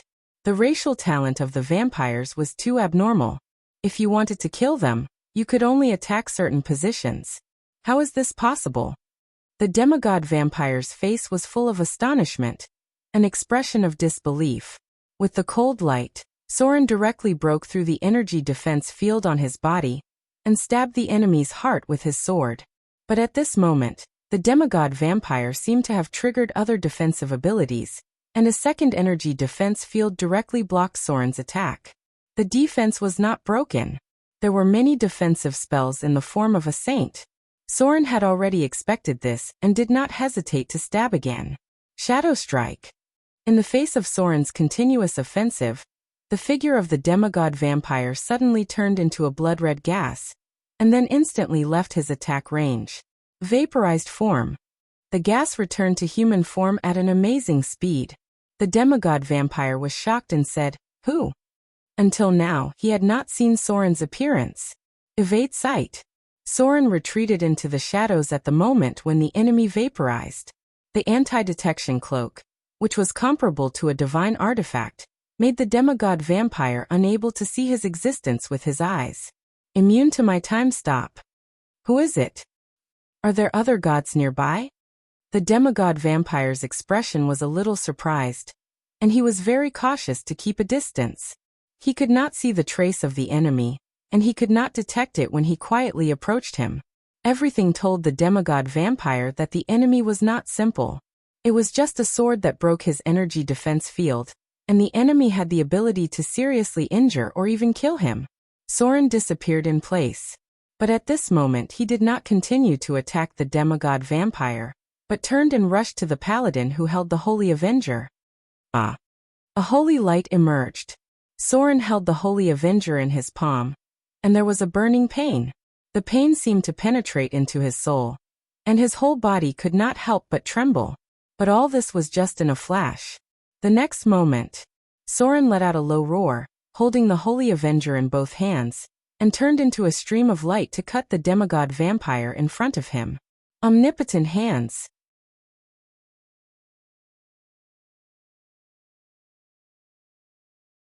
Chapter 445. Dang.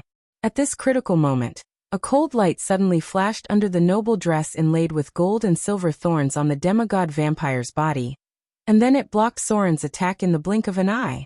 Then the cold light disappeared again, and the figure of the demigod vampire took 3 steps back in a row. The cold light came from his cuff, which could be determined to be some kind of short weapon, not more than 15 centimeters long. Hidden sword. Is he an assassin? Soren's pupils shrank slightly, and he rushed forward again, and the Holy Avenger directly slashed down. Sword form beheading. In the face of Soren's fierce attack, the demigod vampire was no longer able to attack others. Soren's explosive power under the slaughter transformation was amazing, and the continuous offensive forced the demigod vampire to retreat again and again. The retreat was not because he was afraid of Soren's strength, but because he was very afraid of the Holy Avenger in his hand, because even the incarnation of the Holy Avenger did not have the ability to resist the attack of this artifact. Hold human body spell. The demigod vampire tentatively cast an instantaneous spell. However, Soren's footsteps did not stop at all, and even his own test of immunity did not trigger, because a row of data appeared in front of him. Affected by the target, hold human effect. Magic resistance ability was triggered. Holy Avenger's magic resistance is in effect. Lich Ring +5 magic resistance is in effect. You are directly immune to the effect of this spell. The Holy Avenger's magic resistance was 50%, and any spell on the owner of this artifact had a 50% chance of being completely ineffective. The Lich Ring +5 also had 10% magic resistance, and when the two were stacked, it was 60% magic resistance. According to normal luck, a 10-sided die, Soren would only trigger the spell if he was unlucky enough to throw 1 to 4 points. Otherwise, it was basically difficult for ordinary spells to affect him. And even if it affected Soren, it would have to go through Soren's test of immunity again before it would take effect. However, Soren had another unique ability. Blessing of the Misfortune Goddess. The effect of this blessing was to reduce Soren's opponent's bad luck by 1 point, while Soren's own luck wouldn't drop below the standard. The blessings of the Misfortune Goddess could not make someone's luck explode. However, she was able to prevent bad luck from befalling someone. In fact, Soren rarely encountered bad luck, especially during battles. He was always able to perform above average. Up until now, he had never encountered such a situation where he stepped on something out of bad luck, or encountered an unexpected situation. In the current situation, the effect of the blessing of the Misfortune Goddess was immeasurable. Law command. Intimidate. Disintegrate. Finger of death. Misdirection. Maze. The demigod vampire's spellcasting ability was quite amazing. As a saint after being apotheosized, his spellcasting level was far beyond Vivian's. In the face of Soren's fierce attack, the demigod vampire, who was afraid of the power of the Holy Avenger, and did not dare to fight him head-on, could only constantly cast various instantaneous spells to attack while retreating. No one knew how powerful the legendary instantaneous ability he had mastered. Anyway, all of his spells so far had no casting process, and all of them were rushing towards Soren like a storm. If there was no Holy Avenger in his hand, Soren would have been seriously injured, or even dead at this moment. However, with the Holy Avenger, Soren directly ignored these spells. Law command. Intimidate? Ignore it. Disintegrate? Ignore it. Finger of death? Ignore it. Misdirection? What's the use of this thing? Maze. This seems to be a bit troublesome. But before Soren could dodge, the spell was directly ineffective. It seemed that it was not because of the Holy Avenger, but because he seemed to be automatically immune to spells like Maze when he was in the Slaughterer form. The power of the artifact was so amazing. Soren used to rely on his immunity to resist the spells, and even if he resisted, he would still suffer some damage. But now he did not suffer any damage at all. Unless the 60% magic resistance was broken, then the magic resistance would trigger the damage immunity, which ultimately determined how much damage Soren would suffer. For example, Finger of Death. If the 60% magic resistance was not broken, then it would be ineffective directly. If the 60% magic resistance was broken, then Soren would have to face a mandatory test of fortitude. If he failed, he would die directly. If he succeeded, he would suffer less damage, and this damage would also be weakened by a certain degree of his own resistance.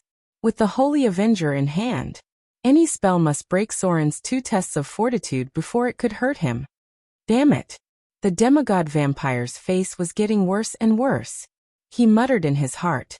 What kind of monster is this? Even if he has the Holy Avenger, all the spells should not be ineffective, right? He gritted his teeth. The figure of the demigod vampire instantly turned into a gaseous state, and then at the moment when time stop was about to end, he raised his hand and launched his most powerful instant spell. Energy Drain legendary spell.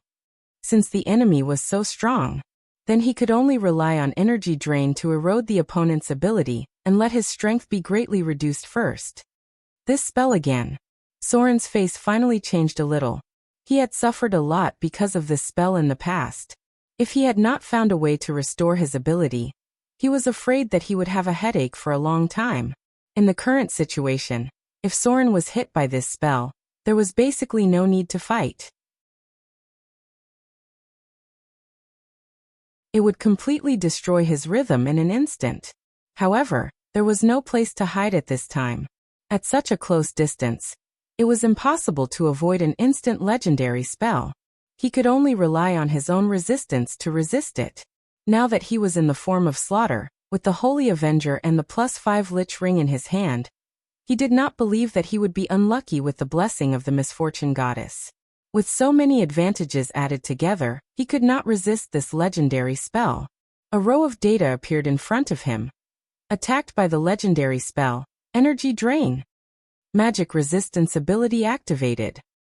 Holy Avenger's magic resistance is in effect. Lich Ring's +5 magic resistance is in effect. Slaughter resistance is in effect. You are completely immune to the effect of this spell. Past. Soren was directly immune to the effect of this legendary spell. At this moment, even Soren had a feeling that he wanted to laugh and murmured in his heart. Too powerful. It's really too powerful. Is this the power of the legendary artifact?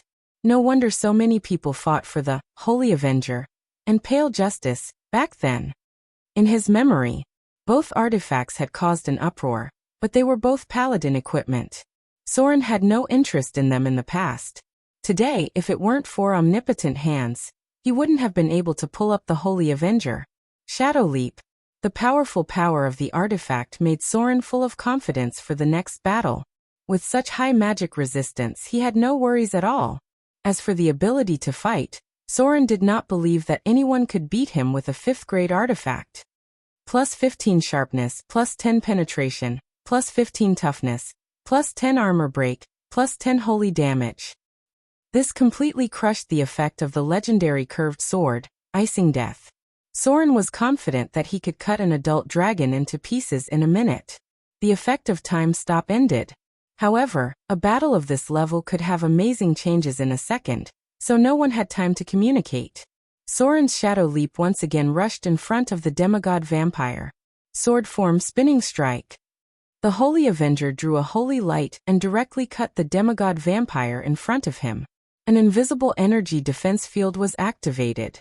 The demigod vampire in the form of a saint had many defensive means, and the first attack was not enough to break all his protective energy shields. But, at the moment of contact, a holy light also appeared on the Holy Avenger. Target hit.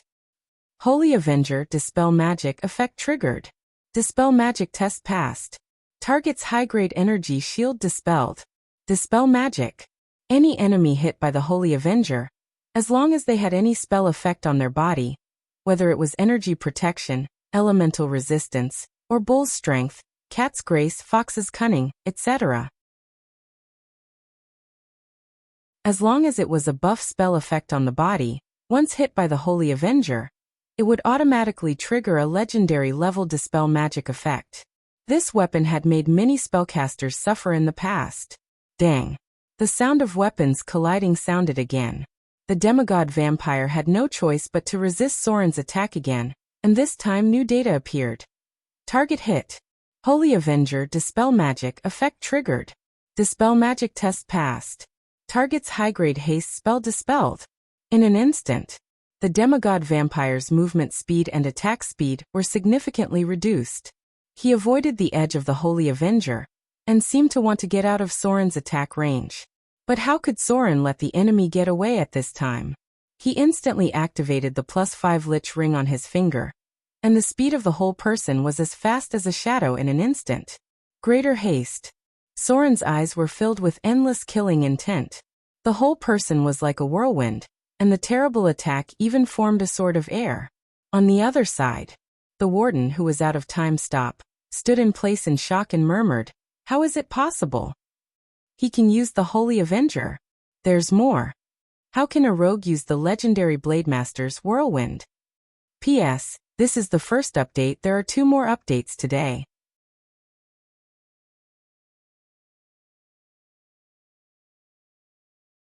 Chapter 446. It's him. When they saw Soren's figure, the paladins who had seen him before immediately recognized his identity. But there was no time for them to think so much at this moment, because the outcome of a battle in the legendary realm could be decided in a flash. They did not know why Soren appeared at this time, why Soren could pick up the Holy Avenger, and why Soren could use the legendary warrior's whirlwind skill. But this did not affect their knowledge that the battle had taken an amazing turn. There was no time to mourn their dead comrades.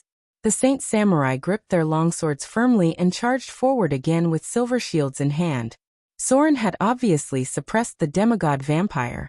As long as they separated him from the Hellpemer, they could find a way to stall the demon. Then the battle would be completely on the side of justice. After killing the demigod vampire, their strength would be obviously suppressed. No matter how strong the Hellpemer was, it was impossible for him to deal with so many paladins alone. The most important thing now was not to let the Hellpemer interfere with Soren. Once Soren's offensive was interfered with, the outcome of the battle would be difficult to predict. The Hellpemer was a high-grade legendary profession. Once he formed a short pincer attack with the demigod vampire, it was possible to injure or even kill Soren in an instant. The paladins present were veterans who had survived hundreds of battles. They knew very well what the consequences of such a thing would be. Divine Realm, courage.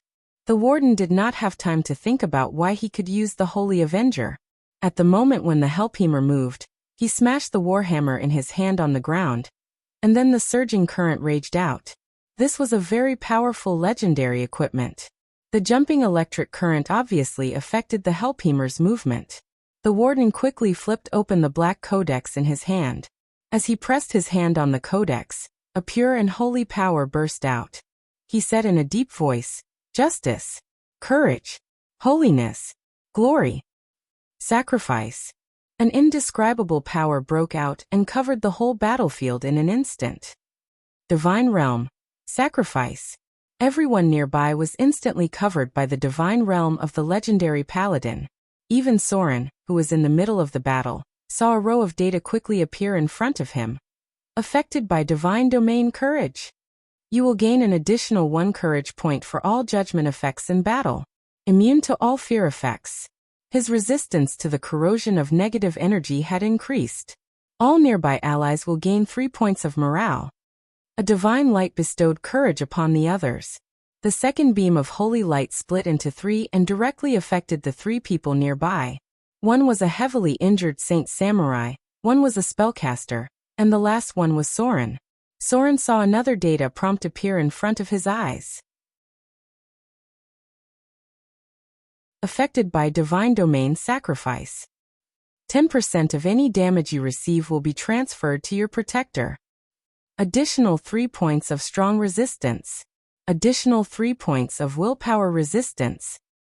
Legendary Paladin. In this world, there were very few paladins who could reach the legendary realm, but once they reached the legendary realm, their strength would be greatly improved. Because of faith. The power of faith was so powerful. Paladins were born with a difficult and bumpy path. They were destined to face more difficult tests than other professions, but it also made their faith stronger. Legendary paladins had legendary abilities such as armor skin, epic strength, perfect physique, and so on. Among all professions, Paladins were always the top meat shields that could be ranked in the top 3. Sword form, waist slash. The power of the courage domain made Soren's attack more and more unstoppable. The desire to fight after transforming into a slaughterer met with the power of courage was like adding fuel to the fire. Shadow leap. There was a phrase called shadow following, which was perfect to describe Soren at the moment. The natural environment of the Underdark was very suitable for Soren to fight, and his familiarity with the terrain was a hidden advantage. No matter how the demigod vampire tried to get rid of Soren, he would be stuck to him. Occasionally, the opponent would use a little trick to open up a gap, but then Soren would activate the ability of Shadow Leap and instantly stick to him again. At this moment, the demigod vampire was about to go crazy. This was simply going too far. Is this how a rogue fights? Do you think you are a barbarian? If it weren't for the fact that spells were ineffective, and he was afraid of the power of the Holy Avenger, the demigod vampire would really want to tear the guy behind him into pieces. Since he woke up as the son of fear, he had never been chased like a dog like today. And what the hell was this momentum that was getting more and more powerful? Courage domain. Soren had already activated the slaughterer form, and the desire to fight in his heart was quite strong. Now, with the blessing of the legendary paladin's courage domain, it could be said that his momentum at the moment had reached the peak. In this case, 1 + 1 was definitely greater than 2. Soren's current state was like a meeting on a narrow path. There should have been a sentence of "the brave will win." But in fact, before the demigod vampire had time to build up his momentum, Soren's anger had already exploded. "You are cheating." The demigod vampire was going crazy. Fight? There was no guarantee that he could resist the attack of the Holy Avenger. Run. This guy is chasing me so energetically and has the ability of shadow jump. I can't escape at all. Soren was not worried about the demigod vampire escaping at all, because his shadow jump was still more than 100 meters away, and he still had one chance to use shadow jump. This distance was longer than most of the flash teleportation spells. As for the longer distance teleportation, with Soren so close, the demigod vampire didn't even have a second to cast a spell. Want to cast a spell? Only instant cast spells could be cast. The storm-like attacks finally forced the demigod vampire to have no way to retreat. Facing Soren, who was chasing after him, the demigod vampire finally gritted his teeth and resisted. Then, after being hit by the Holy Avenger, he removed a blessing spell and activated a special spell unique to the gods. Summon Dark Servant. Vampire Priesthood. The priesthood of the gods was naturally not just to expand the scope of absorbing believers. In fact, most of the priesthoods had their own unique abilities. For example, the Queen of Spiders' crafty field directly disabled a psionic warlock with a profession level of more than 30. However, the vampire priesthood activated by the enemy was naturally not as powerful as the Queen of Spiders. This was a summoning spell derived from a priesthood, and it belonged to the legendary level of summoning. Boom. The teleportation channel was formed in an instant, accompanied by a black fog. In an instant, 2 or 3 figures rushed out of it with great speed. High-grade vampires. One of them was obviously close to the legendary level. These vampires rushed to Soren as soon as they appeared. Apparently, they intended to delay him under the command of the demigod vampire. Soren rushed over with no expression, and instantly waved his sword and cut a high-grade vampire in half. At the same time, Soren's palm gently pressed on the ground, and the surrounding space immediately vibrated.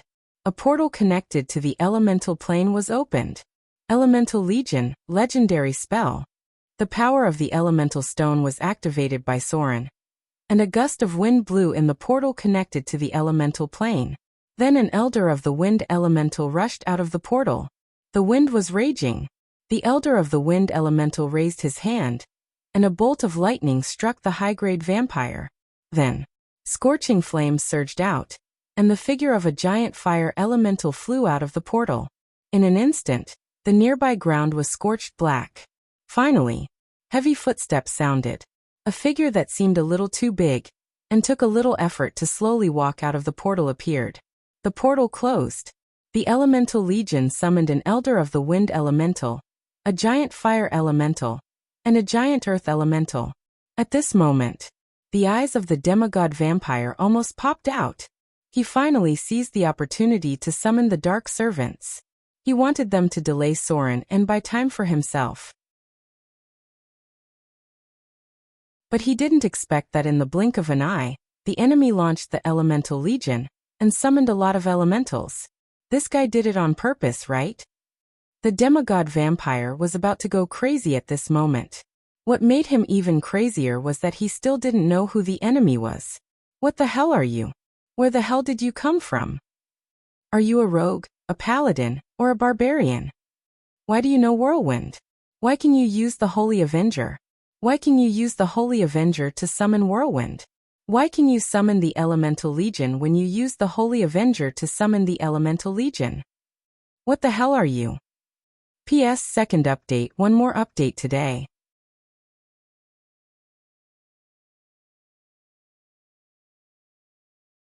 Chapter 447. Take advantage of the situation. After so many life and death battles, Soren had already told him that he must not give the enemy a chance to breathe. Once the enemy had a chance to breathe, the situation could be reversed in an instant. Whirlwind. Soren didn't know any Whirlwind at all. If he knew the legendary skill, Whirlwind, he would have the ability to simulate the legendary Bladestorm. Double the attack speed, double the movement speed. In the entire material plane, the number of melee professions who could master Whirlwind was less than 2 digits, and nearly half of them were legendary sword saints. Soren now looked like he was using Whirlwind, but in fact, it was just because his attack speed was very fast, and his high dexterity combined with greater haste gave people the illusion of activating Whirlwind. Note: Whirlwind needs the power of Chi as support. As for the legendary Bladestorm, this was not a combat ability, but a combat skill that was accidentally combined in the War of the Holy Saints. The name Bladestorm was also given by the adventurers themselves, because other than this name, there was no other name that could describe that kind of peak combat ability. At present, in the entire material plane, only one orc sword saint with a profession level of 27 could do this. Whirlwind, combined with Whirlwind, legendary Whirlwind Slash, legendary Deadly Strike, insight into weakness, and finally greater haste, formed a god-killing combat ability. Soren was lucky enough to see this battle. The Sword Saint's attack directly formed countless real sword auras. That was why people called it Bladestorm. Another similar Godslayer combat ability was also created by the Sword Saint, but it relied on simulacrum and true mirror image. When it came to the pursuit of physical damage, the Sword Saint had indeed embarked on a very extreme path. Holy Radiance. Soren's figure had exceeded the limit of what ordinary people could see with their naked eyes. If they wanted to lock his position, they could only rely on other methods. As a level 6 spell, the effect of Greater Haste was quite amazing. Even without the support of the two-handed sword ability, Soren still gave people the illusion of activating Whirlwind by relying on omnipotent hands and Greater Haste. Sword form Spinning Strike. Soren's figure was like a shadow, and the Holy Avenger turned into a flowing holy light, directly blocking all the escape routes of the demigod vampire. Clang! Clang! There was a continuous sound of collision. Every time Soren swung his sword, the demigod vampire would take a step back. The light of dispelling magic continued to appear. In the end, the demigod vampire no longer had any energy defensive force field on him, and even his own support spells were all removed. Crack! A very crisp cracking sound was heard. When Soren used the spinning dance to turn it into a heavy slash, the hidden blade of the demigod vampire could no longer withstand the attack of the Holy Avenger, and broke into 2 pieces. A row of data appeared. Battle breakthrough. You've leveled up in battle and grasped some information about Whirlwind Slash. Battle breakthrough. You've leveled up in battle and grasped some information about Whirlwind Slash. Battle breakthrough. You've leveled up in battle and grasped some information about Whirlwind Slash. You've learned a new battle skill, Whirlwind Slash. 3 data prompts appeared in a row. But this was just the beginning. Soren's storm-like attacks continued to appear. Battle breakthrough. You've leveled up in battle and grasped some information about Battle breakthrough. You've leveled up in battle and grasped some information about fierce attack. Battle breakthrough. You've leveled up in battle and grasped some information about whirlwind. 3 more data prompts appeared in a row, and Soren's eyes no longer showed other data displays. At this moment, he seemed to be at the peak of a battle. Whether it was his own explosive power, fighting will, or comprehensive attributes, they had all reached a current critical point. The Paladin's realm of courage pushed this critical point to the limit. Shadow leap. Whirlwind slash. Soren's figure rotated at high speed, and the Holy Avenger turned into a storm that cut everything around him. The sword form, Whirlwind slash itself, was a weakened ability of Whirlwind slash. In the case of a breakthrough, Soren finally showed the real whirlwind attack. Poochie. A stream of blood splashed out. In the horrified eyes of the demigod vampire, the enemy's explosive power seemed to be getting more and more amazing. What's going on? Why does this guy in front of me seem to become more dangerous in the blink of an eye? Divine Shield. In the face of Soren's endless crazy attacks, the demigod vampire finally activated his last life-saving means. Divine Power Field. Since he became a god with the vampire clergy, his divine power had been slowly growing. He rarely used this power because even for the gods, divine power was a very precious power. But at this time he couldn't care so much. In front of the powerful lethality of the Holy Avenger, the defensive ability of his saint form could be completely ignored. If he didn't activate the divine power field, Soren could tear him apart in minutes. Buzz. The burst of divine power formed a shockwave. It directly shook Soren's figure out. The Holy Avenger also seemed to have cut into some powerful invisible energy field, and was directly isolated around the demigod vampire. A row of data appeared. You've been attacked by the divine power shock wave. Test of fortitude triggered. Test of constitution triggered. You've received 10 damage transferred, points of divine power damage. Attack hit. You've dealt 75, plus 10 holy damage, points of slashing damage to the target. Target activated divine power field shield. Cut divine power field. You've consumed 120 points of energy of the divine power field. Finally, he was forced to activate the divine power field. Soren raised his hand to wipe the blood from the corner of his mouth. His eyes were full of endless fighting spirit, and he rushed up again in an instant. Saints. Powerful incarnations of gods. Only when they were forced to use divine power could it be considered a real battle to kill a god. Otherwise, all efforts were just a joke. You can't even force out the divine power field. And you still want to kill a god? Dream on. During the catastrophe of the saints' descent, there was a sentence that best described the current battle situation. Because at that time, a legendary warrior said so. It's time to put on the bayonet. Put on the bayonet. These 3 words represented how dangerous the real battle to kill a god was. Forcing the incarnations of the saints to the point of activating the divine power field. At this time, almost everyone had used up their trump cards. In this case, what determined the outcome was their own fighting spirit, because both sides were close to running out of ammunition and food. The demigod vampire's expression was a little crazy. He never dreamed that since he awakened the power of the Son of Fear, he had encountered so many battles. He even fought with the Chosen of the Lady of Wealth and personally defeated the chief priest of the Dread Lord. He had never suffered a big loss in so many battles, but today, in the hands of a guy who came out of nowhere, he was forced to the point of activating the divine power field. Once the divine power field was activated, for the gods, it was basically equivalent to fighting with their lives on the line. Otherwise, the Queen of Spiders would not be so furious that she wanted to kill them all. This was the last life-saving means of the gods. If even the divine power was used up, then they were really close to the end of the road. Soren's figure rushed up again. This madman. The demigod vampire gasped.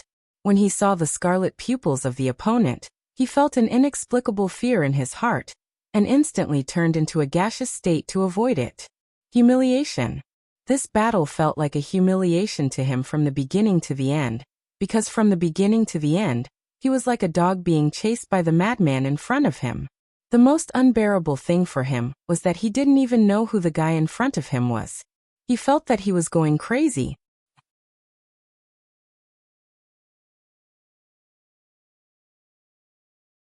Chapter 448. Vampires were very powerful creatures. High-level vampires were comparable to liches. They were born with the ability to dominate humans. They could transform into bats, gas, monsters, and so on. They could also absorb energy to reduce the enemy's profession level by 2. Their natural racial characteristics gave them a very high damage reduction ability. At the same time, their claws and teeth were regarded as natural magic weapons. They themselves had the characteristic of quick healing. They had at least 12 HP, the same level as barbarians, and they also had natural extra armor +6. They were children of the night, and could create derivative. After transforming into a vampire, strength +6, agility +4, intelligence +2, wisdom +2, charm +4, and so on. However, all of these were actually useless. The demigod vampire was still being chased by Soren like a dog. All of his corrosive abilities were ignored by Soren's incomparable resistance. Dominate humans, absorb energy, transform, natural magic weapon, quick healing, damage reduction. Soren spun his two-handed sword like a windmill. No matter how high your damage reduction was, no matter how amazing your recovery ability was, as long as you were touched by the Holy Avenger, you would be turned into a human again in minutes. There was a saying, in the world of martial arts, only speed is invincible. Soren had no doubt that with his current explosive state, even if someone was shooting at him with a machine gun, he felt confident that he could block those bullets. At this moment, he finally experienced the feeling of the legendary Grand Swordsman blocking bullets with his saber during the Battle of the Golems. It was undeniable. Although Soren chose the path of a rogue, in fact, he had been influenced a lot by the Sword Saint. He had the extreme pursuit of the Sword Saint in his heart, but he did not have the belief of facing death with equanimity, like the Sword Saint. In the case of pursuing both lethality and survival, Soren chose the path of a rogue. Perhaps all melee professions were more or less influenced by the Sword Saint. After all, the existence of the Sword Saint itself was a kind of benchmark. Speed, strength, burst, resistance, damage dealt, and opportunity presented itself. Soren did not doubt this at all. If he couldn't kill the demigod vampire today, then it would be even more difficult for him to kill him in the future. It was such a heaven-sent opportunity. He had obtained the Tier 5 divine equipment, Holy Avenger, under such circumstances, and he also had a bunch of Saint Samurai by his side. He did not have to face the followers of the vampire church as cannon fodder, nor did he have to worry about others interfering with his battle. To a certain extent, this was an opportunity that could not be replicated. Soren had to seize this opportunity no matter what. Shadow Leap. Sword Form, Waist Cut. Soren was able to wield a two-handed sword smoothly, because his omnipotent hands allowed him to wield any weapon with ease. More importantly, Soren's combat techniques were all very violent, and they were all performed with heavy weapons. Regardless of whether it was sword form, heavy hack, sword form beheading, sword form, waist chop, sword form spinning strike, or other combat techniques, almost all of them could not be used with small or light weapons. Using a two-handed weapon was better than using a one-handed weapon, especially when using sword form, waist chop, and sword form beheading. The demigod vampire did not even dare to take any of them head-on. Clang! The holy light exploded like fireworks, and the expression of the demigod vampire became more and more ferocious. In the end, it was already a crazy look. At this moment, he had already lost the handsome aristocratic demeanor at the beginning. He was now disheveled and ragged. Because of anger and madness, his pupils gradually turned red, and his face became pale with a dark green gloominess. The corners of his mouth finally revealed very obvious fangs.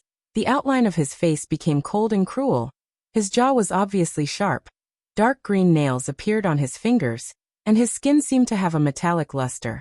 Vampire form. Soren's second round of outburst finally completely angered the demigod vampire. so that he could no longer maintain his handsome and elegant appearance, and revealed his true appearance. "Damn you! I'm going to tear you into pieces."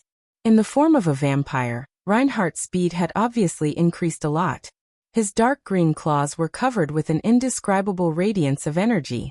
If other vampires had claws and fangs that were equivalent to natural magical weapons, then as the god of vampires, Reinhardt's claws must have reached the standard of legendary weapons.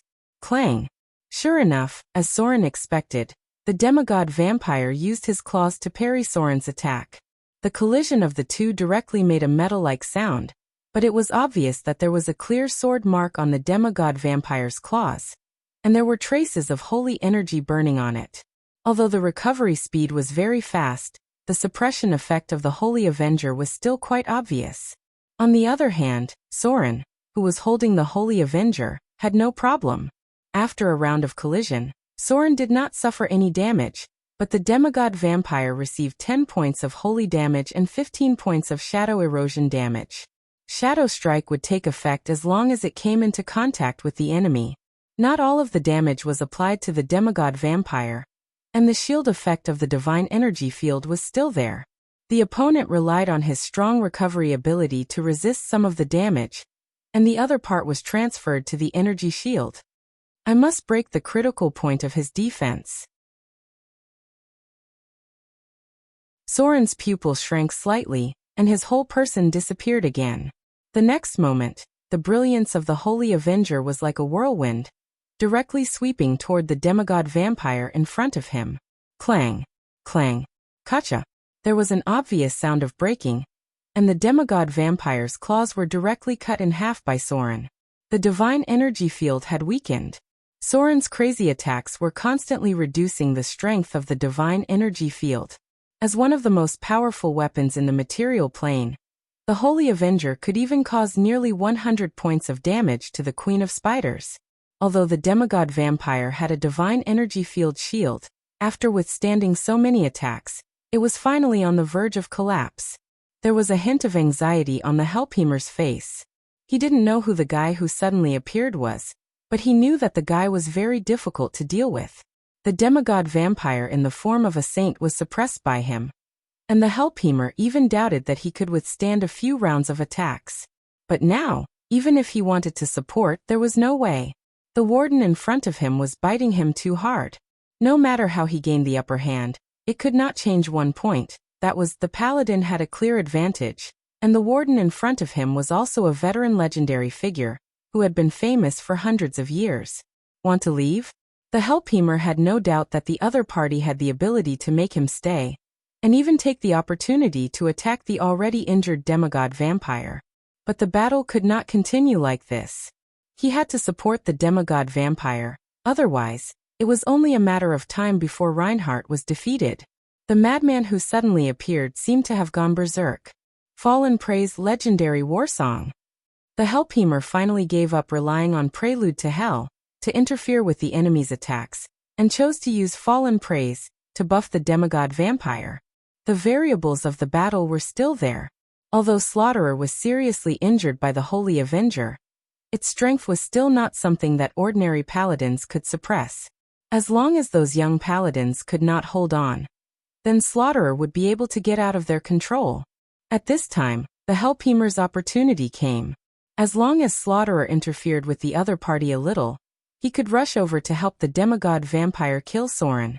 Now, it depended on who could hold on first. Was it the group of young paladins, or the demigod vampire who was currently being suppressed by Soren? For this, the Helpheimer still had a little confidence in his heart. No matter how badly Reinhardt was suppressed, he should be able to hold on a little longer than those paladins, right? The situation of the paladins was indeed very bad. Their casualties were actually very serious. At the beginning, when they were attacked by the demigod vampire and the Helpheimer, they had already lost the upper hand. Later, they were also hit by a time stop, which directly killed and seriously injured a few people. If it weren't for Soren appearing at that time, they would have been wiped out long ago. But now, although Soren suppressed the demigod vampire and affected the battle, their situation did not improve much. The warden had to delay the Helpheimer. The legendary clergyman died in battle under the time stop. And although the remaining young paladins were all above the advanced level, they had to delay the seriously injured and even crazier mutated demon. It was quite difficult to delay such a terrible monster. How else could they delay? Delay with their lives. The surviving young paladins were almost risking their lives. Among them, there was a figure that was so eye-catching. He was wearing mottled silver-white armor, standing in the front line of the front line against Slaughterer. The wind and frost around him made his slightly immature face reveal a sense of vicissitudes. The injuries on his body were actually very serious. Red blood dripped down from his fingertips, but he still did not retreat half a step. Because he could not. In this case, if he retreated, everyone would die here. Blood, tiredness, pain. He had already unknowingly begun to get used to these things. From the moment he left the City of Wealth, he walked for tens of thousands of miles on foot. Along the way, he ate the wind and slept in the open. He had seen too many things that he could not imagine in the past. He had fallen and lost his way, but he had regained his faith. He finally understood why there was always a trace of sadness in the eyes of the older paladins. Because his heart began to be filled with sadness. He was not lost, nor did he fall. His faith became firmer, and his will was as strong as steel. But his heart was still full of sadness. He did not give up on justice. He just did not know what had happened to this world.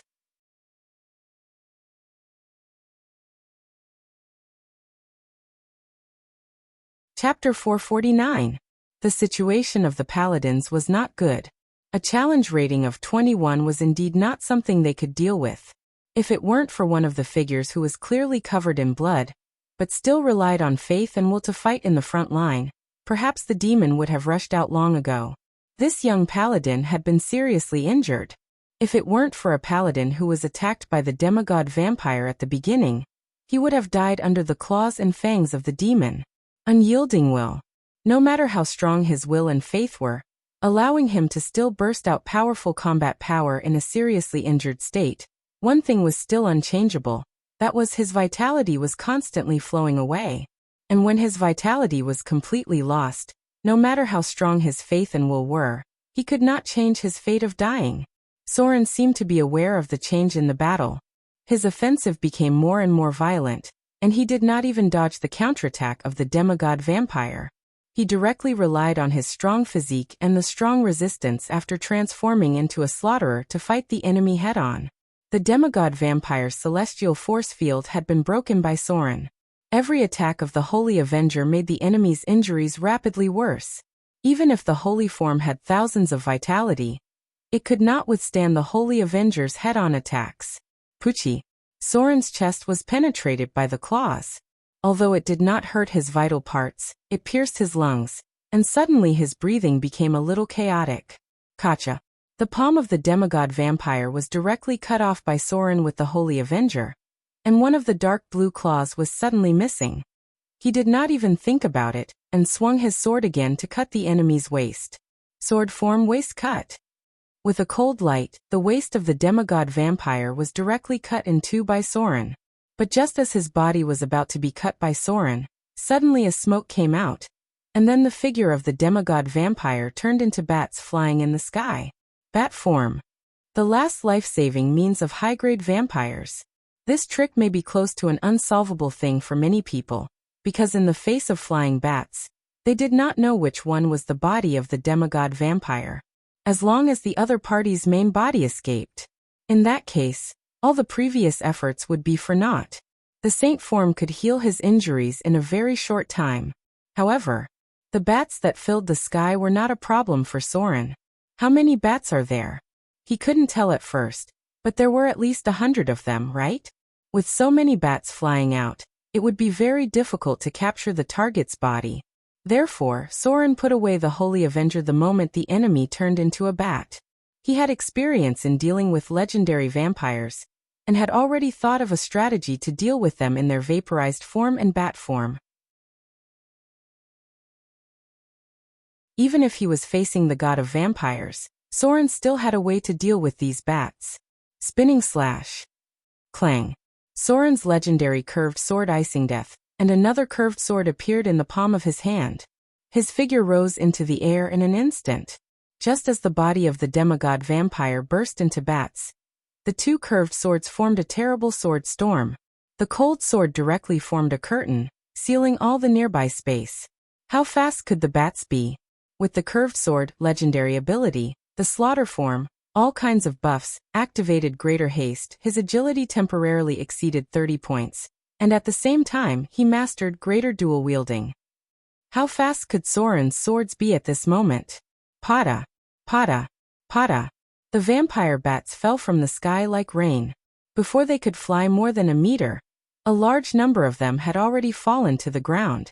In terms of attack speed, although Soren was not as good as the purebred blade master, who had a basic speed +1 every 3 profession levels, he was confident enough to fight against any other melee profession with greater dual wielding. No matter how many bats the demigod vampire transformed into, they had to fly out of his body first. In such a narrow space and dense situation, it would be a joke if Soren's dual swords couldn't clean up these vampire bats at the same time. What kind of agile rogue was this?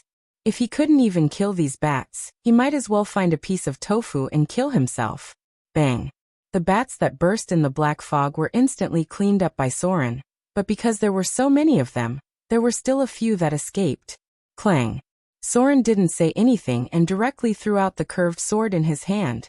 First, it was the spare rare curved sword, and then he threw out the legendary curved sword Icing Death. He instantly killed 2 bats that were a few meters away. There were still 3 bats left that escaped, and they fled in 3 different directions. Soren's expression was calm. The elven warbow +2 appeared in his palm. In an instant, he aimed at the bat on the left, and the arrow flew out instantly, killing one in an instant. Vampire bats were vampire bats after all. They would not suddenly become supersonic fighters. Even if there were a lot of them, they lost most of their effect after Soren's first round of attacks. Swoosh! The second arrow was shot at the bat on the right, and the arrow nailed the target at once. Shadow Leap. Sword form heavy hack. After killing the remaining vampire bats with 2 arrows, Soren didn't think much. He pulled out the Holy Avenger in an instant, and his figure disappeared in an instant. Then he jumped and slashed at the last vampire bat. Clang! The vampire bat turned into black smoke and returned to its human form. The demigod vampire tried to block Soren's attack with his claws, but what greeted him was a third round of crazy attacks. Soren waved the Holy Avenger and attacked wildly. He almost completely gave up any means of defense. He directly pushed forward and instantly forced the demigod vampire into a corner. Plop! Soren's eyes were full of killing intent. At the moment when the 2 figures crossed, the Holy Avenger pierced through the heart of the demigod vampire. The holy light broke out.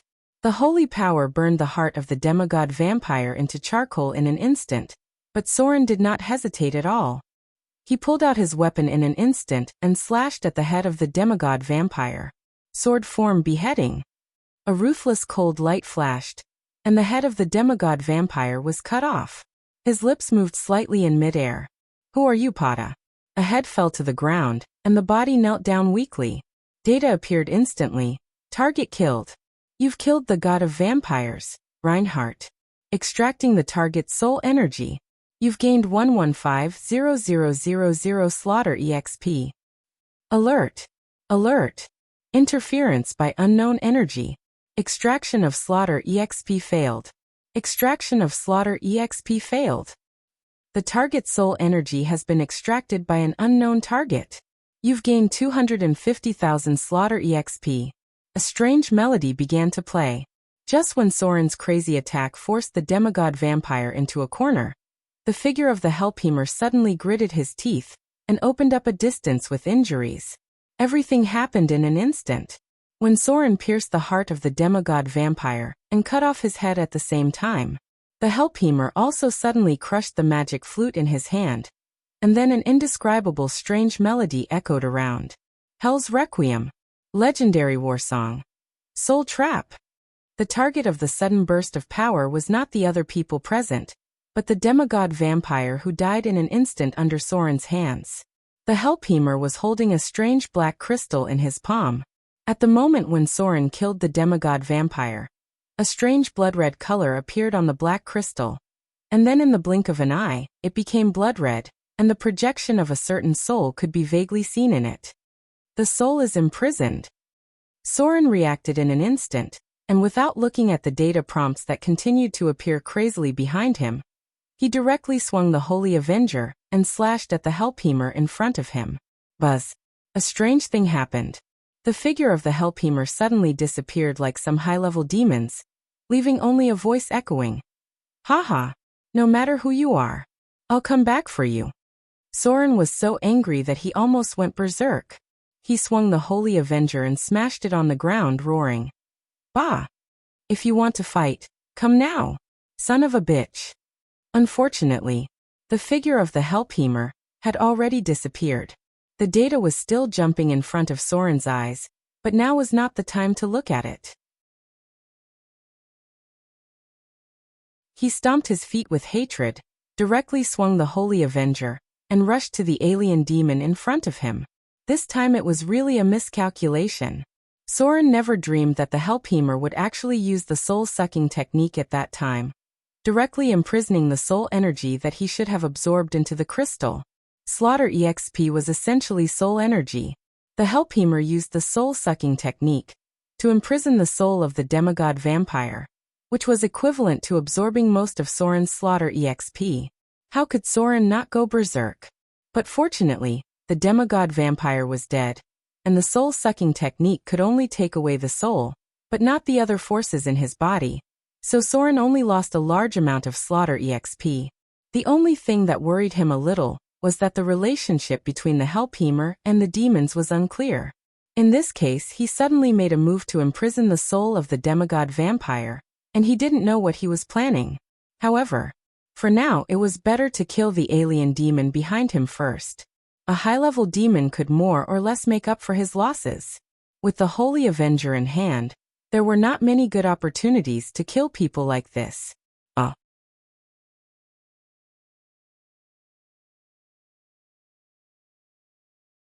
Chapter 450. Soren was full. In fact, he had never felt as full as he did today after activating the Slaughterer transformation. This feeling was not brought about by killing the demigod vampire, but the satisfaction after killing the mutated demon. The slaughter thirst that troubled Soren after transforming into the Slaughterer seemed to have obtained an unprecedented satisfaction the moment he cut off the mutated demon's head with the Holy Avenger. All of a sudden, Soren was completely free from the influence of the slaughter thirst. He did not know why. Soren had no clue about this. He could only see a row of data in front of him. Killed mutated demon. Extracting target's soul energy. You've gained 35,000 Slaughter EXP. Unknown mutation. Extracting unknown energy. Divine power conversion. Unknown mutation in Slaughterer transformation. Slaughterer transformation in Slaughterer transformation. Divine power conversion complete. Partial demonic characteristics conversion. It was such a brainless data prompt. Killing the mutated demon did not give a lot of Slaughter EXP, probably because its body was still in the bottomless abyss. Many summon creatures would not really die because of this situation, such as high-level demons, and elementals. Although they had their own bodies, what really affected them was the characteristics of their souls, something that Soren could not figure out. The soul was too mysterious. High-level demons would definitely be affected to a certain extent after being summoned and dying, but they rarely really died because of this. Otherwise, the corpse of the summoned creature would not disappear as an energy form. Soren had a lot of data in front of him. Target killed. You've successfully killed the god of vampires, Reinhardt. Target is in saint form. Extracting target's divine power. You've gained 9 divine points. Target has the ability of divinity. Absorbing target's divinity power. Extracting target's divinity. You've gained 5 divine points. This was the first row of data that appeared, but it was just the beginning. There were some data that Soren could not understand, but he could clearly feel that he seemed to have merged with some kind of power. Successfully killed a deity. You have successfully killed the god of vampires, Reinhardt, who has a weak divine power. You've received the legendary ability, Godslayer. Soren. Your existence is beginning to enter the eyes of the gods. Godslayer. Soren legendary background ability. The moment you succeed in slaying a god, your existence will be noticed by many powerful beings in the multiverse. Whether it was the gods of the heavenly realm, the demons of the abyss, the devils of hell, or the evil gods in the dark corners, they all began to shift part of their attention to you. This was a display of power, and also a special challenge. Among the gods, there would be some who wanted to test whether you were qualified to join them, and there would also be some who wanted to kill those who challenged the rules. Whatever the case may be, your name has undoubtedly spread to many places in the multiverse. Legend plus 50, Intimidation plus 100, Negotiation plus 50. All of your trials of immunity will have an additional 1 Godslayer bonus. Soren understood this. After he killed the demigod vampire, he received a legendary background ability. It was similar to the blessing of the misfortune goddess, but the effects seemed to be more powerful. Unfortunately, the main thing was that the increase did not directly affect his combat ability. 50 points of legend was a little scary, and 100 points of intimidation. Soren estimated that he could scare a lot of people to death, right? As for the improvement of his negotiation ability, it should be the influence of the Godslayer's identity. The most important thing was still the 1 point of Godslayer bonus. Soren's powerful immunity resistance was accumulated little by little. He knew how important these basic things were in a high-end battle. Then there were other data notifications. Target killed. Target has the vampire, divine title. Divine title extraction failed. You can't absorb any power of this divine title. Target has the hunting domain. Hunting domain extraction successful. You've received part of the information of the hunting domain. Divine power conversion. Hunting domain information converted to slaughter domain information. You've received a weak understanding of the slaughter domain. Target has the fear domain. Fear domain extraction successful. You've received part of the information of the fear domain. Divine power conversion. Ability improvement. Part of your fear divinity reproduction ability has improved. You've received a weak understanding of the fear domain. This was the initial data display, but there were some other data displays that made Soren a little confused. Target has the unabsorbed, half-elf divine title. Current divine title and self-compatibility is 85%. Divine title extraction successful. You've received part of the information of the half-elf divine title. Target has the unabsorbed Wanderer divine title. Current divine title and self-compatibility is 91%. Divine title extraction successful. You've received part of the information of the Wanderer divine title. 2 information notifications. Then there was nothing else. In the beginning, Soren only absorbed the divinity domain, but he had received a very obvious improvement. But now he had even succeeded in extracting the divine title, but there was nothing else except these 2 pieces of information. Soren didn't understand. He felt that he had some kind of special sensing ability, but he didn't know why there was no data prompt. Not even a fart. It was as if the information of these 2 divine titles was completely out for a while, and then there was nothing else. Soren didn't understand, he didn't understand at all. But at this time there was no way to delve into it, so he could only put it aside first. The body of the demigod vampire began to dissipate rapidly after death. The body of the saint form was special, unlike the flesh and blood of mortals. After the body of the demigod vampire dissipated, a special ring was left in the place, and then there was nothing else. The style of the ring was very simple, and it was engraved with the emblem of a vampire bat. Soren trembled for a moment when he touched it, and then quietly put it away. A divine artifact. Although he hadn't looked at it carefully, the moment he touched it, it gave Soren a similar feeling as when he pulled out the Holy Avenger. Tap, tap, tap. Soren slowly came in front of the paladins, and there was no trace of reluctance on his face. He directly threw the Holy Avenger over and said in a deep voice, "Catch." He couldn't take this sword. No matter how powerful it was, He couldn't take it unless he intended to go against the whole world of paladins. However, Soren also played a little trick. He didn't return the Holy Avenger to the warden, or the paladin who first held it, but directly threw it to the young paladin he had seen in the City of Wealth. Clang! The young paladin's expression was a little dazed. His broken silver armor was full of scars, and his cloak was stained with blood. When Soren threw the Holy Avenger over, he subconsciously reached out and caught it, and then the eyes of the others fell on him.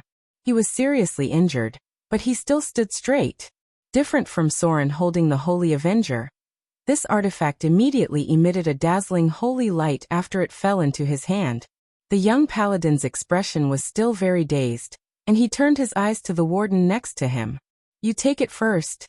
The warden's face was very surprised. One was that Soren would throw the Holy Avenger to him, and the other was that the Holy Avenger had such a strange change after falling into his hand. The Holy Avenger recognized this young man. Soren's mouth showed a smile. He gently tightened the anti-detection cloak and turned to walk into the darkness. "Stand firm in your beliefs, young man. The future world will need your strength." This time, Soren didn't hide anything. His voice shocked the young paladin instantly, and he immediately looked up at his back. However, at this moment, Soren had gradually merged into the darkness and disappeared in front of their eyes. Only his words remained in place. It was thought-provoking. You're tuning in to the Li Mei's Sword of Destiny YouTube channel. We're so grateful for your support, and don't forget to subscribe to join us on this incredible journey through captivating stories. Your generosity through donations truly makes a world of difference, as it's the primary source of revenue that allows me to expand and enhance this channel for you. Thank you from the bottom of my heart for being a part of this adventure.